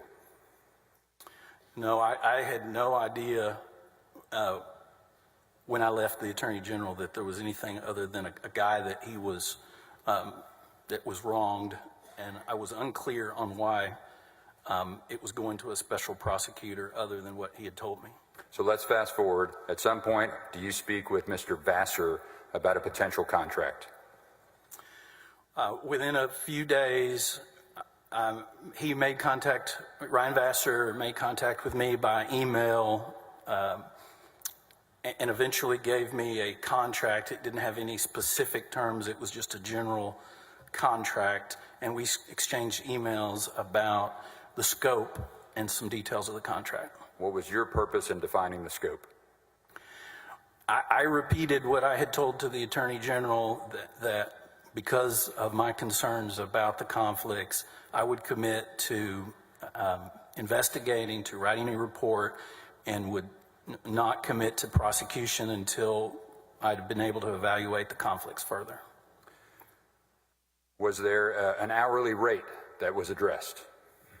The hourly rate was, I can't remember, it didn't come from me. It was suggested with a contract or by Mr. Vassar. Would a rate of $300 an hour be accurate? That was the rate that was given to me. Did you have any concerns about that rate? I was in 2 months out from the U.S. Attorney's Office and just starting, and this was giving me an opportunity to stay involved in something relevant. I mean, the Attorney General was asking me to help with an investigation, so it intrigued me. So I wasn't worried about the money. You were prepared to do any sort of investigation if you cleared conflicts for $300 an hour. Is that accurate? What was described to me, yes. I mean, I knew I could, if I needed to, get out of it, I could. Were you prepared to secure any insurance that was necessary as provided by the contract? The insurance thing didn't come up until when I get the contract. It says you have to have malpractice insurance, and I was 2 months out of the U.S. Attorney's Office, so did not have it. But it was not. That was not what kept me from doing it. Did you, as a matter of fact, indicate to anybody that you were willing to get insurance within 30 days? I would have gotten insurance if that was necessary. I thought it was something they could waive. And did you explain that to Mr. Vassar? Yes. Did you feel, in your opinion, that in any way stood in the way of you getting the job if you were to be chosen? Yep. I'm sorry. That never. Excuse me, Mr. Brown. Objection, conjecture, and speculation. He doesn't know if it's in getting his way or not. You also can speak up, Mr. Cogdale, when you speak. Sustain, you can rephrase that. Did you get a response when you indicated that you could get insurance within 30 days? We emailed, and he said it was something that he thought they could take care of, or words to that effect. Very good. After you have raised concerns to the General, Paxton, after you've indicated that you wanted to limit the scope of your work so that you could make sure that those conflicts and concerns were taken care of, after you've indicated that you would work for $300 an hour and get insurance, were you chosen? No, I followed up a couple times with emails, and it just, nothing happened after that.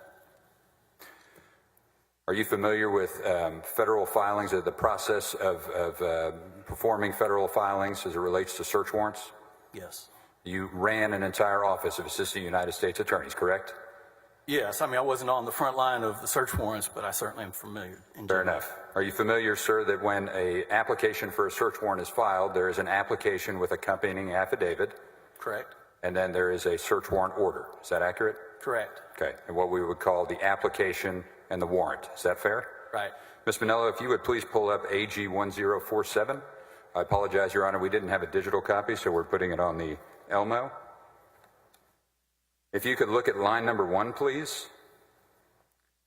Would you agree with me that on August 16, 2019, there is a motion to seal the search warrant application and the search warrant? That's what's reflected. And the search warrant application, again, contains the application and the affidavit. Is that accurate? And the proposed warrant. If we could go to line number 6 on the second page, please. At the top, would you agree with me here that it indicates that there is a motion for leave to disclose the search warrant, the sealed search warrant, correct? That's the entry. Would you agree with me that there is nothing on that entry that indicates that there is a motion for leave to disclose the sealed search warrant application, which would include the affidavit? There's nothing that mentions the application. Very good. Sir, are you familiar with OPR as it relates to federal government? Yes. Could you tell us what those initials stand for, please? The Office of Professional Responsibility. Do all Assistant United States Attorneys who enter on duty, at least during your time, are they made aware of the Office of Professional Responsibility and their jurisdiction to investigate complaints regarding United States attorneys? Objection, conjecture, and speculation. I'm asking from his direct knowledge, Your Honor. Oh, you asked for all. Overruled. Please answer the question. Assistant United States Attorneys are familiar with what the OPR is and what their jurisdiction is, yes.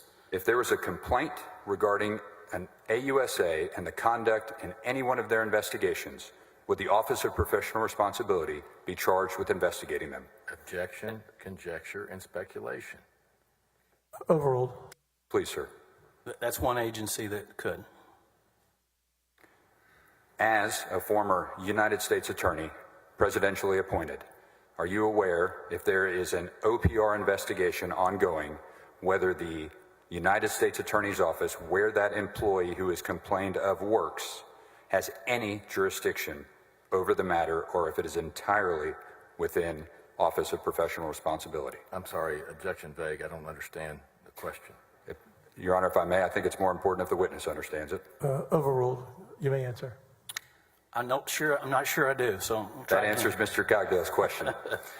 Would it be fair to say, or let me ask you this, in your experience as a presidentially appointed United States Attorney, if somebody within your office, an AUSA within your office, was being investigated by the Office of Professional Responsibility, would your office, the office in which they worked, have any sort of responsibility for the investigation, or would it be entirely OPR? No, my understanding is it goes to OPR out of Washington, D.C., and they keep it separate. So the office where the AUSA works has no responsibility for that, correct? That was my experience. Are you familiar with OIG? Yes, the Office of Inspector General. Similarly, based on your experience working as a presidentially appointed United States Attorney, are AUSAs within your office made aware of and trained on the Office of Inspector General and their jurisdiction? They're certainly aware of it, what the level of training on it is. It doesn't take very long before they know that there's oversight organizations within the different areas of the Department of Justice. If there is a complaint for an agent within the Department of Justice, not an AUSA anymore, but an agent, would the Office of Inspector General have oversight and jurisdiction? It's my understanding they do. That's who investigates the investigators. Same question. Investigates the investigators, and it is taken out of the hands of the regional or local United States Attorney's Office. Is that correct? That's my understanding. Thank you, sir. Pass the witness. Thank you, Mr. Donnelly. Mr. Cogdill?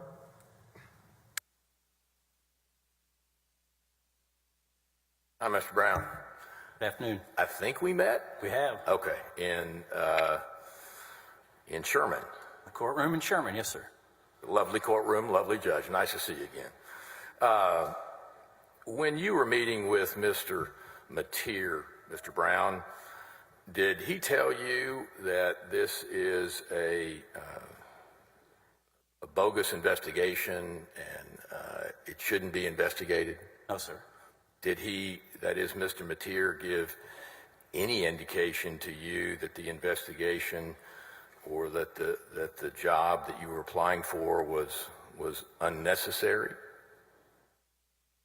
No, I sensed a little, I sensed something, but he never said anything directly other than he was glad that I was being considered because I would tell the Attorney General the truth. Okay. And same with Mr. Vassar. When you were communicating with Mr. Vassar about the details of the contracts, did he suggest in any shape, form, or fashion that the job that you were applying for was unneeded, unnecessary, a sham, anything of the sort? No. And I hear you, Mr. Brown, on the troubling fact, potentially troubling fact, that these are the same agencies or some of the same agencies that had charged Mr. Paxton with the state securities fraud case, which, by the way, do you know of your own personal knowledge if that thing is still pending after 8 years? Objection, Your Honor, to the relevance as it relates to this witness. Overruled. Are you aware, Joe, that that case is still pending? The case against the Attorney General? Yes, sir. Yes, I'm aware of that. Okay. That was what was potentially troubling to you, right? That was part of it. Yes, sir. But not the allegations or the claim or whatever that the FBI or these different agencies had potentially engaged in misconduct. You were still willing to investigate it, right? I left it open that could happen. I was willing to. And you are the former United States Attorney for the Eastern District, right? Yes, sir. In fact, I think, and somebody said that the other applicant wasn't as qualified as you. Probably true, because there are very few people in the Eastern District that, on paper at least, would be more qualified than the former DA from Grayson County and the Eastern District United States Attorney, right? That's your words. Okay. In any event, you're a very qualified person. You weren't chosen, but you did make 2 or 3 calls trying to follow up to see if you could get the job. Am I recalling that correctly? I was willing to do the job, and I didn't know what happened.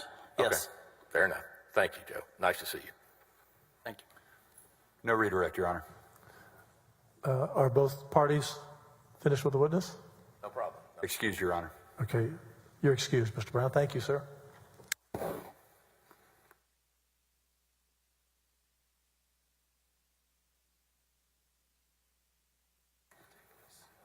No,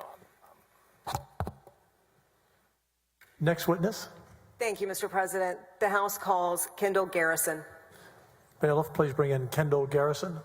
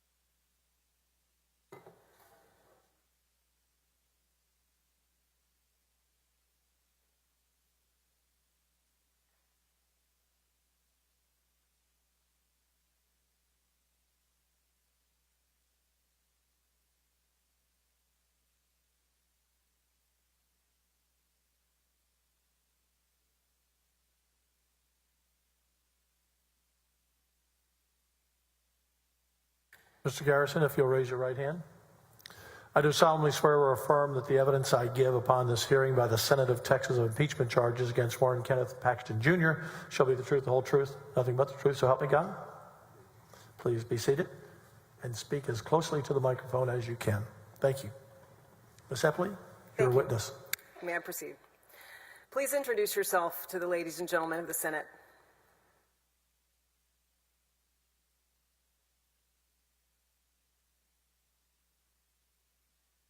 My name is Kendall Garrison. Mr. Garrison, could you speak up a little for me? It's a big room. My name is Kendall Garrison. Thank you. And where do you work? Amplify Credit Union. What is your role at Amplify Credit Union? I'm President and Chief Executive Officer. As you might have heard, I want to go through this a little quickly, so I'm going to jump right in. I'm going to turn your attention to 2020. During that time frame, were you familiar with Nate Paul or World Class Holdings? Yes. How so? Mr. Paul and World Class Holdings obtained loans from Amplify Credit Union. Okay. And what was the status of those loans in the summer of 2020? In the summer of 2020, we had issued a demand letter in as much as those loans were delinquent and were working their way toward foreclosure. Okay. Did you, in the course of your employment, and does your staff create records specific to Amplify their banking and their foreclosures? Yes, Have you provided those to the House? I have. Would it surprise you to know that we have provided copies to the defense? It would not surprise me. Did you provide a business record affidavit for those documents? Yes. And for the Senate, for Mr. President, that's been on record for over 14 days, the business records affidavit, and as such, I've provided a copy to defense and I have a copy for the court.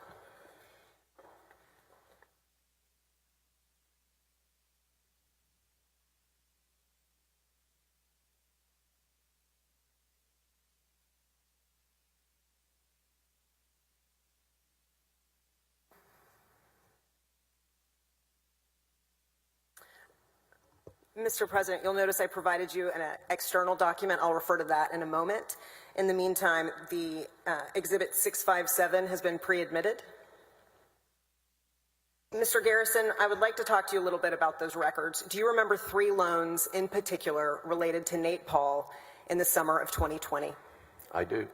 And I'd like to move you forward to the end of July, early August of that year.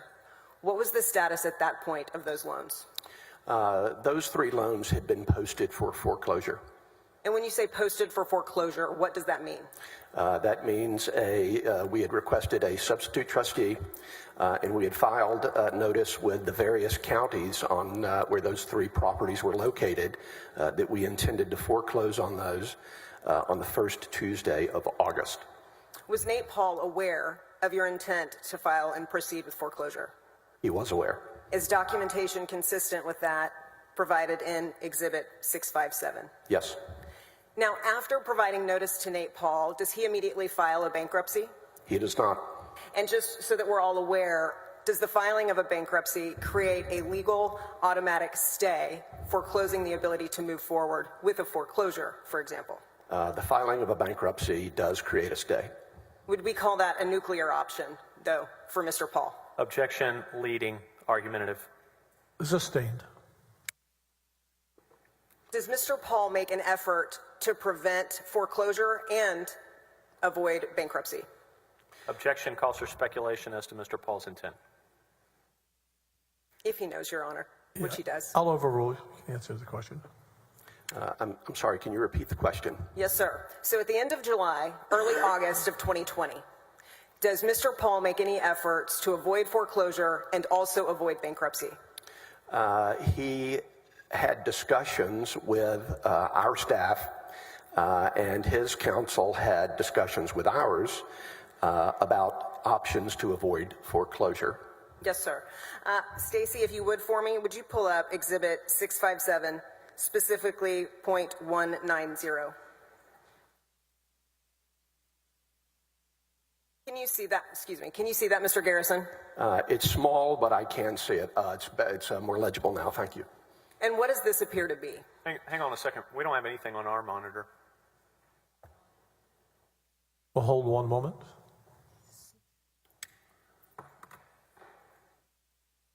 Ms. Epley, you said it was admitted. We do not have that on our sheet as being previously admitted. Did I mishear you? It is possible, Your Honor, and I'm happy to lay a predicate right now. This is easily correctable. Mr. President, I can't see anything. It's not on my screen. I don't know if the jury can see it. I hope you can, but I don't have anything on my monitor. Hopefully everybody can see here. And, Your Honor, Hold on one second. Hold on. Sure. Is it up now? You have it? It is not. Okay, hold on. Do the jurors have it? I have it. Can we have Damien, if you can take a look? We'll just pause there for a second.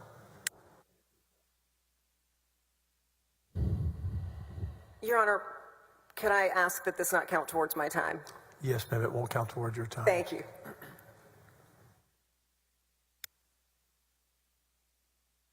I'm getting a signal. Jurors, are your monitors black now?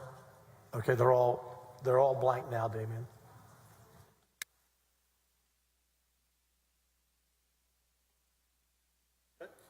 It's up now, Mr. President. Are we Go all ahead. go? And Your Honor, Mr. President, for the record, I want to ensure I'm getting confirmation that 657 was pre-admitted by agreement with defense. If, however, you would like me to lay a predicate, I can do that quickly. That's not necessary. No objection. Okay, we just didn't have it on our list. But Thank you, Your Honor. go ahead, and I will be sure you get a minute back. So there Thank you go. you. Okay. Thank you. Now, Mr. Garrison, I'm going to draw your attention back to Exhibit 657 at page 190. Does this appear to be an email from Nate Paul? It does. And what's the date? The date is August the 3rd of 2020, Monday, August 3rd. Now, the senators and people viewing at home can read, so I want to move you directly to the link embedded in that email.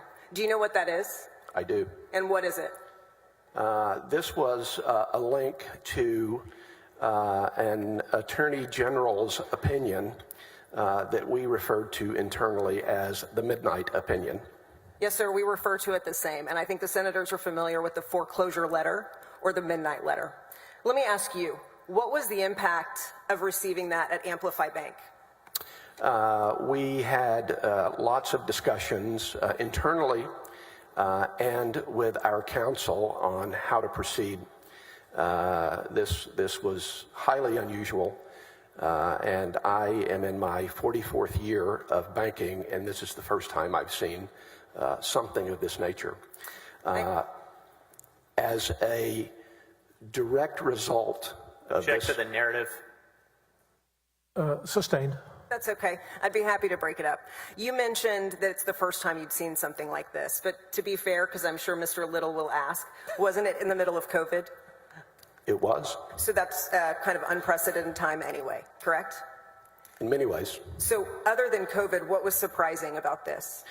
It was surprising to see a ruling issued on a Sunday night or Sunday morning, I believe, maybe it was Monday morning, that essentially prohibited foreclosures in the state of Texas.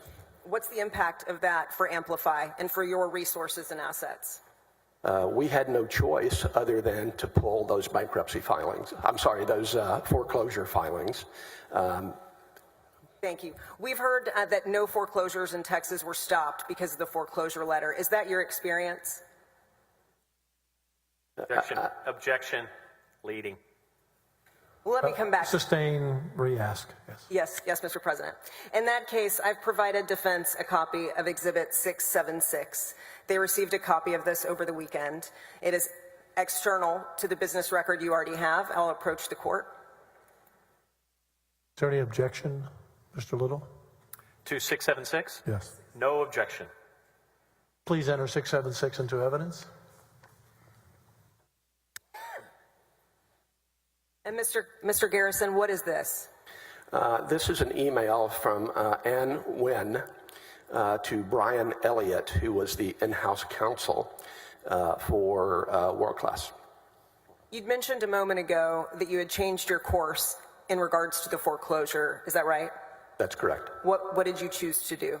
We chose to withdraw those foreclosure notices and not proceed with foreclosure on that Tuesday, the 4th of August. On all three properties tied to Nate Paul. Correct. What was the value of the bank's assets in regards to those properties? We had... Objection. Vague. Overrule. We had loans outstanding to the world-class entities with Mr. Paul as a guarantor to the tune of about $11.5 million. And were you receiving payment on that note? We were not. Hence the foreclosure, correct? Correct. And by forestalling or delaying that foreclosure, did it help make you money or cost you money? It was a cost to us. After delaying the foreclosure, did the bank sell the properties? Can you ask that question again? I sure can. So on August 4th, the properties were going to be foreclosed, but were not, correct? Correct. Did you maintain control of those notes? We did maintain control of those notes for some period of time after that. Okay. And then ultimately what happened? Ultimately, on, I believe the date was September the 9th, we sold those 3 loans and assigned the deeds of trust to a third-party buyer. And just to be clear, because of allegations made by Nate Paul's side of things, did you sell those at a great deficit? Did you lose money? We did not. We essentially sold the loans at par, and we received our past due interest and some attorney's fees, as I recall. So in regards to your dynamic with Nate Paul and foreclosures in August of 2020, who benefited from the foreclosure letter? Nate Objection, calls for speculation. Overruled. Thank you. I don't think we heard you. Can you repeat that? Nate Paul and the world-class entities. Pass the witness. Mr. Little.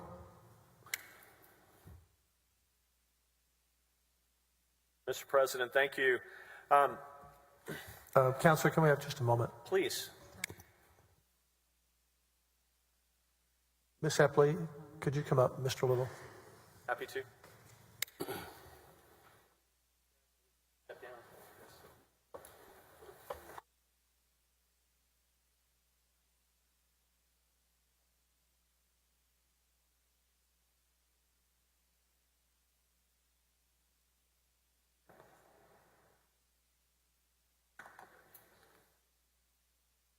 Yes, sir. Yes, sir.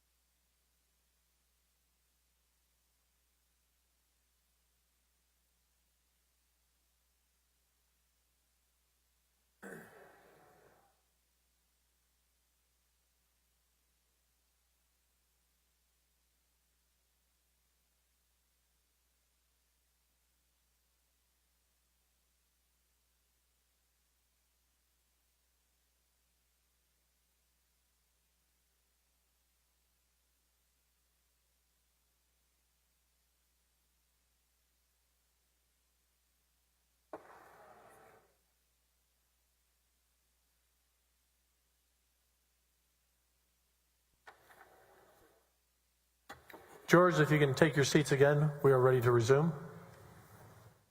Mr. President, if I may? Yes. All right. Mr. Garrison, in front of you, I think somewhere, did you get a thick pile of papers like I did from Ms. Epley? Is it in front of you over there somewhere?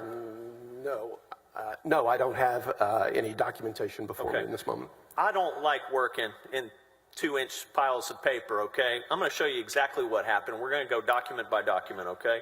Your Honor, may I approach the witness? Yes, you may.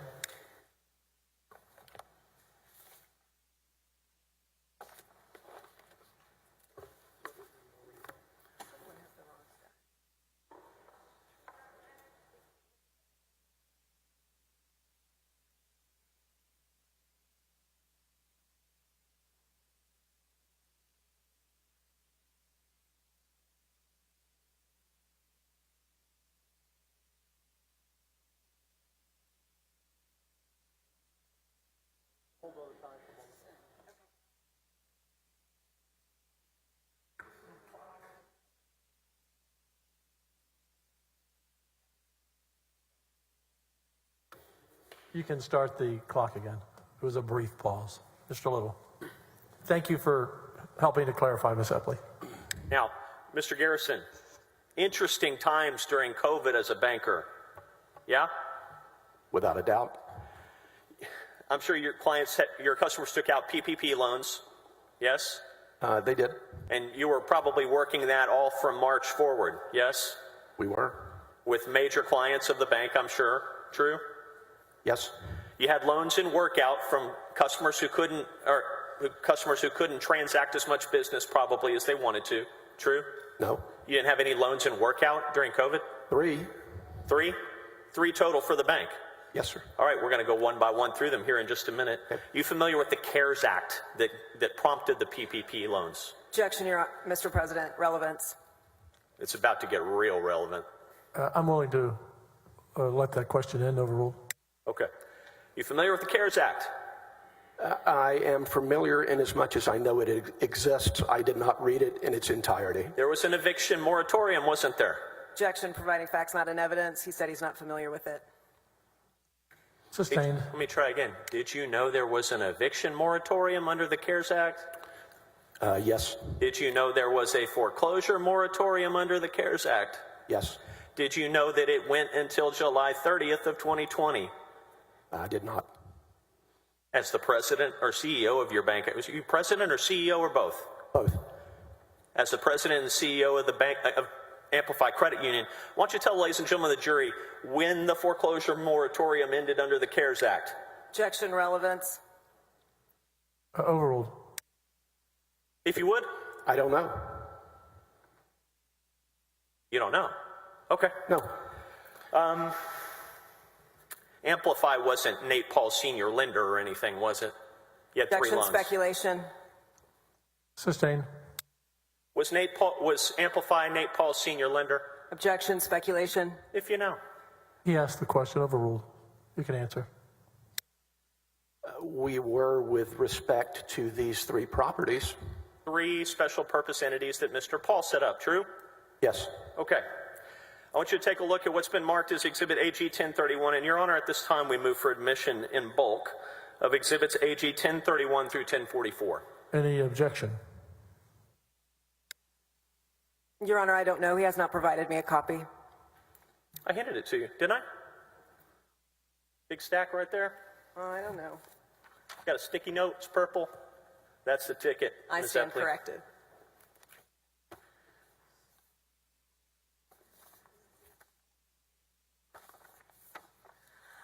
Your Honor, or Mr. President, I think they're exact duplicate of what I've already provided. No objection. Not quite. These are actually in chronological order.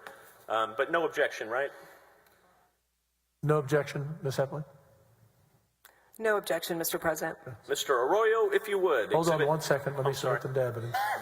AG 1031 to 1044, please.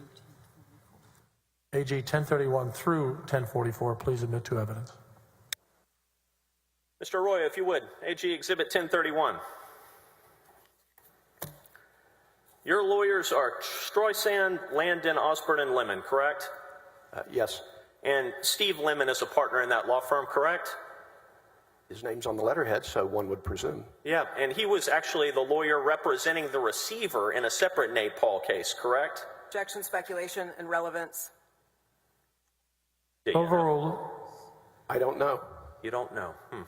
Okay. What's the date of this item here? The date is May 27th of 2020. Okay. And what is this document? This is a notice of default and demand for payment. Okay.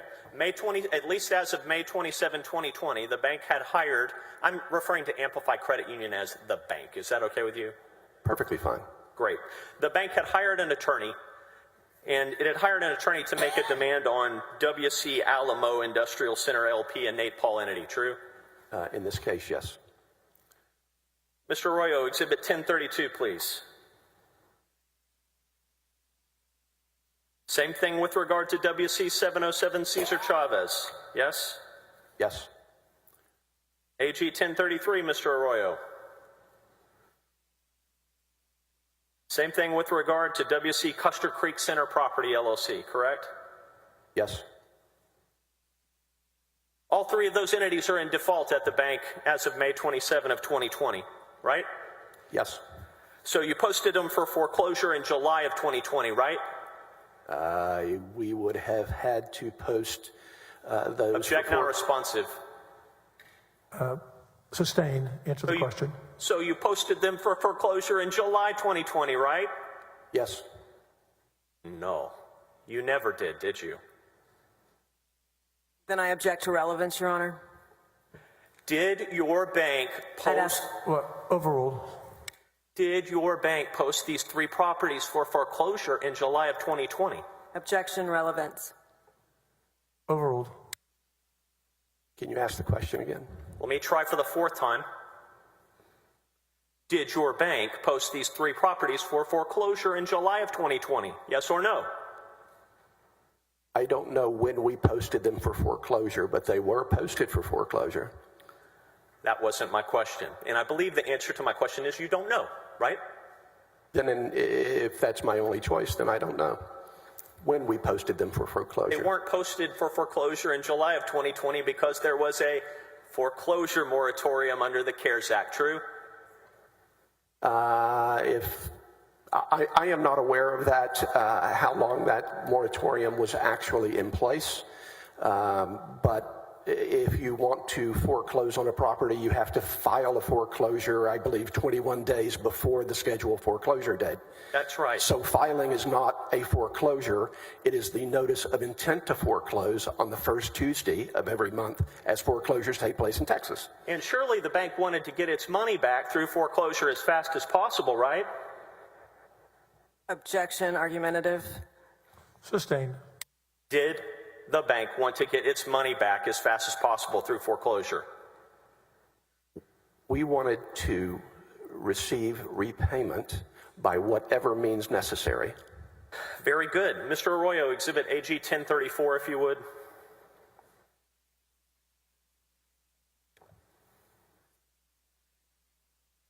Now, this is an affidavit of posting of a property for foreclosure, right? It appears to be, yes. And the date of this is July 10 of 2020, yes? Yes. And the entity that's being foreclosed upon is WC Custer Creek Center Property, LLC, yes? Yes. And that's in Plano, Texas, my neck of the woods, Collin County, Texas, right? Yes. So you posted this one on July 10th for August foreclosure, yes? It appears to be that, yes. Your testimony on direct was you posted all 3 of them for August foreclosure, correct? That is my recollection. That's not right, is it? Let's take a look at what's marked as Exhibit AG 1035.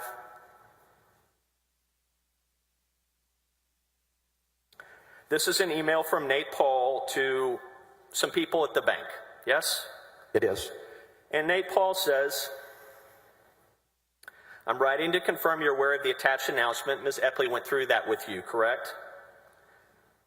Correct? Can you ask that once again, please? Ms. Epley went through this email with you, correct? Yes, and I saw the email at the time.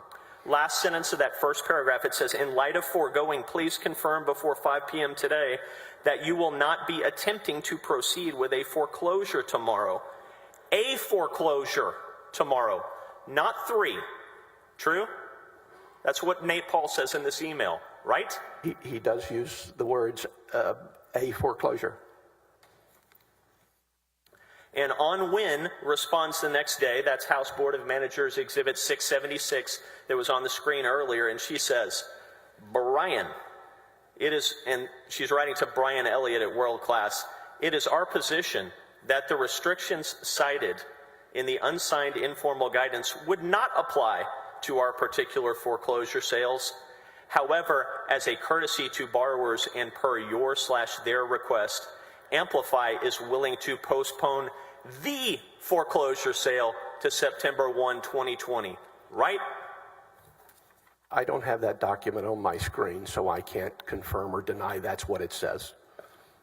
Would you like to look at my copy? Sure. Mr. President, the House is willing to concede that the email written by them, his client, is in the singular.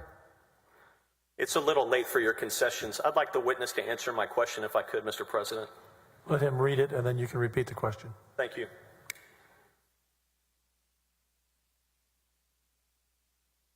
She does use the word the. Mr. Arroyo, Exhibit AG 1036, please.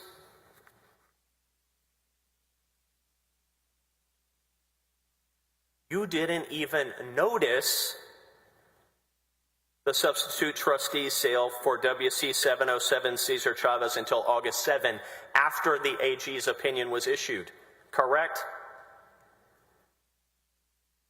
Correct? I have a different recollection of those events. Well, that's why we have documents, right? I believe this was the second posting Oh, really? to make it for the September sale. Do you have a document with you, perhaps, or in that massive pile of documents somewhere, where your bank posted the other two properties for foreclosure in August? I do not. It seems kind of important-ish, isn't it? You don't have that, do you? I do not have a document of that nature before me. Well, in any event, we know for sure that there's an August 7 posting of that after the foreclosure sale, yes? It appears to be a notice regarding substitute trustee sale, yes. Exhibit AG 1037, if you would, Mr. Arroyo.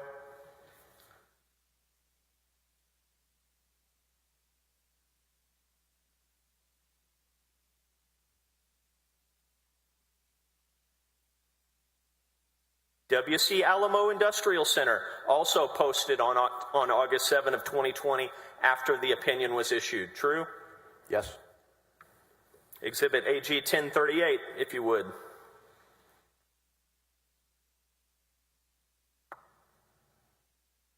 A separate notice regarding substitute trustee sale, August 7 of 2020 for WC Alamo. True?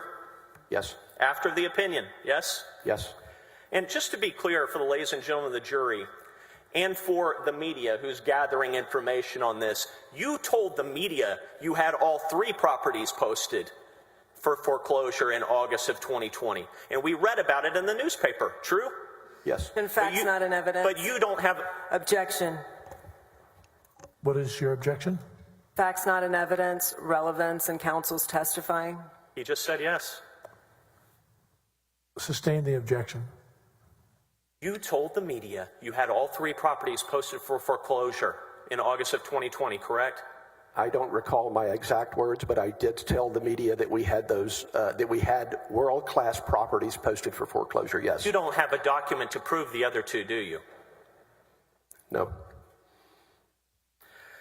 Show you what's marked as Exhibit AG 1039. This is the affidavit of posting for WC 707 Cesar Chavez, correct? Yes. Exhibit AG 1040, if you would, Mr. Arroyo. We're going fast, but I think you can keep up. Mr. Garrison, was it? We're at August 10 of 2020. It says notice regarding substitute trustee sale. This is for WC Custer Creek. True? Yes.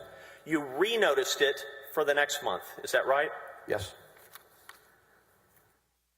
Tell the ladies and gentlemen of the jury, were any foreclosures being stopped in Collin County, Texas at this time? I wouldn't have knowledge of that. You don't know, do you? No. So when you testified on direct that for whatever reason, this opinion disrupted the business of foreclosing these properties at the bank, you don't really know whether Collin County stopped doing any foreclosures at all, do you? Objection asked and answered as to Collin County. Overruled. You don't know, right?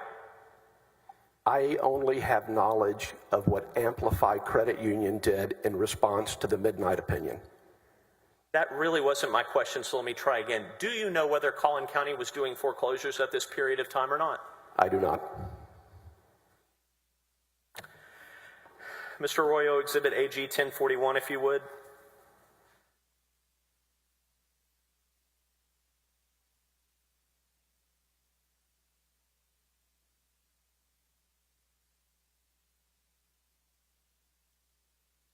And this is your affidavit of posting of WC Custer Creek Center property for foreclosure on August 10 of 2020, correct?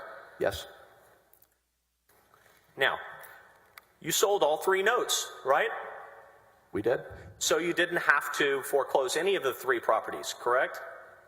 Ultimately, we did not have to foreclose on any of the 3 properties. And you didn't have to foreclose any of them because your bank lost $0. You sold all 3 notes, and your bank lost $0 as a result of whatever this informal legal guidance was, correct? That is correct. We ultimately sold those notes. And you didn't lose a single dollar. Just tell the jury. We did not. Why? Well, let's put our heads together. How did all 3 notes get sold at the same time? Doesn't that seem coincidental? It was not a coincidence at all. It wasn't a coincidence because Brian Hardiman is a man who his name may or may not have come up in this trial at some point. He put together 3 special purpose entities, and he had his agents come and buy these notes from your bank. Yes? I have no idea. I know that the notes were purchased. I do not know who formed the special purpose entities. I only know who I interacted with. Isn't it true that all 3 of these notes were sold to special purpose entities of Brian Hardiman? I don't know.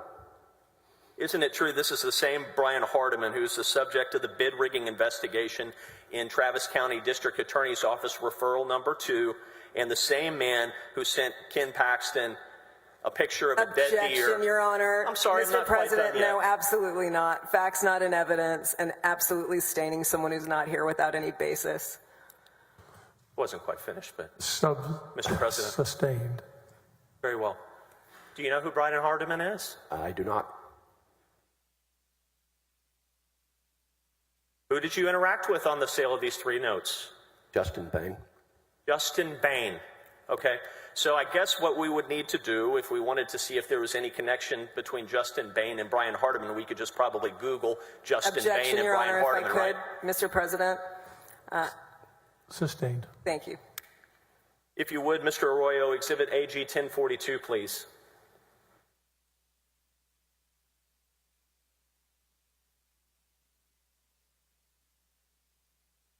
Sold that note to somebody called Alamo Lanark, right? Yes. Justin Bain entity, B-A-Y-N-E, true? Yes. Didn't lose a dime, yes? I'm sorry, say again? The bank didn't lose a dime, right? Right. Exhibit AG 1043, if you would, Mr. Arroyo.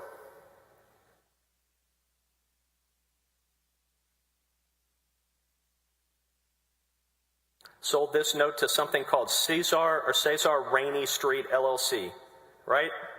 Yes. Bank didn't lose a dime, right? Right. Justin Bain entity, B-A-Y-N-E, right? Yes. Exhibit AG 1044, please, Mr. Arroyo.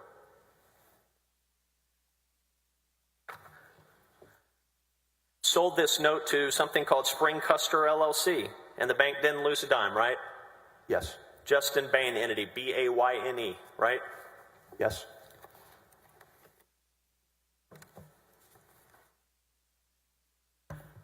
You've been in banking 44 years, did I hear that? Yes. That's a long time, right? It is.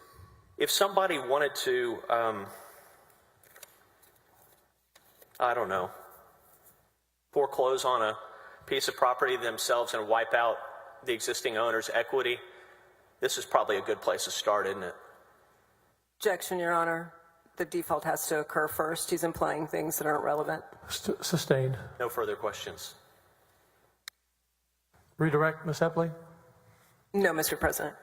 Do both of you excuse the witness? Mr. Little, excuse the witness? He is, Mr. President. Okay. You're excused. Thank you, sir. And I believe this was the last noticed witness of the day, if I'm not mistaken. I That's am mistaken. inaccurate. I am mistaken. Ms. Epley, who are you calling? Or Mr. DeGuerin? I'm not sure who's calling the witness. Yes, Your Honor. The House Board of Managers calls Darren McCarty. Bailiff will bring in Darren McCarty.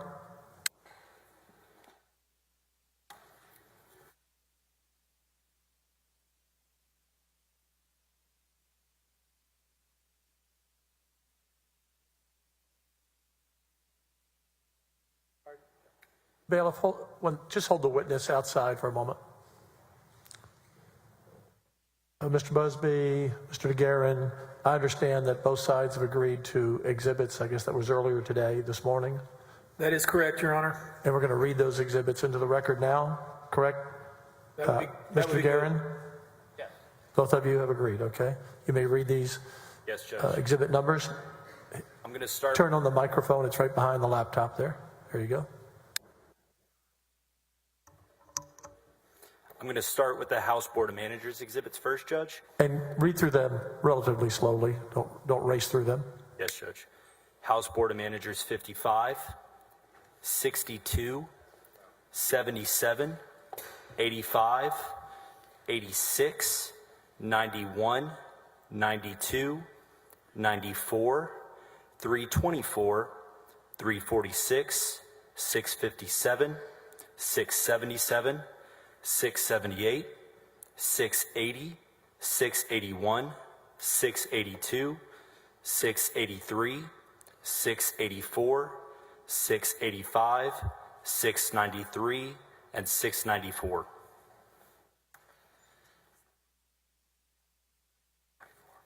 And Judge Attorney You may continue.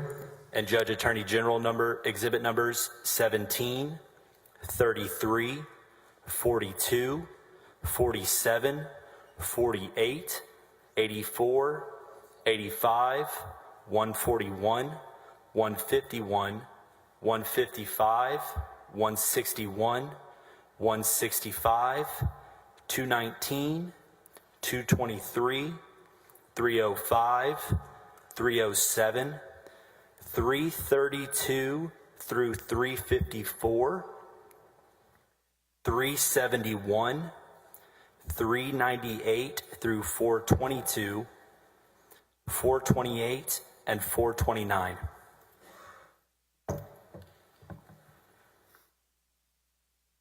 Thank you, sir. Mr. DeGuerin, hold on one moment.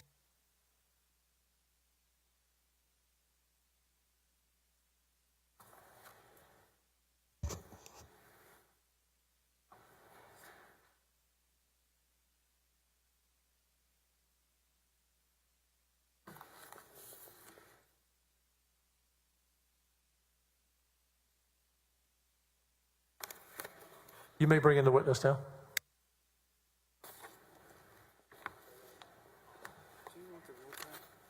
No.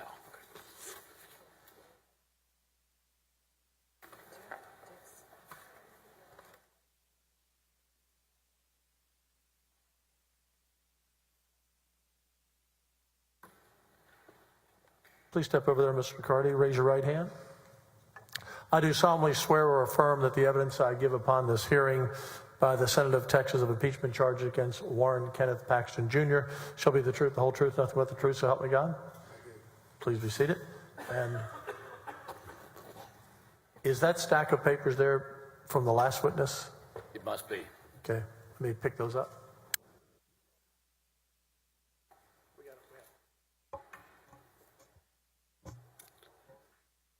And as closely as you can speak on the microphone, you might want to raise that. You're a little taller, just a little bit. There you go.